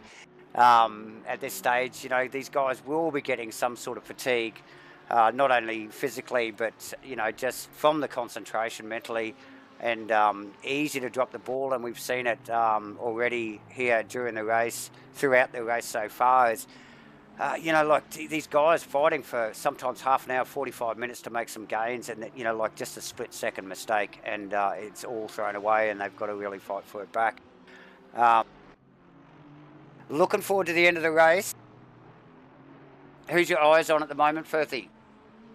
Oh, mate, looking at the deltas at the moment, we've seen. I've just been keeping an eye on Zoo as well. He was making some good pace. He had a cracker leading up to an overtake. He was, I think, he got a 128.8 back in 15th or 14th there, and managed to take Arrow Smith, who he was slowly making gains on. There, it wasn't too much fight, but it was a really, really good move and just got a beautiful run. And I think you can see Zoo now just taking another spot as he goes down the main straight. Yeah, so showing some, showing some really, really good pace there. So I've had my eyes on that for the last 5-10 minutes. Yeah, so that Zoo car up and down, some bad luck just recently, obviously with a little bit of a spin, and in the last half an hour, 45 minutes, and it sort of slipped it back down the field a little bit, and now it's a little bit out of sync, isn't it? It's not where you want to be when when you've been up further up the field. it's obviously not where you want to be, but sometimes they're your most memorable races as well. You know, like you are eager to turn that luck, and you're eager to take it, you know, to make some gains and gain those places back. So they're looking very hungry as they try to claw their way back through the field here. So it's good to see. Yeah, absolutely.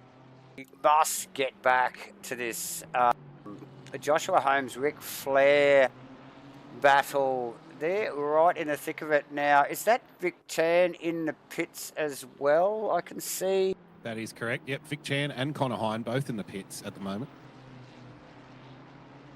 So McNeil all over the back at Holmes as well. He's only 0.5, 0.7 off, and he's letting him know he's there. Yeah, so just watching that Vic Chan car in the pits, Davo, you mentioned they may have a little damage, and it looks to be that way. We're up to 45 seconds now. 45. 48, 40. That's definitely a damage stop. That's not an overshoot. That is a 52 seconds on the jacks there for the 555 OES car. So must have been carrying some damage, Davo.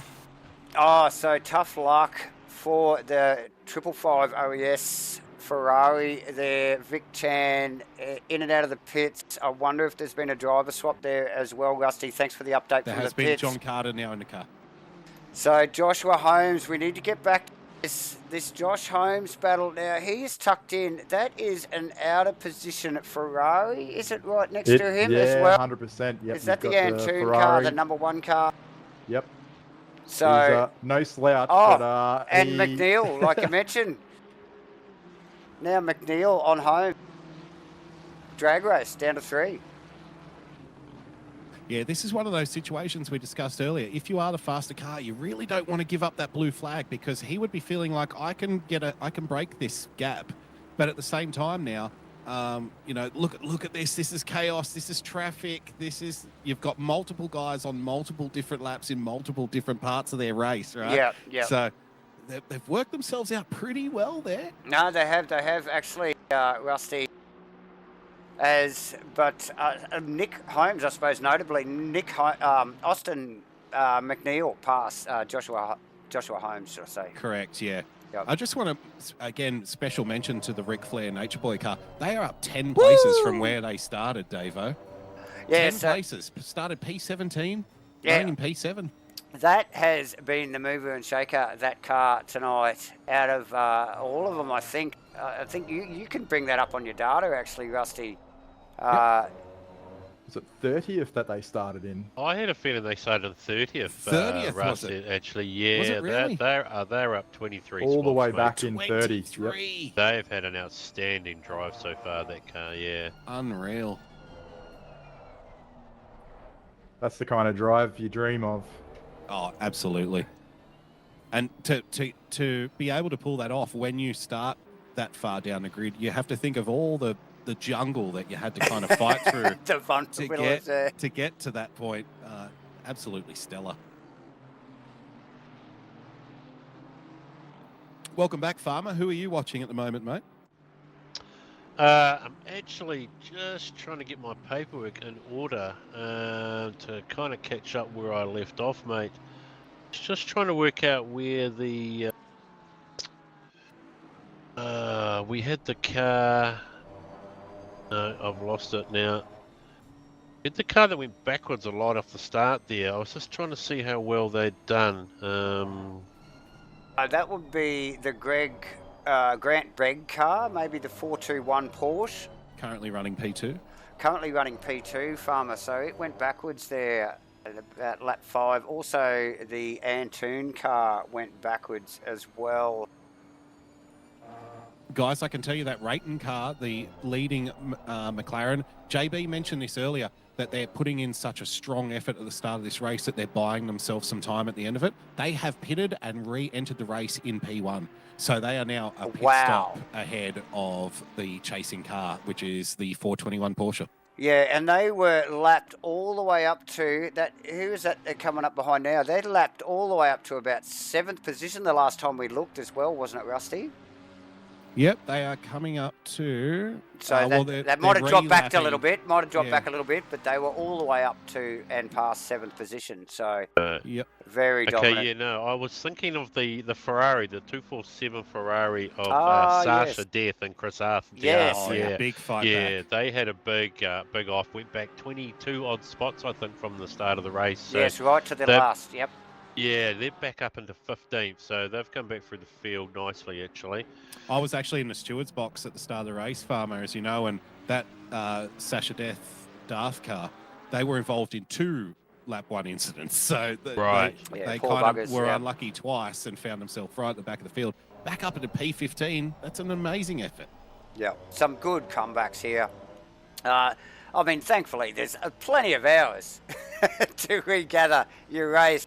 Well, we're running out of hours now. We're now in the phase of one of these enduros where you've got one more pit stop to go, right? Some cars have one more pit stop to go. Other cars have 2 more stops to go.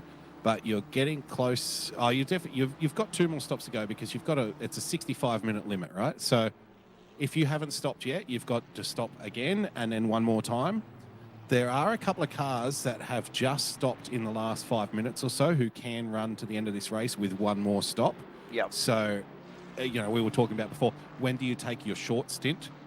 We saw the Zoo John car take their Zoo short car. stint. Yeah, That's right. Yeah, the 33 car went in early, Correct. and we did do the numbers on that, and it looks like they are going to be able to run with one more stop. So yeah, nice That's right. work from those boys. So this is the part of the race where it starts getting real. So you start looking, up until now you're trying to survive, and this is the part of the race where you start looking at your direct competitors, you're looking at your relatives and say, okay, where can we finish here?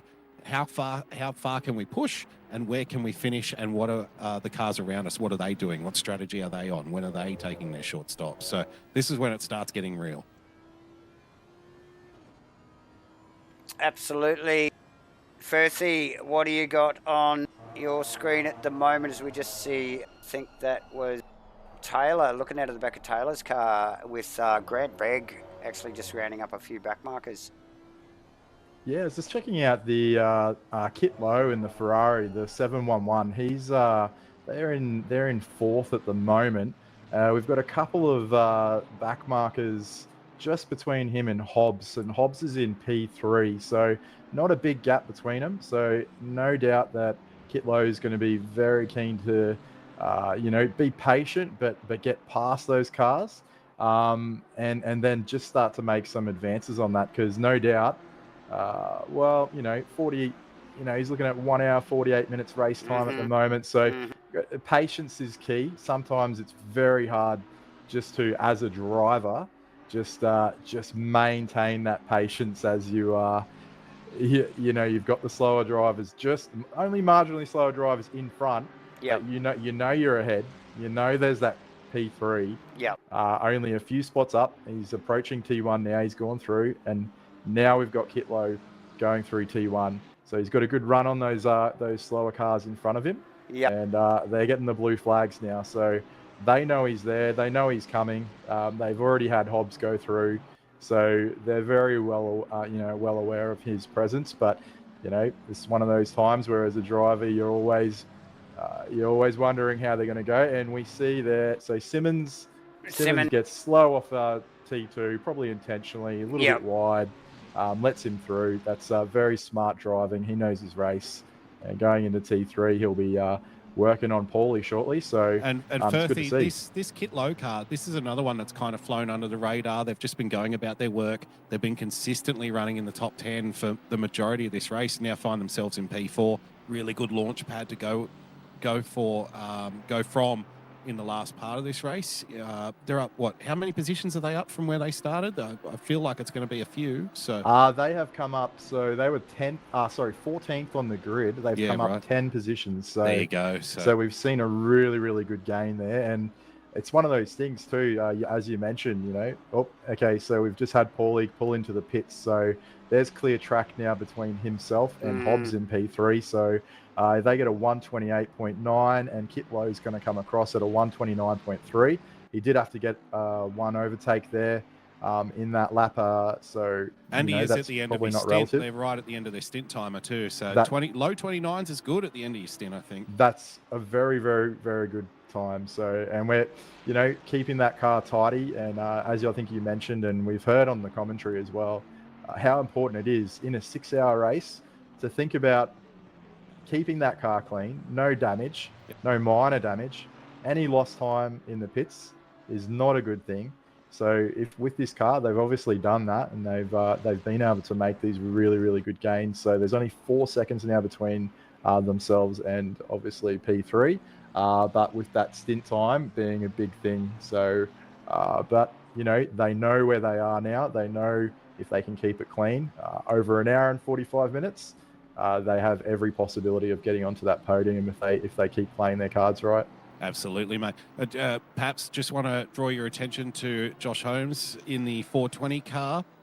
I think it's Josh Holmes racing against Austin McNeil. They're in traffic. There's 0.4 of a second between them. It's looking a little bit spicy. They're coming up on the already pitted 555 OES car that we have mentioned a lot today, and Carter's gone off. Yeah, so that's McNeil just in front as well. Now, McNeil was past Holmes earlier and showing some really good form in the brick, the Datsun, one of the OES cars there. And now, that was, did you say Carter off in front of them? He did, yes. So, which is just that little tiny lapse of concentration there as from Carter has actually bunched these 3 guys up as they navigated that. So, to be honest, I think because he's already pitted, he was the blue flag car there, right? So you've got a teammate coming up behind you. And Holmes in. Oh, that was spicy. Now we caught that over the back of McNeil's car, and I might actually pick up on a replay now. We'll just get over the back wing of McNeil's car again here, but JB called this really early in the race. It's a hot spot on the track. When these guys try to enter the pit lane, it really does concertina these cars. Look at the back over the Nissan here. Oh. And the other R35 in behind. It's so awkward here when someone wants to get in the pits. That is a puckering moment if you've ever seen it, isn't it? Whoa. That is scary looking. Yeah, because that's the thing, right? All these different, in these Enduros, it's not like your weekly league racing where everyone's in the same comms together. And in that situation, in your weekly league race, you might call out, look, I'm pitting, right? Yep. To let the guys behind you know that you're going to be moving to the inside. For these Enduros, it's a different kettle of fish. No one really knows what anyone else is doing. So no. There's no warning there, right? No. You've got to be on your toes. And Red Bull Ring, this pit entry we've seen a couple of people get pinged for pit entry infringements, so it is a tricky one. Scary stuff. Kit Lowe, who Furthy was just talking about now, currently in the pits there. Furthy, who else you got your eyes on there, brother? I was just keeping an eye on that Kit Lowe car just to see where he comes out. So let's just curious to see where they pop out. So we're in pit lane watching Kit Lowe, watching the mechanics go to work, changing tyres. So he hit the marks well there. Let's see if there's any updates incoming there. But Rusty just runs down the stairs at lightning pace to check. But Kit Lowe now very off the jacks. Very clean stop. P6 has also come into the pits as well, so behind Kit Lowe. So they're obviously very close in strategy at the moment. So their driver stint there, Latanzio, he's in the Aston. Yep, looks like a 1 hour 4 minute stint time. So he'll be maybe jumping out of the car, I would say, but we'll see. Also, Grant Begg in the pit lane. Rusty, if we can just keep a close eye on that data-wise, just see what his stop's like. He was currently running in 2nd position at the time of entries. Mitch Hobbs wasn't far behind, clearly, because Hobbs already passed him. So that very clean stop from the Latanzio car, 33 seconds on the jacks, one of the quicker ones we've seen today. Quickest being about 32. So currently watching the 421 Porsche team with Grant Begg at the wheel. I would say it would be a driver swap at this point. They really did max out their stint timer there, 1 hour, 3 minutes, 56 seconds. Couldn't have got another lap in if they wanted to. So It looks like they're going to do their short stint at the end. Awesome. Currently up to 30 seconds at the big car. 32 seconds. 32 seconds. One of the fastest stops we've seen today. So well done. Awesome update there from the pit lane from Rusty. Thanks very much, Rusty, as the cameras swing back to Matthew Spinanzi and John Zhu. Firthy, these guys have been going at it for the last hour or so. I just saw that splash up on my Delta as we had the live pit call there. We're struggling to hear him over all those hydraulics and stuff like that. But it was too loud. Was it? There's plenty going on. Plenty going on. But definitely a spicy little battle going on here, and that Porsche is looking very, very fighty and very aggressive. So looking like they want to dispatch Spinazzi as soon as possible, but that is not going to be easy. They are two very, very good drivers. So. Well, that 373 Spinazzi, now piloted, the Aston, now piloted by Spinazzi, has been a very good performing car so far this race. So, Zoo will definitely have his work cut out. I tell you, who will be excited about seeing this little battle on their Delta is probably Mia Rose, who's in the BMW, the number 420, only 3.2 seconds behind. Yep. So, that's the kind of thing when you're looking ahead, as you can see there. We can see him in back a shot there now, Mia. Yeah, that little battle going on. When you rub your hands when you see that. And, you don't want to see two cars take each other out, but you're going to make really, really good gains on them. And you never know. Sometimes you're lucky in those scenarios to capitalize, and you might even get past two cars if they're a bit too cheeky with each other. So yes, definitely that 420 M4 BMW that Rose is now driving, I think is a little out of position in some good clean air, but we would expect to see that car, as things shake out, a lot higher up the leaderboard than it is currently. Mitch Hobbs in amongst a whole bunch of traffic in the 95 Lamborghini. This car just leaving pits, guys. 556 in the Nissan. Oh, joining in at a perfect time. Mia Rose back behind the wheel of the 420. We spoke with Mia, who was nice enough to give some time earlier on in the box. I do see Lucas Keys waiting in the green room, so we'll get Lucas back in shortly. She mentioned that she's the bull at the gate, the one that's going to go through. I wonder if we're looking at a double stint here for Mia at the end of this race to try and make up some time. So we'll grab Lucas. We've got Lucas here. Can you hear us, Lucas? Are you there? He's got his mic muted. Are you there, Lucas? I am here. Hello. Thanks for joining us, mate. How are you running? How's the team going? And what are you looking like at the end of this race? I think it's looking good now. We had a pretty horrid first 2 hours, I think. Definitely charging now.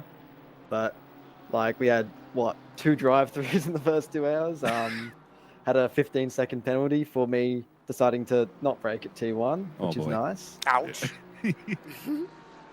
But you probably saw me charging probably the last 2 stints. Yeah, doing really well. Knocking on the door of the top 10, if I'm not mistaken. I think we're net P5 now. P5, really? Oh, look at you go! Yeah, in the 120 car. That's an incredible effort. Yeah. It was pretty fun charging from down 16th, 17th we were, I think. Wow. So what's the plan for the rest of the race? Have you done your short stint yet, or are you going to do it at the end? I'm done. I've done my 3 hours. So. Oh no, I mean the team. So So we've kind of we shortened Liam's stint a tiny bit. So we're probably going to run maybe a 40-minute stint-ish on with Chris, because he's decided to turn up this week. That's always handy. Nice, Chris. Thank you, Chris. It's always good to have a third driver. Yeah.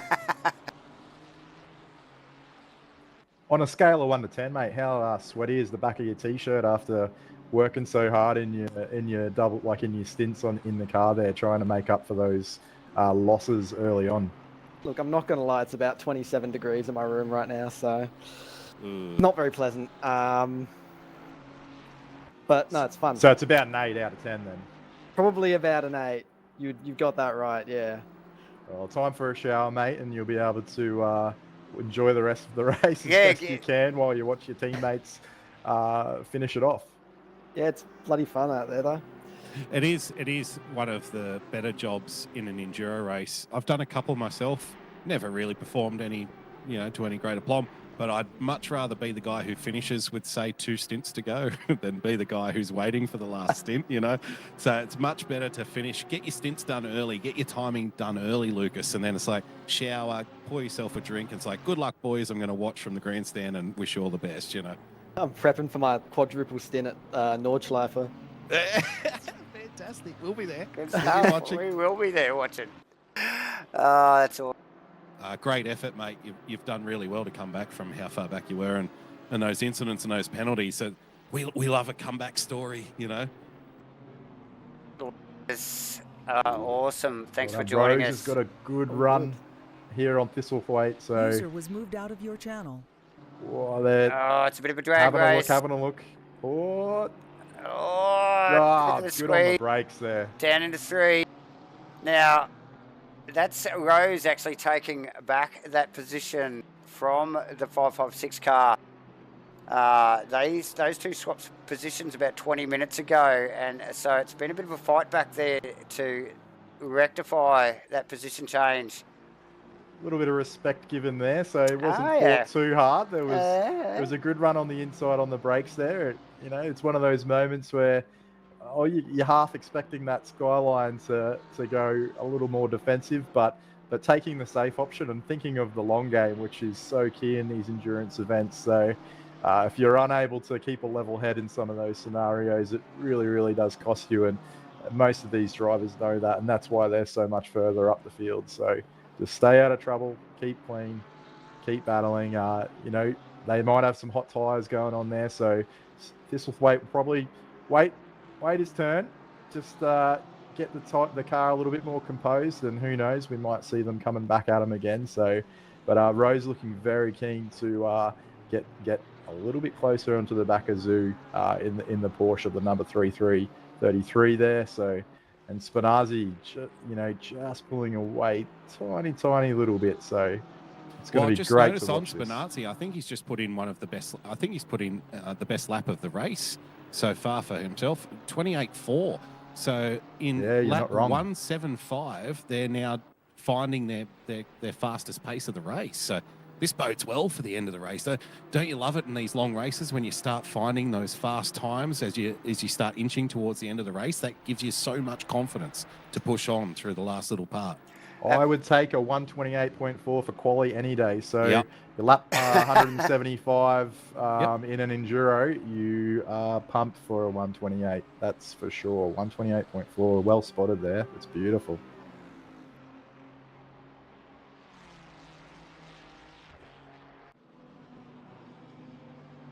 I'm just looking at the P1 versus P2 battle, guys. That gap has been maintaining, I would say, about for the last 2.5 hours. We're looking at between, that 15 to 20 second range between P1 and P2. So that 95 Lamborghini it's holding station, but I wonder now if they're looking at, well, maybe we're going to have to wait for an incident or something. They're running on basically the identical pit strategies here. So, they're finding it hard to take time out of Rayton, who has done the bulk of the driving here in the 12 McLaren so far. So, yes, plenty to go yet, though, in this at the back end of the Australasian Endurance Series 2024 round 3 at Red Bull Ring. We have a little over an hour and a half to go, ladies and gentlemen. Of course, we're going to thank Titanium Digital Solutions, SimLeague, and Simtronics Industries. And of course, MatchFit Entertainment for broadcasting it all live to you on the interwebs. Please give it a thumbs up, a like, and subscribe to the channel if you want more of this content. Hit your notifications so you don't miss out on anything. It's been an awesome race so far. We have all the boys in the comms box as we start to wind down towards the end of the race. Myself, Davo, Rusty Shackelford, Nick First, the Firthy, and Farmer as well. Thanks, boys, for joining us at this end of the race. Still plenty to go, and it's going to wind up as it always does, as we keep an eye on the Mitch Hobbs steered 95 Lamborghini, down to about an hour and a half to go. John Carter with a 15-second time penalty over his head. Nice work. Miro, Thistlewaite. Just done a lap on board with Rayton, the McLaren car there, and I tell you what, that thing has hooked up from very, very early on, and it continues to look hooked up. It is absolutely gripped up. He's about to hit T1 at the moment, and it just is so balanced through there. Beautiful on the throttle, awesome speed. Yeah, just looks so good, the McLaren. I think we mentioned before that the LFM BOP, we saw a little bit of weight added, to the McLaren, but I'd be asking if I was in P2 to double check that, because this McLaren just looks like it's taken everything out to counter that LFM BOP. So, yeah, it's looking very, very good. Hey, look, it's funny you say that, Firthy, because like all the McLarens in the field have actually looked pretty handy. The leading AM car is well up on the next competitor in his class and has been punching above his weight the whole race so far. So pretty well for the last 4.5 hours. Doing really well and matching times for cars and drivers that are in a class above him. So well down on the McLaren for anybody pedaling the McLaren with the BOP that's carrying at the moment.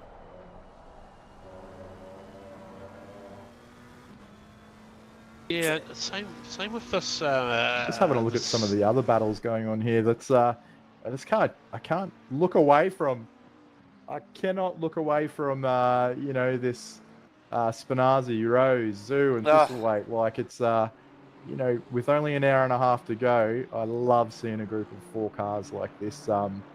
Mate, this is what enduro racing is all about. So just sticking at it, and looking for the payoff. But as a spectator, or even commentating, to see 4 cars so close together at this stage of the race, it's beautiful to watch. Yeah, absolutely. They've got a bit of breathing space between them. We've seen them so much closer, just a hair's whisker between them in the past, but at the moment a little bit of breathing space. But yeah, like you're saying, Firthy, at this stage of the race, that is a close battle going on right there. Farmer, you were saying? Yeah, no, I was just keeping an eye on the, you were talking about cars punching above their weight. So, that car in P4, the 711 car, is actually a Pro-Am car, if I'm not correct.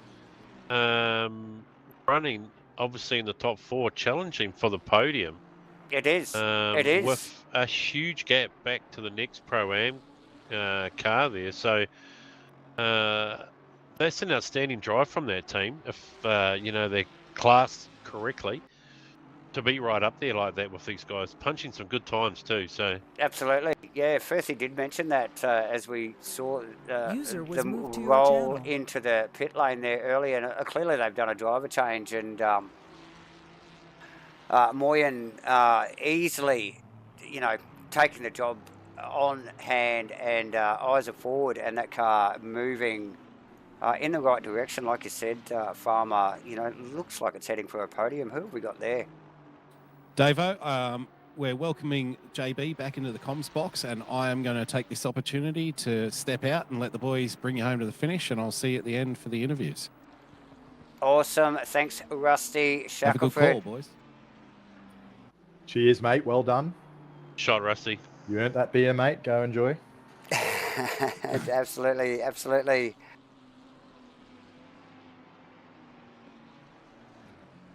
all the way back in 16th as well. You mentioned it earlier, Davo. We've got Death in the 247 Ferrari.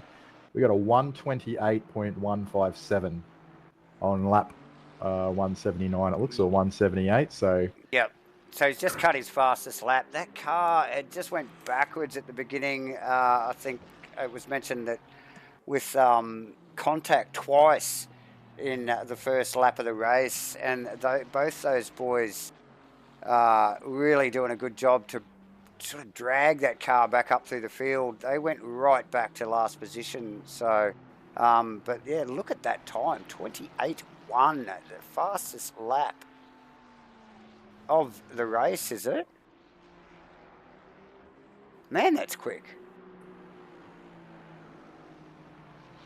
he's got Phil Antoon there behind him as well, so he's probably well aware of that. So It'd be funny to put a bit User of left bit your of channel. bit of time between himself and Antoon. big fan of Wadsworth too. Race with that gentleman, and he's going to be looking at Death behind him, and he's going to be very aware of the approach there. But no, it's looking very good. So Yeah, so nice work from both those boys in the 247 Ferrari here tonight. Doing a stellar job. Like I said, a little bit unlucky in the opening lap of the race. We must get back to this Spinanzi and Mia Rose battle there, Firthy. I think that Jacob Maggs just tucked in front of him as well. So he'll be just monitoring the times back to Spinanzi. A bit of lap traffic in between them, but Mia Rose obviously with the eyes on, and like you were just talking about this earlier, just to see these four cars all in fairly close proximity. Obviously the John Zoo car, the 33 Porsche, just in behind, but they have spread a little bit as they start to navigate some of this lap traffic, don't they? Haven't they, mate? it wouldn't surprise me if they've all enjoyed themselves, but they're probably happy to just settle into a bit more of a rhythm. Although we see under brakes there, or as we exit T1, Rose has a good little run, I think, but positioned the car very well, Spinazzi there. So on the inside, using that back marker on the outside there. So not a lot of room to take advantage there. So that door should close pretty quickly. But a good little switch in there. So this is very, very interesting to watch. So yeah, definitely. The mystery car there, looking like it's been enjoying some Scooby snacks and is just going to move out of the way. Beautifully done, actually. So no loss of time even there for, I think it's Wadsworth. So no loss of time. Let the driver Channel switch. Mainly Octane Online Racing Yeah, and Dave, I'm Roos just Race on talking with Us. Bruno here at the moment, just getting some info. He's our race leading. Channel switched.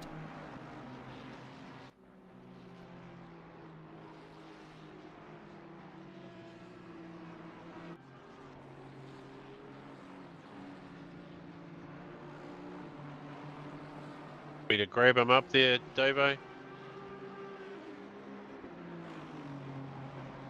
A little debrief.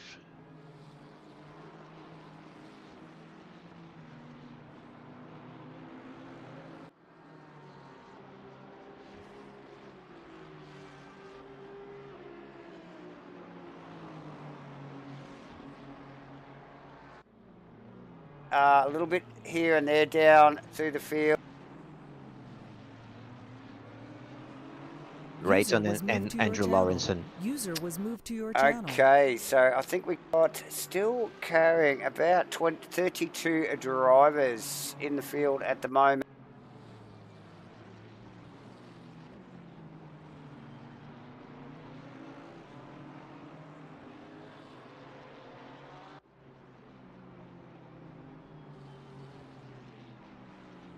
Yes, hey, yeah, well, welcome viewers. Just hot off the press, we've got Bruno here. He just a double stint. He's done an amazing job here for the Laundry House team. Number 12, McLaren race with a sizable gap here. The pressure is mounting as we near the end of the race here, but they are confident they can bring this User home. left your channel. Bruno, do you have a comms check? Yes, hello. Can you hear me? Yes. Yes, Bruno. So we understand you're a Brazilian here. You've been 12 years in Australia, live and reside in Sydney, and you've been online racing for 3 years. So well done, congratulations, and your teammates doing a fantastic job. Give us a insight to how your race has been going so far, mate. Cheers, I appreciate it. Yeah, just it's looking good User at the was moment. moved Of out of your course, we're in the channel. lead for a while now, trying to just keep it clean, not making mistakes, and hopefully you can see the checkered flag. Yes, well, the checkered flag is certainly something you want to see. Now, the McLaren's fuel usage, have you been worried about that? Yeah, no, it's been good, mate. Ooh, the car is good. The three of us are driving pretty similar pace. We just really want to keep it clean to the end, and endurance, anything can happen. So always got to keep focused until the end of the race. Car's good, pace is good. Yeah, no major issues. We also got the strat sorted, so stopping by the hour. We're gonna have a slightly shorter final stint, but nothing too different. Yeah, P2 is not too far behind though, so we gotta keep an eye on them. Yeah, So ratings in the car at the moment, you're looking at stopping one more time? Correct. Lawrenson will jump for the final stint. Already drove my 2, and Rayton is finishing his second stint as well.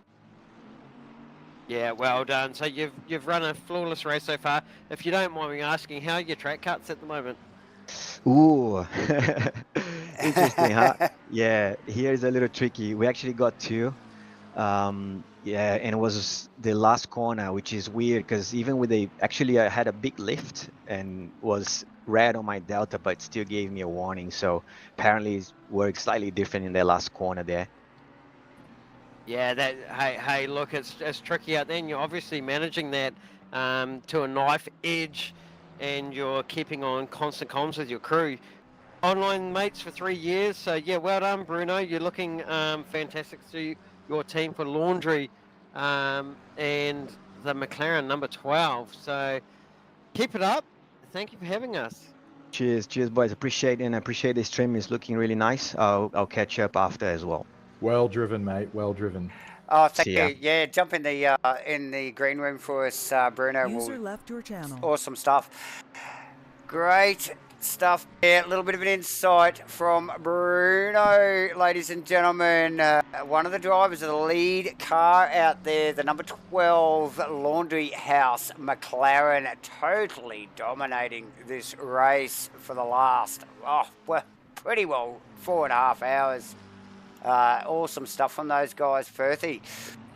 I believe we've seen a change of position there with J-Mags getting into 5th place, getting over Curran in the number 120 Aston. So a little bit of a change there. So no doubt going to try and hang on the back of J-Mags, but J-Mags looking to get a pretty good run out of the exit of T1. So, and now we've got Rose having a little bit of a look at Curran. So this 4-car battle is we've had a couple of changes. Oh, Mags is around. Oh dear. Oh, that hurts. I don't think they've caught too much damage. Oh, let's see if we can pick up on a replay of that.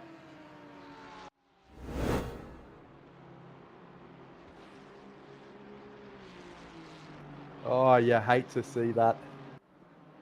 Yeah, so just out, watching Mag's car there now. Out of 2, they're unforced. Oh, just as soon as he picked up the throttle, the thing just turned immediately just after the apex. Unusual spin. Usually you see that sort of mistake a little bit later on the exit of the corner, but unfortunate stuff there. And ouch, that he did a suffer for that. sensational job to keep it off the wall, to be honest. Well, we saw Anton and Toon earlier in the race not do such a good job. So yeah, it is very difficult to keep it off the wall when you do that. Yeah, sorry, there, Firthy. No, that's all right. That's in those moments, like, you know, those squeezy bum cheek moments. They're the ones where you wanna keep, you know, the car off the wall, and did a spectacular job to keep that front aero intact and be able to continue on. Only just behind Zoo, which realistically, when you look at what happened there, that could have been catastrophic. You know, you're looking at time in the pits. You know, the pit crew not being happy with you. It's not easy to change the front end on one of these GT3s. I suspect not. And yeah, they make a hell of a noise too. Once that aero damage is, you know, is there as a driver. Okay. You've got all these little things to think about. So you don't want that top speed being, you know, hindered at all in any way. And particularly with this Ferrari, you really want to make sure you're maintaining that, you know, that mid-corner speed, which it's, you know, renowned for. So aero is key to that, and did a spectacular job. So absolutely. Yeah, going to work hard to get back into position, I would say. For sure. As we were just talking there, we just saw Mia Rose sneak past Liam Curran as well there, Firthy. So still plenty of moving and shaking going on here as we start to wind down. I don't think this battle's going to, it's not going to let off anytime soon. No, just look, we got Spinanzi, you know, the Mia Rose, Liam Curran, Spinanzi, and Zoo. If you look in the background, a shot right there, that is the 33 Porsche with John Zoo at the wheel. We know how handy that car has been all race, and especially particularly at the hands of John Zoo. So what's that? It's Jacob Mags as well, Cameron Thistlethwaite and Nando Latanezzo. I think I got that right, Latanezzo. Yeah, going at it at the moment as well. So a couple of good, you know, like really tense little battles going on there, from 5th down to 11th position, split into two little battles, but again, the mid-pack are delivering as usual. Firstly, as we see, Thistlethwaite, all kinds of sideways in the brick. The Mate, Datsun. those skylines, they always love to put on a show. I've had plenty of races where I've been stuck behind one, and you see him squirming the whole race. And I tell you what, they've got to be the fittest drivers out there because they make you work the hardest. So he's doing a really good job of controlling that car. So they seem to always look unsettled, but at the same time, they just frickin' carry pace, and you can really close them down in the corners. And then you get to these straights here and you go, well, turbo's engaged, see you later, and you got to do all that work again just to try and get on the back of them. Okay, so look, and again, we've popped the commentator's curse on Thistlethwaite. Usually the commentator's curse usually culminates in an off-track excursion and then into the wall or another driver. But in this case, for Cameron Thistlethwaite, it is a drive-through penalty.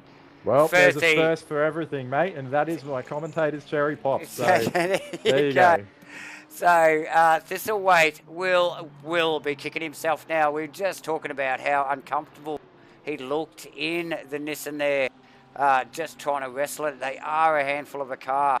I just streamed a race at Zandvoort earlier last week in the pouring rain, and all the boys in the Nissans looked like they were in a drift server.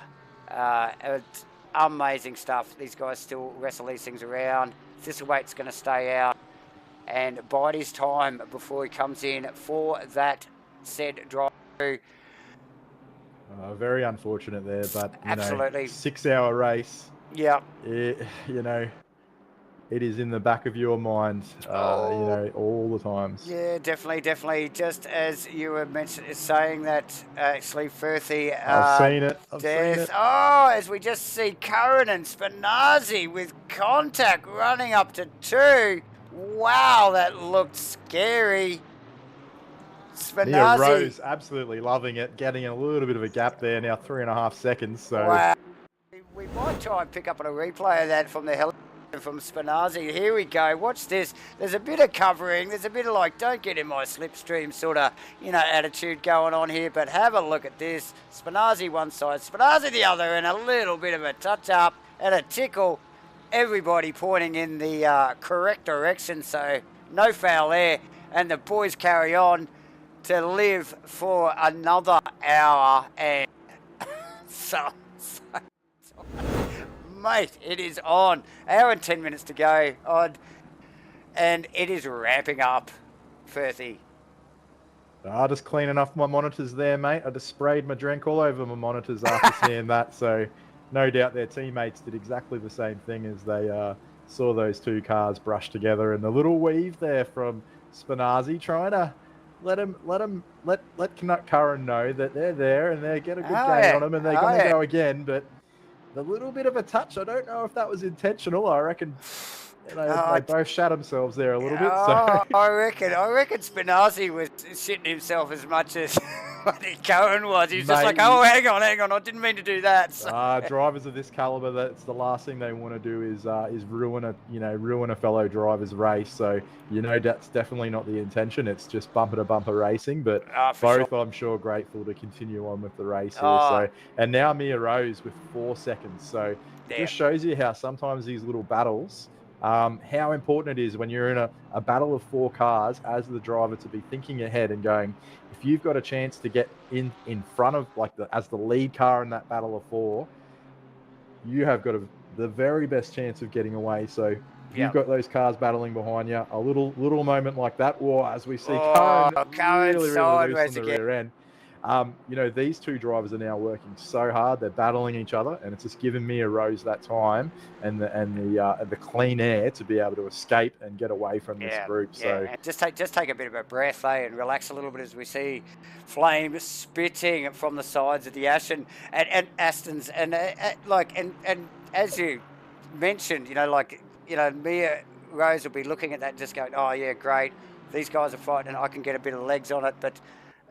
Equally as much, John Zhu behind him in the 33 Porsche is probably rubbing his hands together as well and going, oh, I've got another shot at this. I can just catch these guys. I think that's Jacob Maggs just tucked in behind as well. So, these guys, this is going to run down for the final hour, I would suspect. A good close battle all the way down to the end. I think we've just seen Latanzio, get a little overtake. No, sorry. Thistlethwaite has pulled into pits, I think. So yeah, I missed that there. So yeah, Thistlethwaite's in the pits. Death also, Sasha Death in the pits as well. Probably clearing their drive-throughs there from both of those drivers. So both of those guys clearing their drive-through penalties. John Carter still with a 15-second time penalty over his head current. And I think that's about it. I don't think anybody else is carrying any time penalties. No. Further down the track too, let's not forget the guys battling a little bit further back. We've got in P22 and P23, we've got, Kaz or Kaz, right behind Aiken. So, it's these races, all the battles, they all count. So we've got positions, further back the field. When you're in these races here, any position you can get is a great position. So these guys are going to really be fighting for this. So it's going to be good to watch this one as well. Absolutely, Firthy, and every position you can get is critical. Doesn't matter where you stand on the field. And And like in a field as quick as this, they're all hard fought all the way through the field. You don't have to be at the top to be working hard. These No, guys. well, going further back, we've got we've got Louis van der Venter there in the Rainlight Racing car. Yep. So he's got Shine in I believe the leading McLaren, the number 920, that's the Pro-Am leading leading AM car. Should I say? The leading AM car. So right on the back of Louis van der Venter. So shout out to Louis, mate. You got to push a bit harder. So. It's going to be very good to see here. So we've got a bit of a run. Oh, the McLaren, all the McLarens looking great. Oh, aren't they looking speedy here at Red Bull? They're Firthy, but Van der Venter just covering just enough to say, no, you're going to have to try harder than that. We will poke up the pointy here, back again, up to Liam Curran with Matthew Spinazzi. Mate, this is not going to go anywhere soon. Flames spitting again from Spinazzi's car as they round the final corner for another lap. That is the 777 BMW. Oh, here we go. Here. Very good under brakes. No arguments. Oh no! Trying to stick onto him there, but... with a big slip up there that's put John Zhu and Jacob Mags past. Oh, he will be kicking himself for that one, Firthy. ACC a little bit unkind sometimes in these scenarios. It can be the slightest of touch, and just one car can just seem to cop it all. And I dare say, Curran's going to be fuming at that because he was very, very patient. Let Spinazzi through. Tried to do the right thing and just put the pressure on him and get a run, but just that slightest bit of contact just sends him off balance. And now we see him slide all the way back there, and J-Mag's now taking advantage of the error out in front. So these guys now back and forth, and Curran with the work to do again. So it's very hard not to see the red mist after a scenario like that, and that and to get back into your rhythm, get focused. Obviously he's going to have pretty hot tyres now, so he's got to get those tyres back to optimal temperature. So hopefully he hasn't done too much damage to him and can find that same pace that got him in. And we've got a car going into pits there as well, is that? Absolutely. That is John Zhu. That is the 33 Porsche. Actually, I would suspect that car will get another driver change at this late stage. I think these guys are just swapping it out one for one. So that was Zhu in the pits now. So I'll keep an eye on him, mate, while you're watching things. So I'll see where he comes out. So Latanzo just sneaking past over for another lap. He is rounding out the top 10 as we speak, with Zhu in the pits in the number 17 Aston Martin. Field's fairly well spread from position to position at the moment. Mitch Hobbs in the 95 car, we've been keeping a fairly close eye on. Just coming up on a little bit of lap traffic, and I think he actually has Mia Rose tucked in behind him. So that just shows you how far through the field these guys have lapped. So the 95 Lamborghini of Mitch Hobbs is in front of Mia Rose, but a lap up on Mia Rose as well. So I'm sure the 420 BMW would be keen to unlap itself, but against Mitch Hobbs in that 95 car, I just cannot see that happening anytime soon. Although Rose showing some really good pace out of one. That last lap there from Hobbs, we see a 136.812. So that's like 8.2 seconds slower than most races. So we must have missed something there from Hobbs. So not sure if it was a big making way there for Rose. So So I just wonder whether that car is ready for a pit stop. Whether those tyres, you can easily start to think about your pit stop, can't you, and your fuel calculations and whatever, and just lose your train of thought for a second. I just wonder whether that's what's going on for Hobbs there. And and like I said, letting the lap car of Mia Rose past, and just so he doesn't have to concentrate on what's going on with it. I wonder whether we're going to see that car pit anytime soon. I'll be keeping an eye on that just to see what they do. So, they're in that funny position there in P2 where there's a fair bit of work, and a sizable gap between themselves and P1. And then at the same time, P3 is a long way back too. So it can sometimes be in that position as a driver, very hard to maintain focus and not make small errors when you're in that sort of, you're in a good position like P2. You're not going to relax too much. That's not something you want to relinquish easily. But it's very easy to just sort of get into that sort of rhythm where you're almost just comfortable. And when you're comfortable in these cars, sometimes that's when they just catch you off guard a little bit. You just relax a little bit, absolutely. As we pick up over the rear wing of Connor Carruthers, I think that is the Costa car. Oh, is he in the pits actually?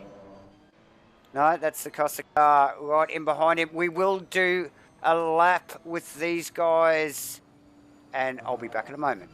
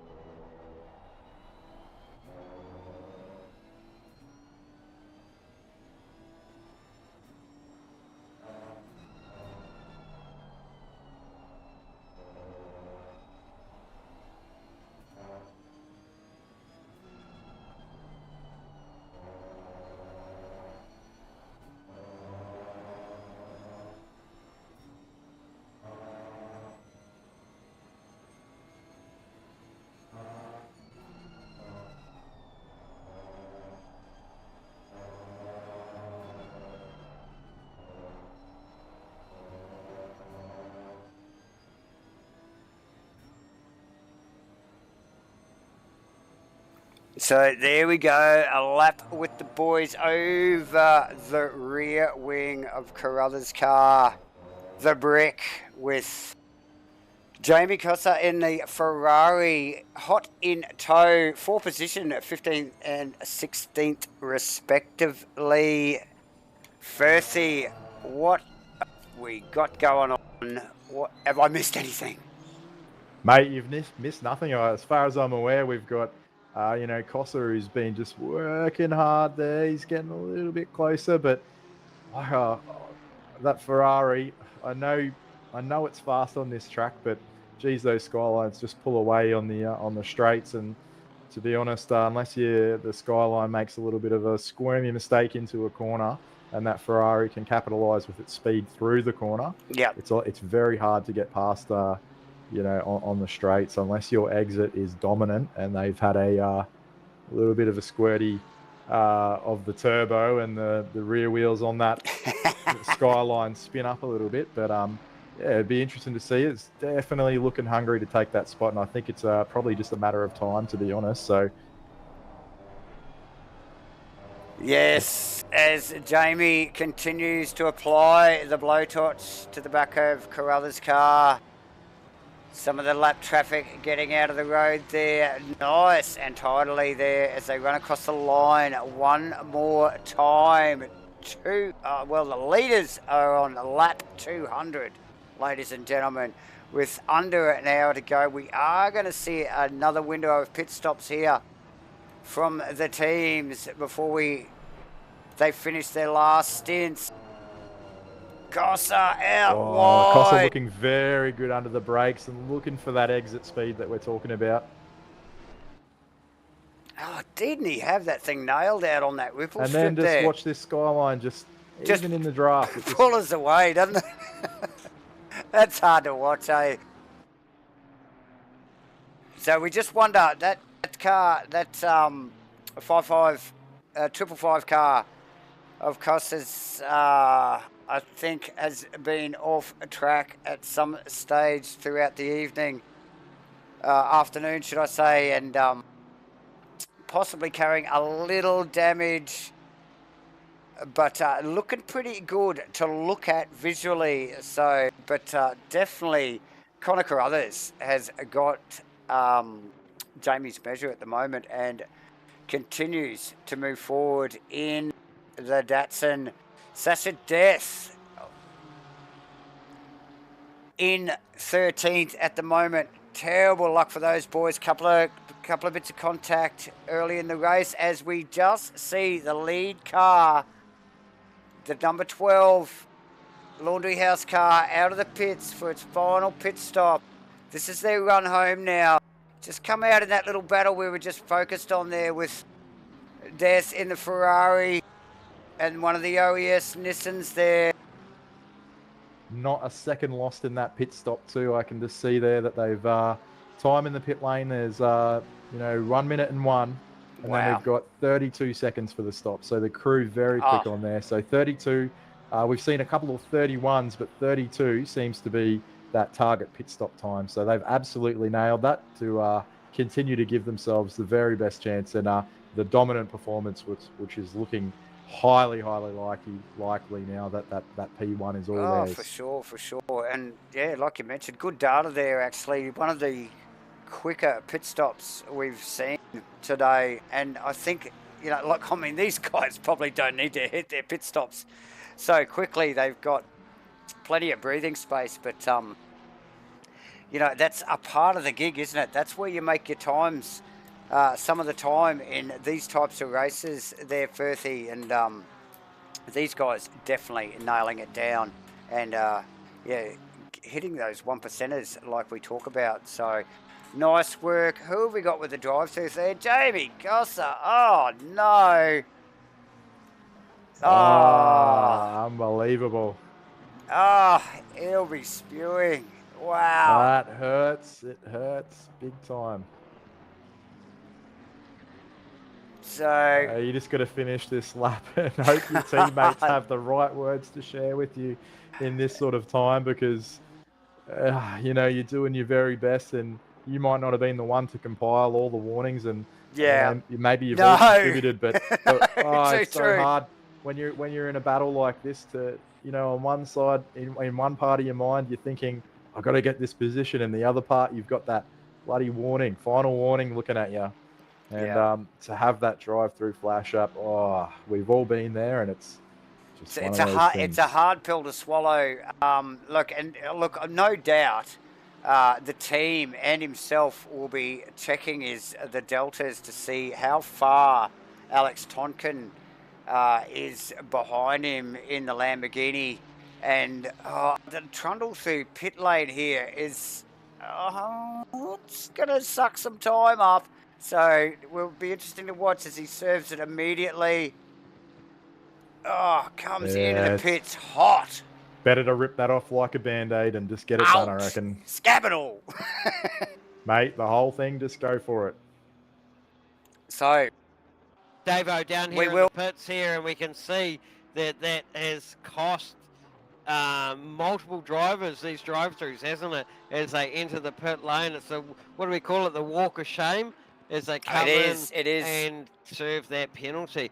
Interestingly enough, in 15th at Jamie Cozier, number 555 Ferrari, that was our pole-sitting car doing the drive-through. So it just goes to show how the pole-sitting car back in 15th. That was the car on pole, and it's just amazing how things unfold after these 6 hours of endurance racing. So absolutely, doesn't matter where you are, but it can happen to the best of them, can't it? There, JB, like you mentioned, thanks for the update from the pit lane there. But Kosa actually in and out without losing a position to Tonkins there. So I don't think he has. No, he hasn't. So nice work from Jamie he does have a little bit of heat because they're sort of out of position, actually. Who is that tucked in behind him? That is the 33 Porsche, is it? It is too. Matthew Cutler at the wheel. So now tucked up behind Jamie, so he'll be getting some blue flags. Yeah, Now, so Jamie's on lap 201 and Cutler's on lap 202. So, albeit, yeah, he's kind of come out. He's certainly a lap ahead. So the leader's on lap 203 now. Yeah, so leaders we've got on my data, yes, 203 or 4. 204, yep. As we get in a very loud pour.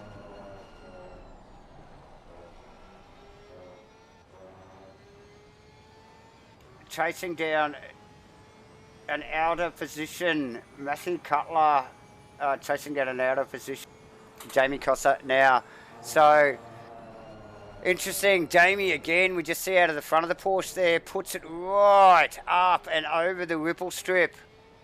Once again, and the thing just loves it out there. It stops really well, gives him a really good run out of 2. And he just makes it work in that Ferrari. We just duck back to Geordie Moss. Geordie, the boss Moss, in the 777 Porsche. The boss. Working hard for his money tonight, but up in 12th position. I think these guys qualified in 27. So these guys are doing an awesome job to be where they are. I think that's the car of Curran, just sneaking past the 777 car. Yeah, the 777 BMW, no doubt pretty happy with their gains so far. I think it was grid position was 28, so they've improved by 16 positions. So yeah, they can't be too upset with that, but looks like probably a pit stop to go, I'd say. Yep, yeah, definitely. And yeah, I think they did have at least one 10-second time penalty that they've served throughout the race. So, you know, if it's only one, they've kept their nose pretty clean. And obviously, you know, their position on the leaderboard shows that currently. And we might just flick up towards the pointy end again. Mia Rose, 5th position. Moyen in 4th position. That's one you mentioned earlier, Firthy, when you first popped into the comms box, that 711 McLaren.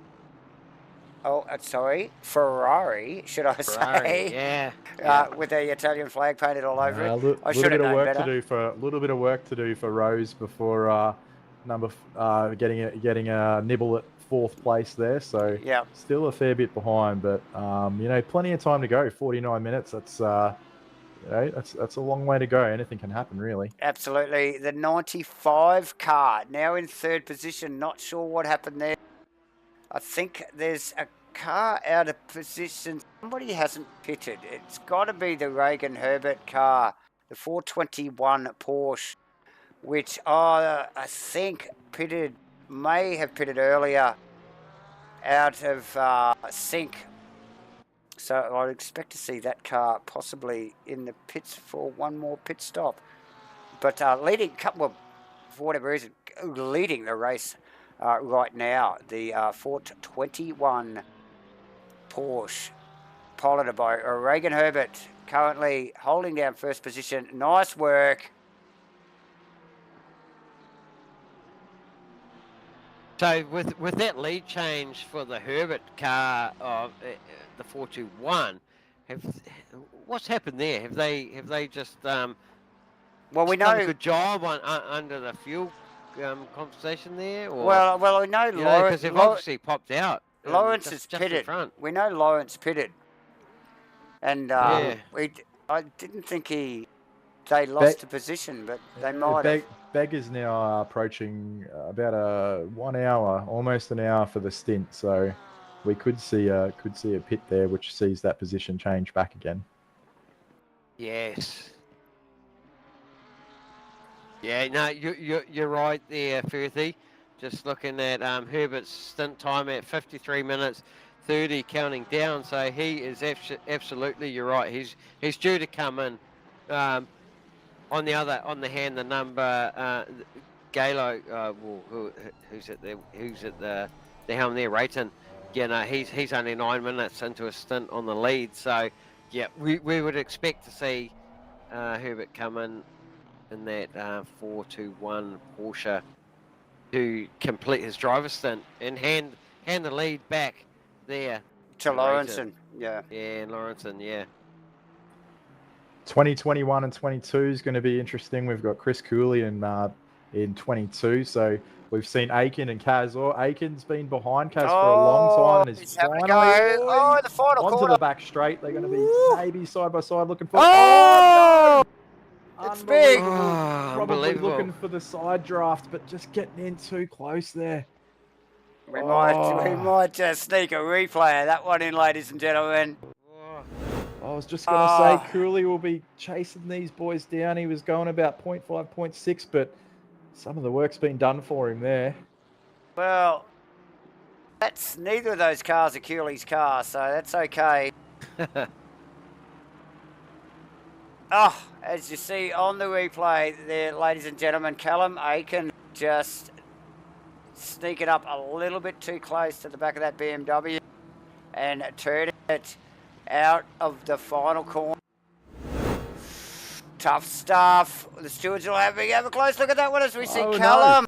Deep. Absolutely, yes. The stewards will be looking at that.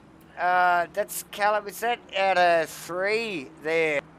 Very deep into the corner.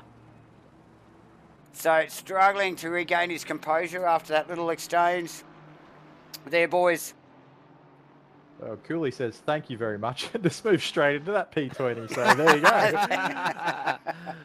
Yeah. Well, why wouldn't you? He's known for his little Pepe memes, so no doubt he's splashing one somewhere. I know there's one on the back of his car that you can sneakily see. You know it.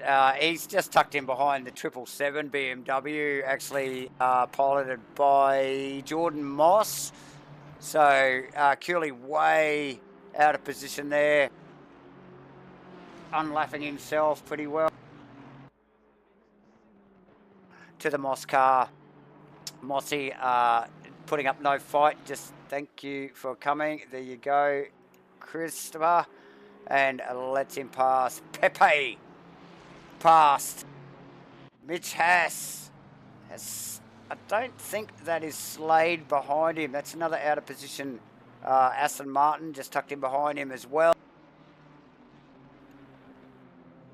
But yeah, Slade chasing down Hind, who is in the lonesome one and only Audi in the race.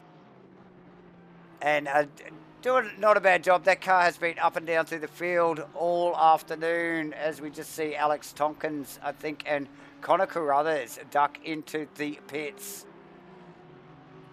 for their last stops. We're winding down, ladies and gentlemen. It's under 45 minutes to go. It's been a stellar race. That's right, David. The witching hour is happening. This is where I think, is it status quo? Where is the battle at now? You're going to say Laundry House have certainly done the business here. Oh, haven't they? Putting their car into the position they need. Herbert, yet to stop. You're going to say his driver stint time is about to end, so that's going to fast track Lawrenson into P1.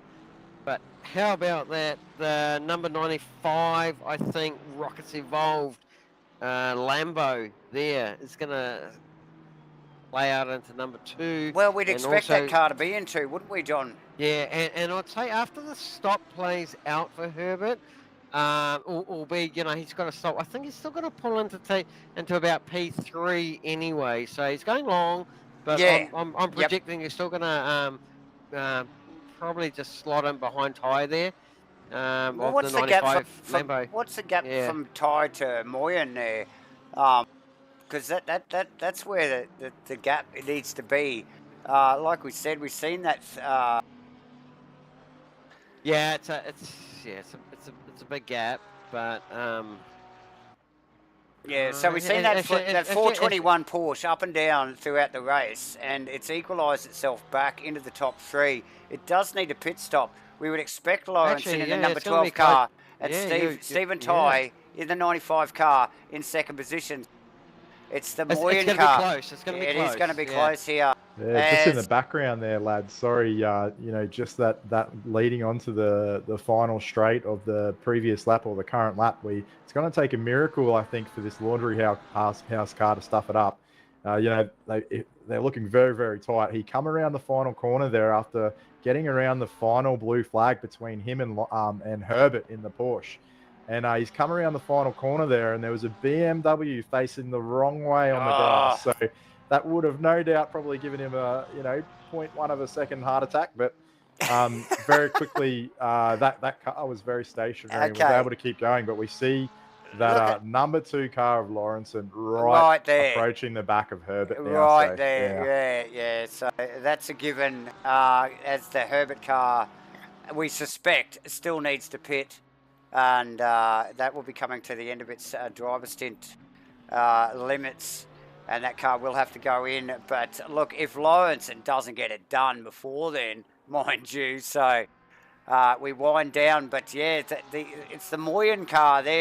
Will be interesting to see whether it has got enough gain on the back of Stephen Ty's car, the 95 Lamborghini. Yeah, well, he's 12 seconds off Ty, so in these 30 seconds again off Herbert. So, it's going to be knife edge, but Moyen's actually poised beautifully as a Pro-Am or Silver driver there to position his car either for the back end of the podium or the first Silver car home. Yep, definitely. So we got the heads up. White box is the pro guys. The grey box is the silver drivers. I think black Pro-Am, and then is it red? Is it Am? For yeah. the Ams down the bottom there. Yeah, nice. It's winding down, ladies and gentlemen. A little over 40 minutes to go as we just pick up on Jacob Mead. He's got Thistlewaite behind him, but well back. The field has spread somewhat, but we will be keeping a close eye on the top 3 drivers, or 4, should I say. Moyen actually in, so Moyen had to stop as well. Firthy. Okay. Right. This changes things a little bit. Yeah, it does. So, It does. so look at, I'm going to go back to his driver stint time, and yep, 1 hour 2 minutes. So Moyen has actually stretched the ballpark there, hasn't he, too? Definitely. As is Rose below him and Mags. Rose is in. Yep. All of those guys are on the limit, and as is Thistlewaite as well. We've got a couple of drivers there, 9th, 10th, and 11th. Cutler, Bozic, and Ricker. They could, you can see them moving up here a little bit after these pits. So we'll see here. I'll tell you what. Watch number 8. Last pit window flurry here. Number 8, your favourite there, Dave. Yeah. Ric Flair. Woo! Ric Flair. Go, I Ric think Flair. He's the biggest mover in Jacob. Up 22 positions. He's already stopped. He's 6 minutes into his stint. The boys in front of him will be pitting. They have to. They need Ric to. Flair's going to be getting Ric excited Flair here. is already on the fucking mark. Thanks, John. Excuse the language there, but this is heating up, and So we love it. Ric Flair will be giving us the big woohoo, and he will see that all unfolding in front of him there as he just ranges up on the back of one of the other Astons there. I think It's out the of position OES car, I think, the Henderson McConnell Yep, and MT car. looks like they're going to just step to one side. Out of position car, clearly just moving to one side and letting that car through. Matthew Cutler, also another name to note in the 33 Porsche as well, just tucked in behind Nick Flair as well. That is one of our major sponsors in Simtronics Industries, and we will thank everybody again for joining us here for round 3 of the Australasian Endurance Series here in at Red Bull Ring.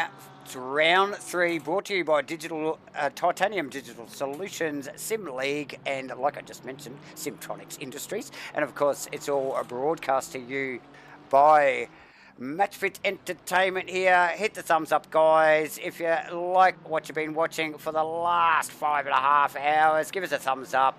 Hit the subscribe button. Hit your notifications. There's more to come in a few weeks' time at Nords. But we are winding it down now here. Yeah, Matty Cutler in the Simtronics racing car, not Right. letting Ric Flair have the show to himself. He's only some 1 second. He closed it down to about 0.8 earlier. He's going to be working very, very hard to get onto the back of that Ric Flair car. For So, sure. yeah, it's looking very good there from Matt Cutler as well. Absolutely, Ric Flair with the drive-through. You've just given him the comms curse again there. Oh, 13, nice yeah. work. Well, guys, Reagan. looks like I'm signing off. I'll catch you later. Okay, Reagan Herbert in the pit lane as we speak. Let's keep an eye on that pit stop as he drops off the jack. Oh, the Reagan Herbert, 373. Oh, the no, 4-2-1 car out of the Yeah. pits. Where is he going to land here? He's in third position. It looks like now we saw Kit Lowe, well, the car of Kit Lowe, the 711 car, also pit. So I would suspect Reagan will hold that third position with the 711 car holding down fourth position. So nice work from Reagan there. Like I said, that car has led the race in the first 5 or 6 laps or so. Yeah. Went back through the field and now has clawed his way back with a stellar drive from all of the boys involved in that team to put that car with 35 minutes to go in third position. He will be on the podium with no mistakes. So after that pit stop, like you say, shook out. It's just shuffled him back a bit, but he's still there, isn't he? Absolutely. Oh, I apologise to Ric Flair and all his fans. I'm just as disappointed as you guys are. Oh my goodness, this is the heartbreak of enduro. So it takes is. a thick skin, and it's just as much a mental game in the long run as it is just being quick doing laps. So for sure. It's such a battle and such a mind game, the old enduro. So 6 hours is not an easy thing to achieve. No, absolutely not. And look, you sort of got to have some sympathy for these guys. Obviously, it's a team thing. And, some of these guys are taking over these driving stints with already a couple of track cuts up their sleeve for that car number. And, they've really got to sort of manage it. But, obviously when you're in the heat of battle, it's not that easy, as we see the Sasha Death car also in the pit lane now. But Ric Flair will be looking to clear that drive through as soon as possible.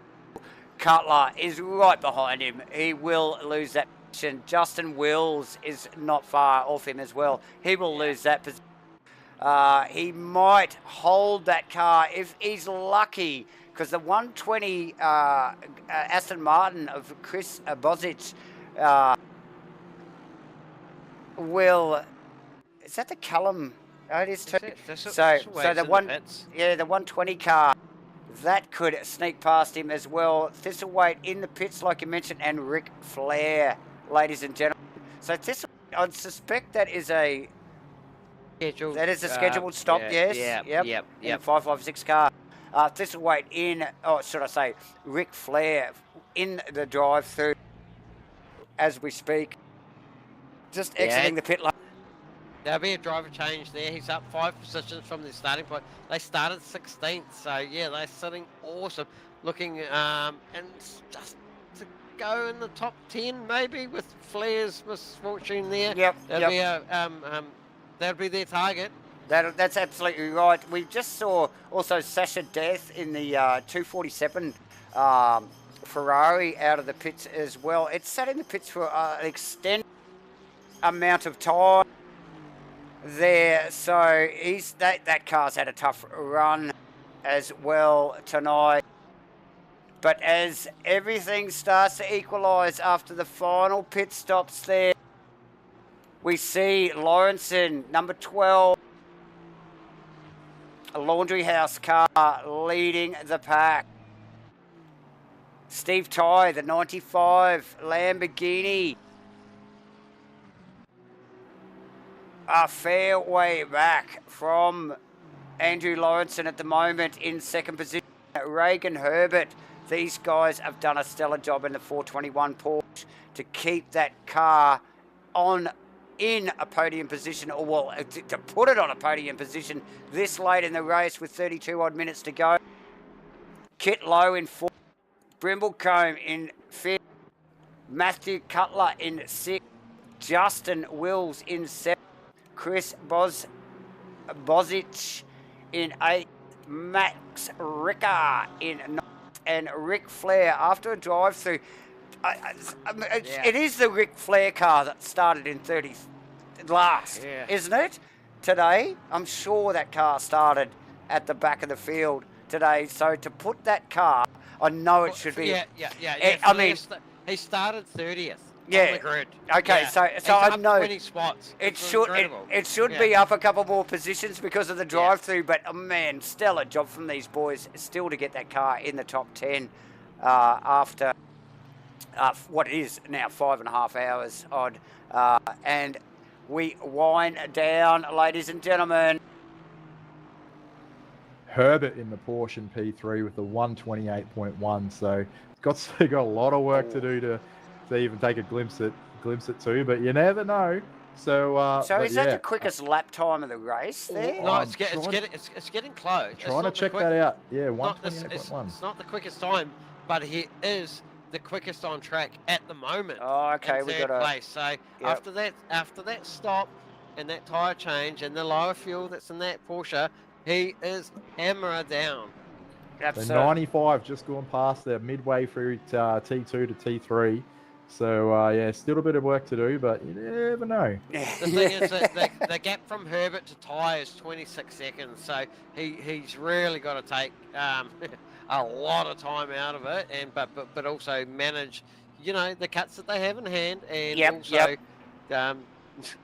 falling off as well. But these guys are pros, so they won't do that. P9 and 8 there, Davo. We've got Ricken making a move on Bozic there, so that's been happening for a little while. Okay, a drag race down towards 3 here.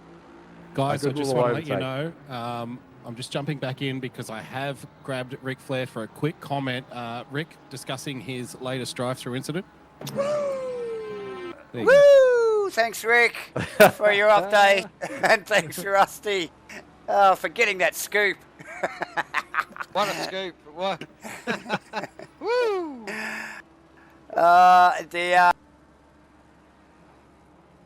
So plenty going on all the way to the end, ladies and gentlemen, and plenty of woos from Ric Flair. Ric Flair, like, mate, I'm Rusty, not sure before if you. it's really a woohoo. But we were just mentioning, even with the drive-through, for those boys, the part of the 373 team, to get that car in 10th position from 30th odd at the beginning of the race. Yeah, oh, look, stellar job. I know there should have been a Incredible couple effort. more positions. So, yeah, awesome work all the same. You almost factor in penalties in an enduro race here at Red Bull Ring, right? So easy to make track cuts. So if you could, if someone came to you at the start of the race and said, look, you can go from P30 to P10, but I'll give you one drive-through for track cuts, you'd say, yeah, no problem. Sign Okay, me up. I'll do that. I'll take it. Too true, too true. You know it, Rusty. Looks like everyone has done their stops now at this point. Yeah, it's looking like it. It is looking like that. With 28.5 minutes to go, Rusty. Yeah, pretty I think solid. we're pretty much, this is it to the end now. Yeah, so we had some pretty good, solid pit stops too there, as some of the, as Berthie and JB mentioned earlier. Probably one of the slower ones would have been the car of Chris Darth, the 247 Ferrari sat on the blocks for a long time, so it might have struggled or had the spanners on that car.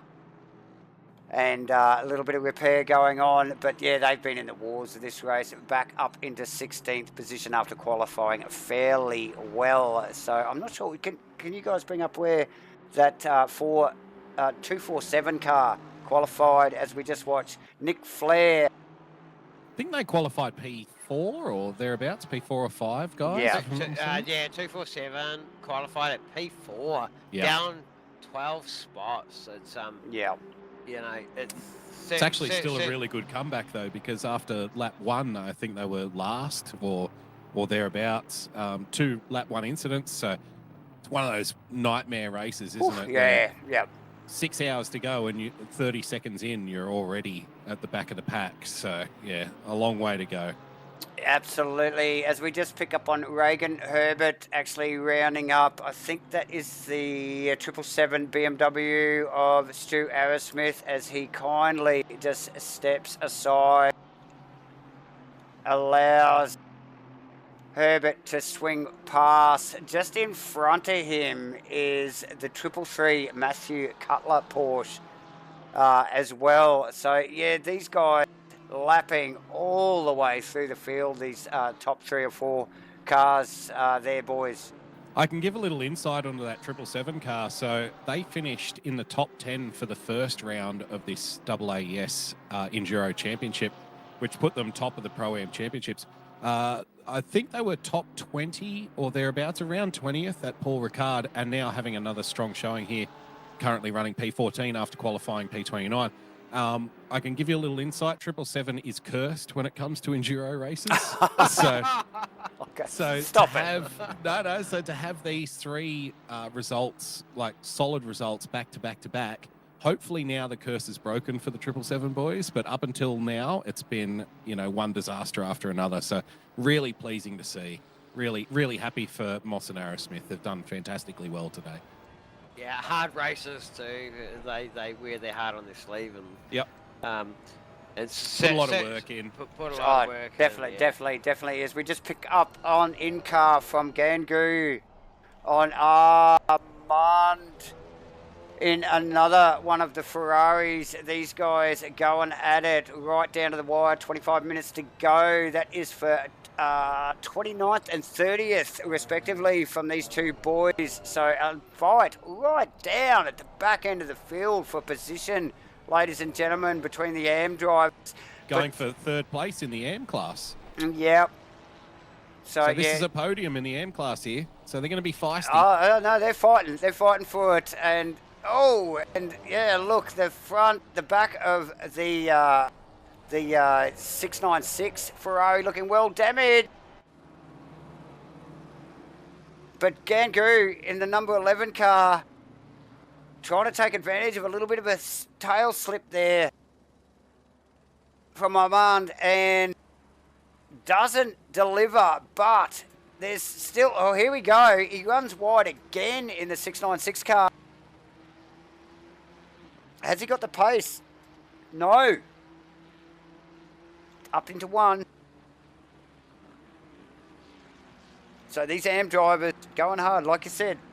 This is for, is it 2nd? No, 3rd position. So this is a podium position for the AM drivers. Yep. We're hoping to pull maybe some of these AM and Pro-Am boys down for a little bit quick chit-chat after the race. If we've got time. For Gu. Oh, look at that. Oh, and he's definitely got the run. He's got the gear change there as well. He's got the rights. He's got some little tiniest bit of overlap there, Rusty. Looks like it's going to be enough. Makes it happen as we see that Nissan once again sneak its nose in there. That's the Collier car. And makes it happen. They've been the stream MVP today, haven't they? They've spent more time on stream than any other car. They've been in the action from start to finish. I think they were at Paul Ricard as well, to be honest. I don't know what it is about those 2 boys, but they get a damn hell of a lot of airtime. So yeah, they're definitely ticking the boxes up, all the boxes for the comms team, that's for sure. So, yeah, nice work from the boys.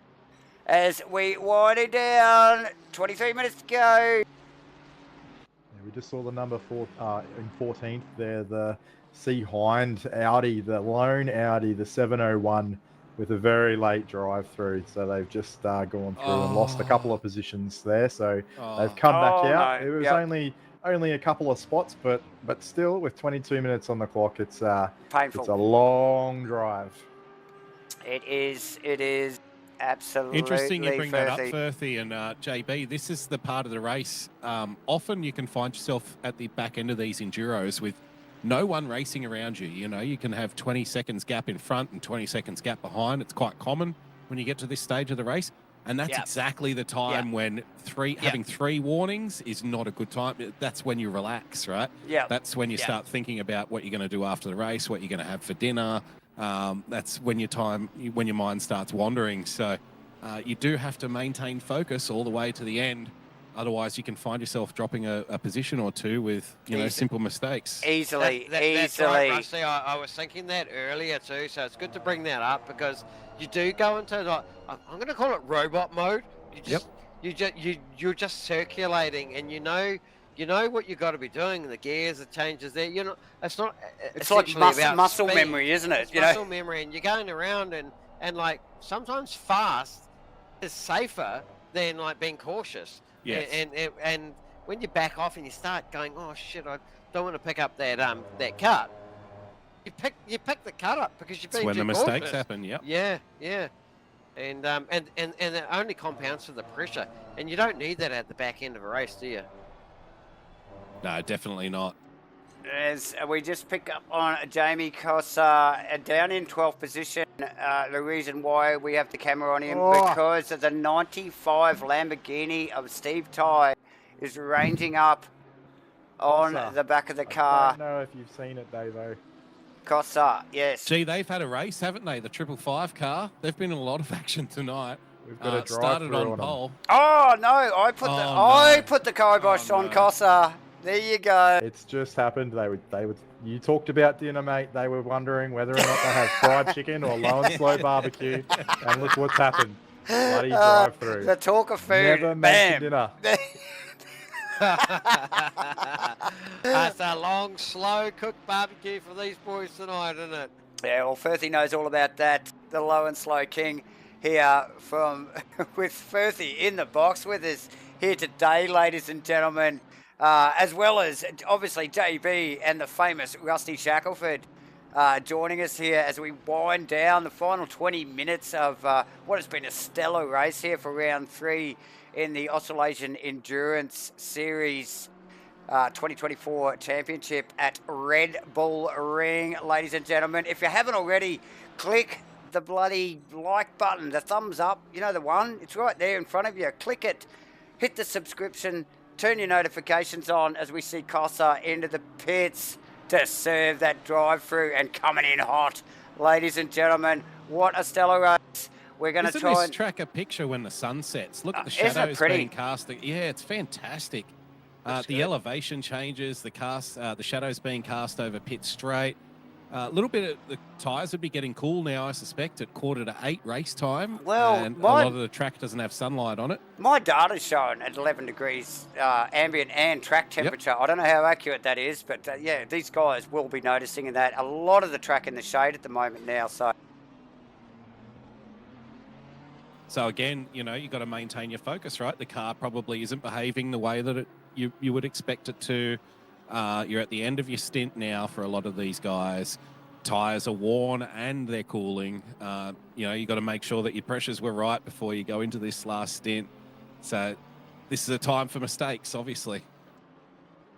As much as it pains me to say, you are so correct. His own mistake after the drive-through. Oh. At turn 1, he's facing he's turned around. He's parked there. We've got cars following past. Has he stalled the car? It's not going. That was painful to watch there. Nice P14 pickup. and P15 are coming right up behind him. They're going to overtake him here. He's going to lose a couple of spots. There they go. Ouchie. That's P14. That's tough. That was an unforced error. He just tipped it into the hairpin there, and the car rotated and almost it looked like it just stalled on him. And they couldn't get the car fired up. So that was out of 2, actually. I thought that was out of 2. Yeah, out of 1. But yeah, literally just had to sit there and let the cars file past him. Yep. Some one way, some the other side. it's a scary moment, isn't it? Where you're just relying on everybody to be able to see you, and the best thing to do is probably not move. You know, like and just let these guys negotiate your car without. It's just a horror story for the 555, isn't it? I mean, this is your pole-sitting car. It's just these guys one of those days. Are pure talent, and it's just like you say, mate. It's just one of those days, and when it goes wrong, it just goes wrong. And it went wrong right there for Jamie Cossa. That car has been in the wars in one way or another throughout the race this afternoon, this evening. Now for the New Zealand viewers. Cooley on the back of Collier, guys. Collier. P17, P18. Oh, now this is a little bit of a battle. Traffic in front. We've seen the 559 really perform, and we mentioned gets a bunch of airtime. Did so at Paul Ricard, and again here tonight. Both the boys keen for as they just come up on a lap car there. We're weaving here through the traffic. Wow. I think Collier and was. The leader is directly behind them as well. That's the other thing. Oh, Collier goes deep. I think Collier was looking in his rearview mirror, and then when he looked back, that lap car was right there. They're both going to have to give this up to the blue flag. Yeah, the laundry house car, the race leader is right behind them. Look. Fighting tooth and nail. This makes me very nervous, these Look at these scenarios. two. Oh, no, there's contact. Do they even know he's there? Oh, he's probably just sitting back going, what the hell are these two clowns doing?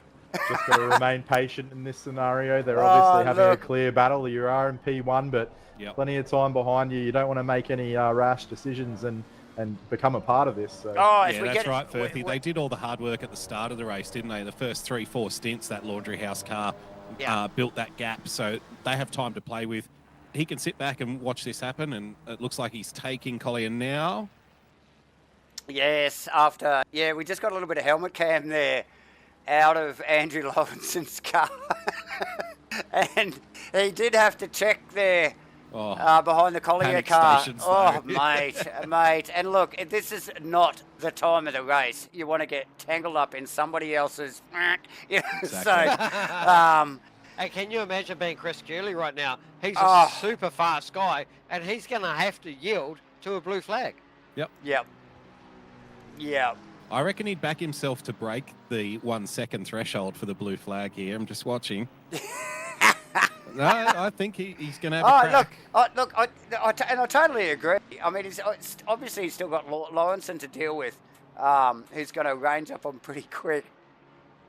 Yeah, it's fine to do that, but if you've got a lap and you can't break that blue flag, he has to give that up. Yeah. Thoughts there, Firthy? And look at the laundry houses. He's right there. I think you've got a very mature head in Lawrenson in that car. Yes. And he will know Cooley is no slouch, and I'm sure he'll be fine just following that car. As long as it's cutting good laps, he'll be happy to just have that little that Ferrari just leading the way. Doing its thing. Yep, just don't think, just follow that car in front, and you're going to take it home nicely. So. Absolutely. Cooley probably a little out of his comfort zone. We know he's an Aston Martin master when he gets in the Aston. I'd expect him unbeatable. To pull over and yield and there he goes. On the main straight here, and let it's him go, because it's the place to do it. He won't lose much ground, he'll just slip back and behind. So Lawrenson passed a lapped car of Chris Cooley, ladies and gentlemen. You don't say that often, do you? No. Well, I don't think I've ever said it. So. There you go, Lawrenson. Nice work from Lawrenson. Really measured drive from all the boys in the number 12 laundry house. Yeah, we've got a few comments in the YouTube stream there confirming that Chris Cooley does hate the Ferrari. So he's generally quite passionate when he expresses his hate towards things. So I did race with him at Zandvoort last week, and yeah, he had some very nice things to say. And robust feedback. Mate, I think he would rather sleep on a bed of nails than race at Zandvoort. So that gives you some kind of indication. Yeah, look, I know Cooley doesn't say much. He's a man of very few words, but I'm sure he's very vocal when he doesn't like something. So Phil Antoon in the chat saying he can't wait for this to be over. We've seen, looks like we've seen McNeil drop back a few places. I'm not sure if something happened there, but we had Cutler, Ricker, Bozic, and Flair all gaining positions, and McNeil showing that he's lost positions. Oh, no. So bad work from Austin. Is it there, Firthy? McNeil in the, I think it was, in the Nissan 556, the Nissan Skyline. So, yeah, that Skyline been, like sort of wavering around in the top 10, just out of the top 10. Done a fairly solid job, but, like, again, these little sort of brain fade moments they've suffered from. And, yes, tucked in behind a lapped Audi, the sole Audi in the race. The next position for Austin McNeil is Ric Flair, who is well down the track and singing the woohoos all the way to the finish line. Go Ric Flair. I don't think he's done here, I'll be honest with you. I reckon he's very keen to get back on stream and be seen making a couple of more overtakes and a couple of more woos. There you go. Woo! Okay, so yes, and like we did mention over the last 20 minutes, an awesome job from that team to get that car from 30th position into 10th. It probably should have had a couple more positions up its sleeve. But all the same, stellar job from those boys. And Flair going to bring this car home across the finish line in this lap. In Aerosmith, in a little bit of traffic. I think that is... Who is that in the Aston just tucked in behind him? Because Aerosmith is out of position. I think that is the 120 car, is it? It's Bozic. Yep. Bozic, yes. More bad news for Collier, serving a drive-through. Oh! Ouchie wawa. Yeah. So, not the way you want to finish. A couple of penalties late in the race. We've got a couple of 15 seconds that are going through. So yep, definitely. Late race, focus fatigue, right? Mistakes happen, little punts, little nudges, track cuts. We're in the last 10 minutes now. Last 10 minutes. And look, Bosnich has probably got a lot to think about actually here. I know he's got the 777 car in between himself and Ric Flair, but Ric Flair's chasing. Flair's chasing and looking pretty speedy. I would suspect that 777 car will move away and allow the Aston to slip through and carry on its fight over this next 10 minutes.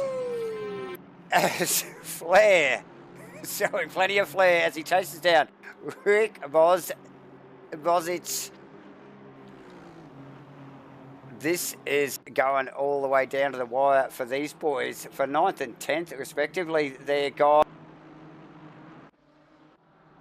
Yeah, all these cars are really close together, from the Cutler car down to the Flair car. You're looking at about 4 seconds or thereabouts between the three of them. So. Also, we have Slade on Brendan Pauly as well, the 69 car. So Slade rounding out the 19th car. And Collier just behind them too.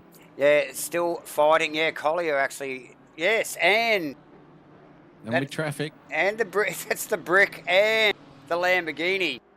Oh, here we go. Stephen Ty's in amongst that, ladies and gentlemen. Oh, P2 can't get any breaks here. in terms mate. Of traffic. Jeez. Collier with a bad run out of 1. Does he step aside? He does not. Herbert in no man's land as well, just in P3. He's not taking it easy. He's his best time is a 127.925. Which he's just got now. So leave it 8 minutes to go. Obviously, a few warnings are not present because he's got them up his sleeve and he's pushing hard. 127.945. Chasing that fastest lap time clearly as we just get out of the front of Stephen Ty's car. Is that the first 27 we've had of the race? I think that might be actually. Who did the 27? Herbert just then. Herbert's just done it in the Porsche. Wow! So. Wow! That is spectacular. How, as how the good temps is that? as the temps go down, the fuel load comes down, and the tyre pressures have been adjusted throughout the 6 hours. The car's just coming on, isn't it? Yep. Wow, how quick's that car? That's a stellar performance from these boys tonight and this afternoon.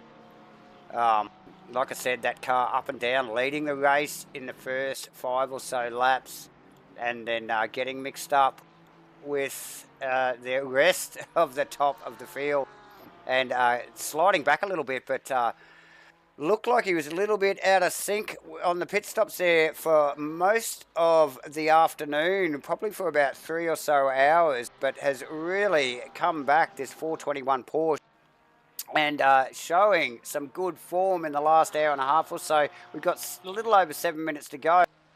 Guys, closest battles on track right now is Flair on Bosic, P9 and P10.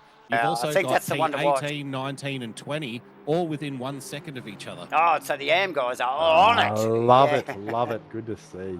So Flair on Bosic. We've got a drive through Bosic for right, Cossa. they both go wide. Drive through for Bosic as well. So Cossa and Bosic. Wow. Flair's just going, thanks for coming. No. Whoa. Another drive-through for the 555. As well. That is a hard lesson there. Man. Oh, my word. Man, well, it just shows you how hard these guys are pushing, doesn't it, guys? Oh, no. Can't help but feel This for is them. penthouse to shit house, isn't it, for these boys? That must have been 3 track cuts in the last 3 laps. Yep. This is frustration. Well, pretty well, isn't This it? is frustration kicking in. As they push down. 6 minutes to go. Drive through for Bosic. Drive through for Kosia. Who else we got down there? There's a couple of 15-second penalties throughout the field there as well. It is up. Kit Low in traffic. 5 minutes, Davo. 5 minutes to go. Like I said, Kit Low in traffic. He will just want to try and stay out of trouble there. He's holding 4th position.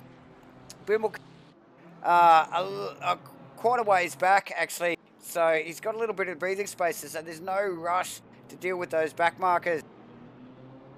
Brimble in 5th. Justin Wills in the 86 Ferrari. That car has another quiet achiever. Just been running solidly in the top 10 all day, this car. Holding down a 6th. Cutler in the 33 car in 7th. They've had an interesting race up and down as well, I think, with a drive-through just before their second pit stop. Max Ricker in 8th. Rick Flair now in 9th. We just saw. And Austin McNeil in 10th. Woo! And here we go. Who are we getting? Go Paulie. Yes. Let's get down the back. Brendan Paulie in 19th position. Scott Collier behind him. Oh, sideways in the brick out of the first corner. Paulie doing awesome in the 69. I think that is a Lambo. Yes, Correct, it is. Bit of traffic. Oh, it's all happening here. That is Slade just in front of him, which is for position. So those guys are very tight. Caffel Slade, Brendan Paulie, Shane Collier, all very close together with the 95 Lamborghini of Steve Ty just tucked in behind him. Again, some of these lead cars at this late stage, a little over 3 minutes to go, 3.5 minutes to go. The beautiful part of this stage of the race, Dave, with 3.5 minutes to go is it doesn't matter if you're coming first or coming last, you all want it to be over. You know? Yeah. Pretty well. And they're all looking at it going, there's only 3 laps to go. Exactly. Blue flags, whatever. Let's just bring it home. Just come on. Yep. Three minutes and about 15 seconds, ladies and gentlemen. It's been so an who are awesome. the big movers and shakers today? Because I've lost my stats from the start of the race. It's got to be the 30 or JB. Can you tell us? Yeah, it's got to be the 373 car, the Ric Flair's. Oh, they're huge, yeah. The biggest car is Ric Flair. He started 30th. He's up 21 spots. 21 spots from 30th. He's up into 9th place. Ric Flair in the 373 Aston. Not far behind those is that 777 racing car where you were talking. He's up 16 they've as well, broken yeah. that duck of bad luck because Yes. they qualified in 28th and they've gone up 16 positions into 12th. So they're not going to be upset with that either. No, you're definitely. right. Absolutely. Yes, Aerosmith at the wheel now for the final stints. 2.5 minutes to go, ladies and gentlemen. Look, thank you all for joining us here again this afternoon and this evening for round 3 of the 2024 Australasian Endurance Series here at Red Bull Ring. Thanks Titanium Digital Solutions, Sim League and Simtronics Industries, and of course MATCHFIT Entertainment for broadcasting it all here for you today. Please hit the thumbs up, please click subscribe and hit your notifications so you don't miss out. We're going to have Nords in a few weeks and you don't want to miss out on that. Get involved, hit the chat box for the last few minutes of this race. Kit Lowe in a little bit of traffic. He's got the 2 OES cars. It's a sandwich in between the blue and the orange OES team cars. There.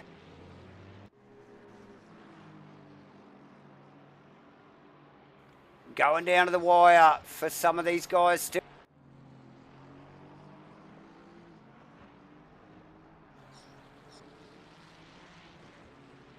Brendan Pauly getting all sorts of temps. Oh, Collier with a brave move on the outside into 2. He's got this. He's got the 95 Lamborghini just in behind him. He's just thinking, I don't want anything to do with what you guys are up to up the front there. Collier not done yet. He has got 55 seconds left in this race, and he wants to. And he's done it. He's around. Pauly with the slightest mistake out of 3. The 95 car will stay in situ. Leader is now on the final lap, ladies and gentlemen. It's ramping up at the end, like these boys love to do. Always awesome mid-pack battles all day. And Gee, I think Paulie's going to have another bite I here. think he is going to have another bite. I tend to agree with you, Rusty. It's going to be hard to get out of the drag of the Nismo down the straight, though. Going to have to get it done in Sector 2.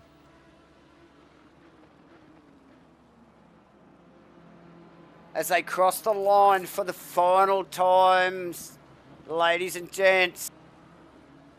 We have to mention just what a supreme drive from the number 12 McLaren, the Laundry House car. From start to finish, they have just been on point, no mistakes. No mucking around. No mucking around. It's just been a 100% completely professional drive. Yeah, definitely. And also with that, the AAS live stewarding that the admin team have delivered for the race tonight too. Yep. It's been on point. They without that, these guys can have nothing, and it's Absolutely. been fair. Yep. Absolutely, as we see Andrew Lawrenson in the number 12 Laundry House car come around to take the win for round 3 in the Australasian Endurance Series here at Red Bull Ring. Awesome work from the boys in the McLaren. Second position, second cab off the rank, Stephen Tye just coming through the sort of final complex of corners, still tangled up with this battle between Collier and Paulie.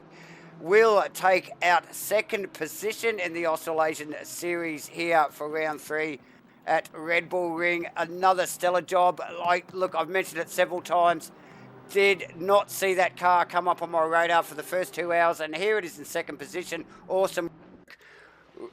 Reagan not too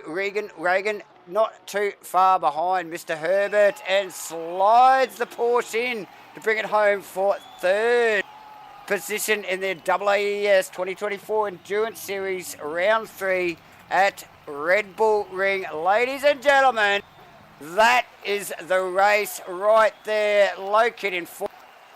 Brimblecombe is in the pits in 5th. Wills in 6th. We have the crowd going off. Ricker in 7th. Ric Flair across the line. Woo! For 8. Yeah, well done, Rick. Austin McNeil in 9th. Matthew Cutler.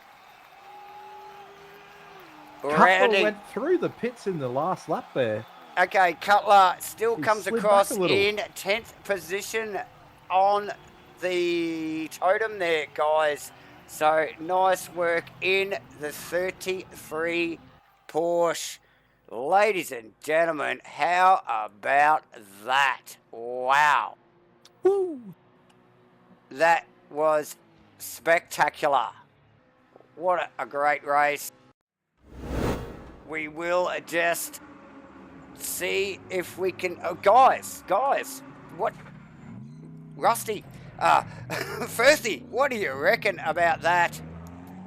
What a day, what a race. What a day, what a race. We are going to let the boys just sort of group into we've got a little green room here that the boys are sort of going to gather in. We'll just give them some time to get their drivers in there. I mean, first of all, the number 12 McLaren, what an effort. But also a special mention to the 95 Lamborghini. They found themselves second place after, I'm going to say, about halfway through the race. Yep. Just held station. They weren't... look, the 12 McLaren was probably unbeatable today, but... they did manage to keep that gap was around about the same for the majority of the race from halfway onwards. So the 95 Lamborghini, fantastic effort. And the 421 Porsche that ended up finishing in 3rd. Remember, they had incidents after the first stint that they found themselves down about P7 or P8. So to fight back all the way to find get themselves a podium, it's an amazing effort. In the other classes, Kit Lowe, we mentioned earlier, Kit Lowe, very quiet achievers today in the 711 Ferrari, find themselves in P4. And Tatner in the 920 car held it out in the AM class for the duration of the race and ended up winning P1 in the AM class. So well done. Yeah, awesome stuff. What's interesting is Rickett, P7, in the number 17. He's just slipped through out of the blue there and taken a podium at the back end for the Pro-Am. Oh, nice work. For the silver. And Cutler was sitting there taking it, but with that late entry to the pits, he's been dogged. Yeah. Wow. There you go, ladies and gentlemen, as we try and just get... We've got the leader in the green room. User was moved to your channel. How we all doing?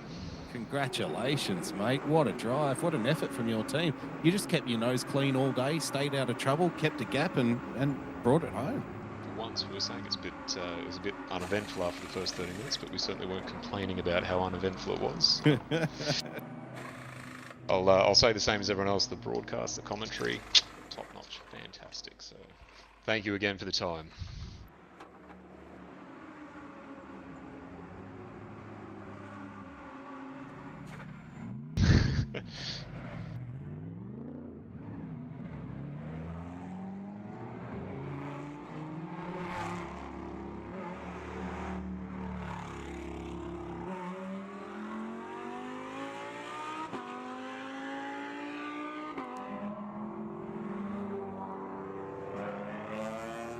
Yeah, Terry and Bruno Falk's got to thank them. Bruno is recovering from some sort of nondescript illness.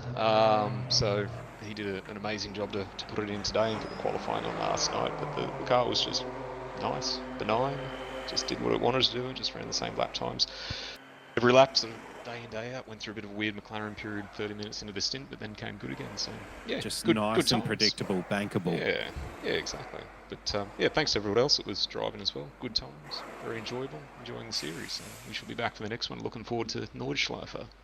Oh yeah, we are too. So Raiden, I mean, it was a fantastic looking car. The livery was fantastic.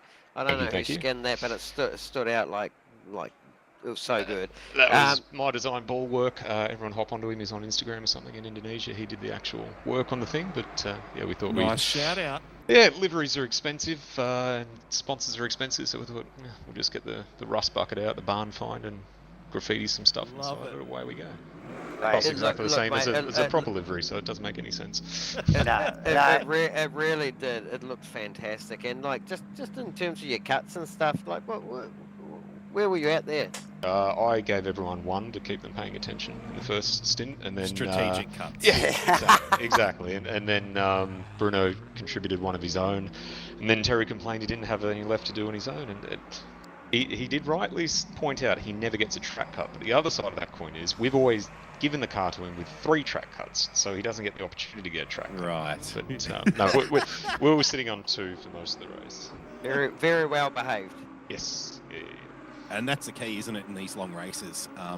You know, avoidable mistakes are avoidable. And it seemed like today you guys just avoided all of the avoidable. So well done. Magic. Thanks, guys. Appreciate it. Well done, mate. Cool. We'll catch you guys in the next one. See ya. See ya. How about that? User left your channel. With his teammate Bruno Galo as well, who contributed to also that win with Laundry House. Yeah.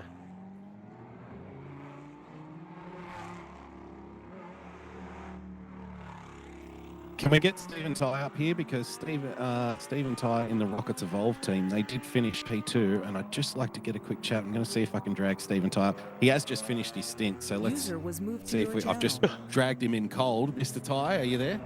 Oh, hello. I didn't know that was happening. Yeah, no. I was very rude there. Wow. We very just random. I was just having a chat with my... But you might as well Just grab dragged Mitch. you in cold, mate. So I I'll just take it. wanted to say congratulations for you and your team, because bringing it home in P2, look, I think the Laundry House car was probably unreachable for everyone today, but you guys, you maintained a gap, you kept your calm, you kept your cool, and you brought it home in P2, and I just thought it was a stellar effort, mate, so well done. Thank you. Yeah, well, I mean, it was pretty consistent for the first, 5, so we kept it in between 10-15 seconds, that gap.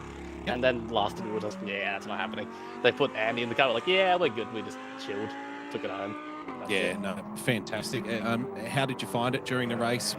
Was a podium like always on the cards for you, or was it kind of like, let's just play a hand and see where it falls? Yeah, we're not sure, because I haven't been doing much ACC, and I literally learned RBR like 2 days ago, because I mean, it's a fairly new track, so I haven't given it too much time. And also we quality P9, so we're like, yeah, we're not really sure how it's going to go, but I mean, the first lap incident and all that, and we kind of just flowed on, and it kind of just happened. Mate, from P9 to P2, no one's going to stop that. That's not bad at all. Got to be happy with that. Yeah, super happy with it. It's awesome. Yeah, well done.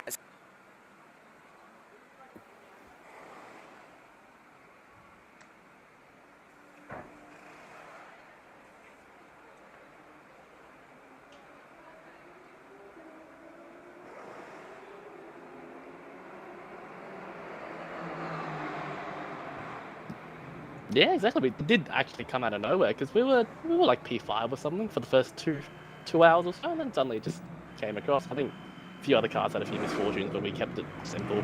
No drive-throughs, no collisions, no nothing. Just kept it easy. Well, that's enduro racing, isn't it? Yeah, exactly. That's it. No, you guys did an amazing job. So, congratulations to you and the team. Yeah, thank you. It's good after PR as well. And Mitch Hobbs, he did a stellar job with you too, there in the 95. Yeah, of course, that's what you expect from him. It's Mitch Hobbs.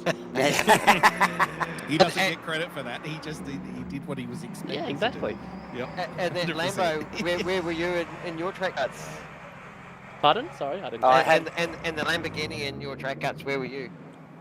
We had 2 by the end, so we weren't doing too badly. Wow. So 6 hours and only 2 cuts. Yeah. Well, That's we had what a it few close takes. calls, but Yep. we lifted most of the time, because there wasn't really much pressure on us, to be honest, for most of Yeah, the race, so right, we were happy yep. to lift. So, yeah, no. Well, that's what fairly it takes, simple. though. A track cut, an extra couple of track cuts, and you find yourself, you may be off the podium at that point. Yeah, so. exactly. Oh, You realise for sure. 4 isn't a lot over 6 hours. You really do realise. Yeah, they don't go far, do they? No, definitely not. Definitely. No. Nice work. Well, thanks for involuntarily joining us here That's in the alright. I'm comms happy box. to. All Good man. Bit of a surprise, but yeah, that's alright. Didn't get any lines rehearsed, but it's alright. I'll make sure to remember for next time. Yep.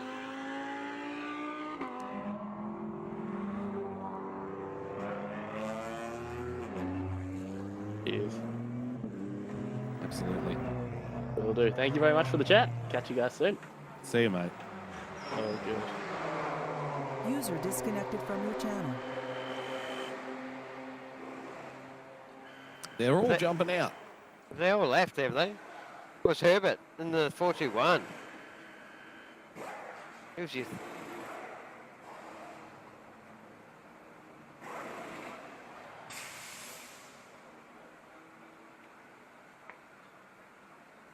Yeah, they may not want to talk to us because of the race that they had, going from P4 down to P20 or whatever it was, and then a couple of incidents. They were particularly unlucky today. But this is what happens in racing, right? There's always going to be winners and losers. And look no further than we mentioned them many times during today's broadcast. The 555 OES car that qualified on pole, you could not have a worse day out. It was just relentless for them, and you'll have those days, but again, watch out for them at Nordschleife, which is going to be the next round here at AAES, Davo. I'm pretty sure that Vic Chan and the boys are going to be right back on it, and they'll be gunning again and looking for redemption, right? Because that's what good drivers do.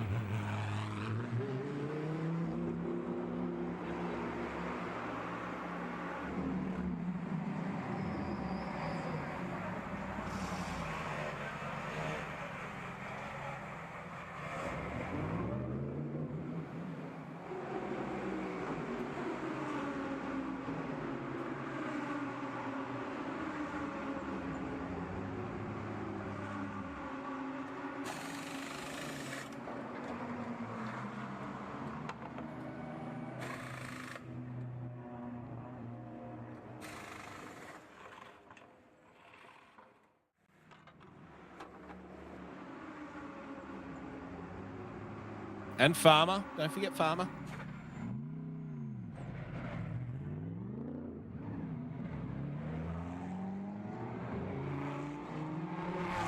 Loved it. Awesome race. Well done, all drivers. It was, loved every second of it. So very well done.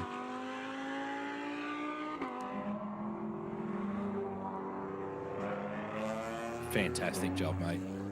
Appreciate it, guys. Already done, mate. Already done.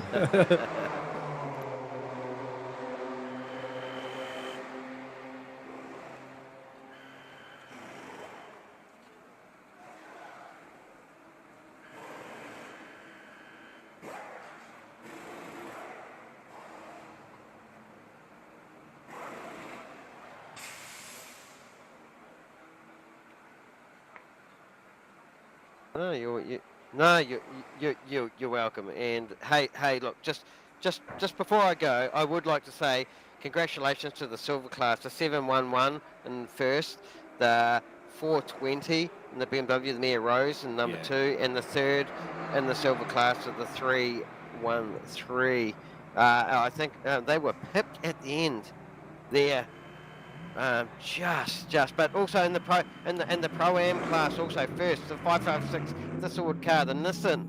Well done, congratulations, you're the first pro-am car home. Mossy in the 777. P2 did they get P2 in the pro-am in the BMW, and also in third place in the pro-am, the 45 Hask of the Ferrari. So yeah, and to round it all out, the AM class, first place was the number 920 of M. Sheen. Leading all day in the M class, weren't they? Yeah, absolutely. In M. Sheen. Second was the 85 of D. Austin in the BMW, and Lefferer in the Ferrari in the number 11. So yeah, congratulations to all you guys sticking it out for those 6 hours, and it's well deserved. And good on you all.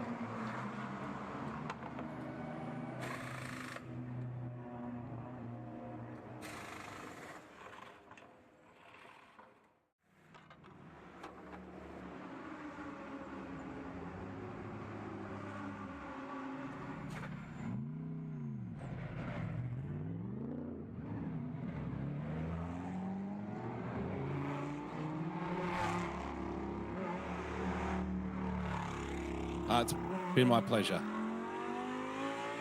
No, thank you for inviting me. It's always a pleasure, and I'm happy to do it anytime.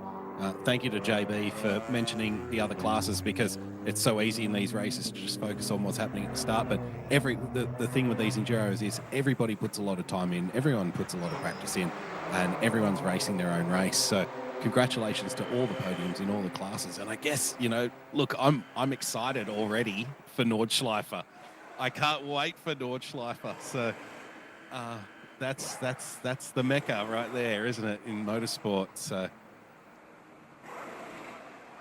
yeah, no, we'll be okay. So no.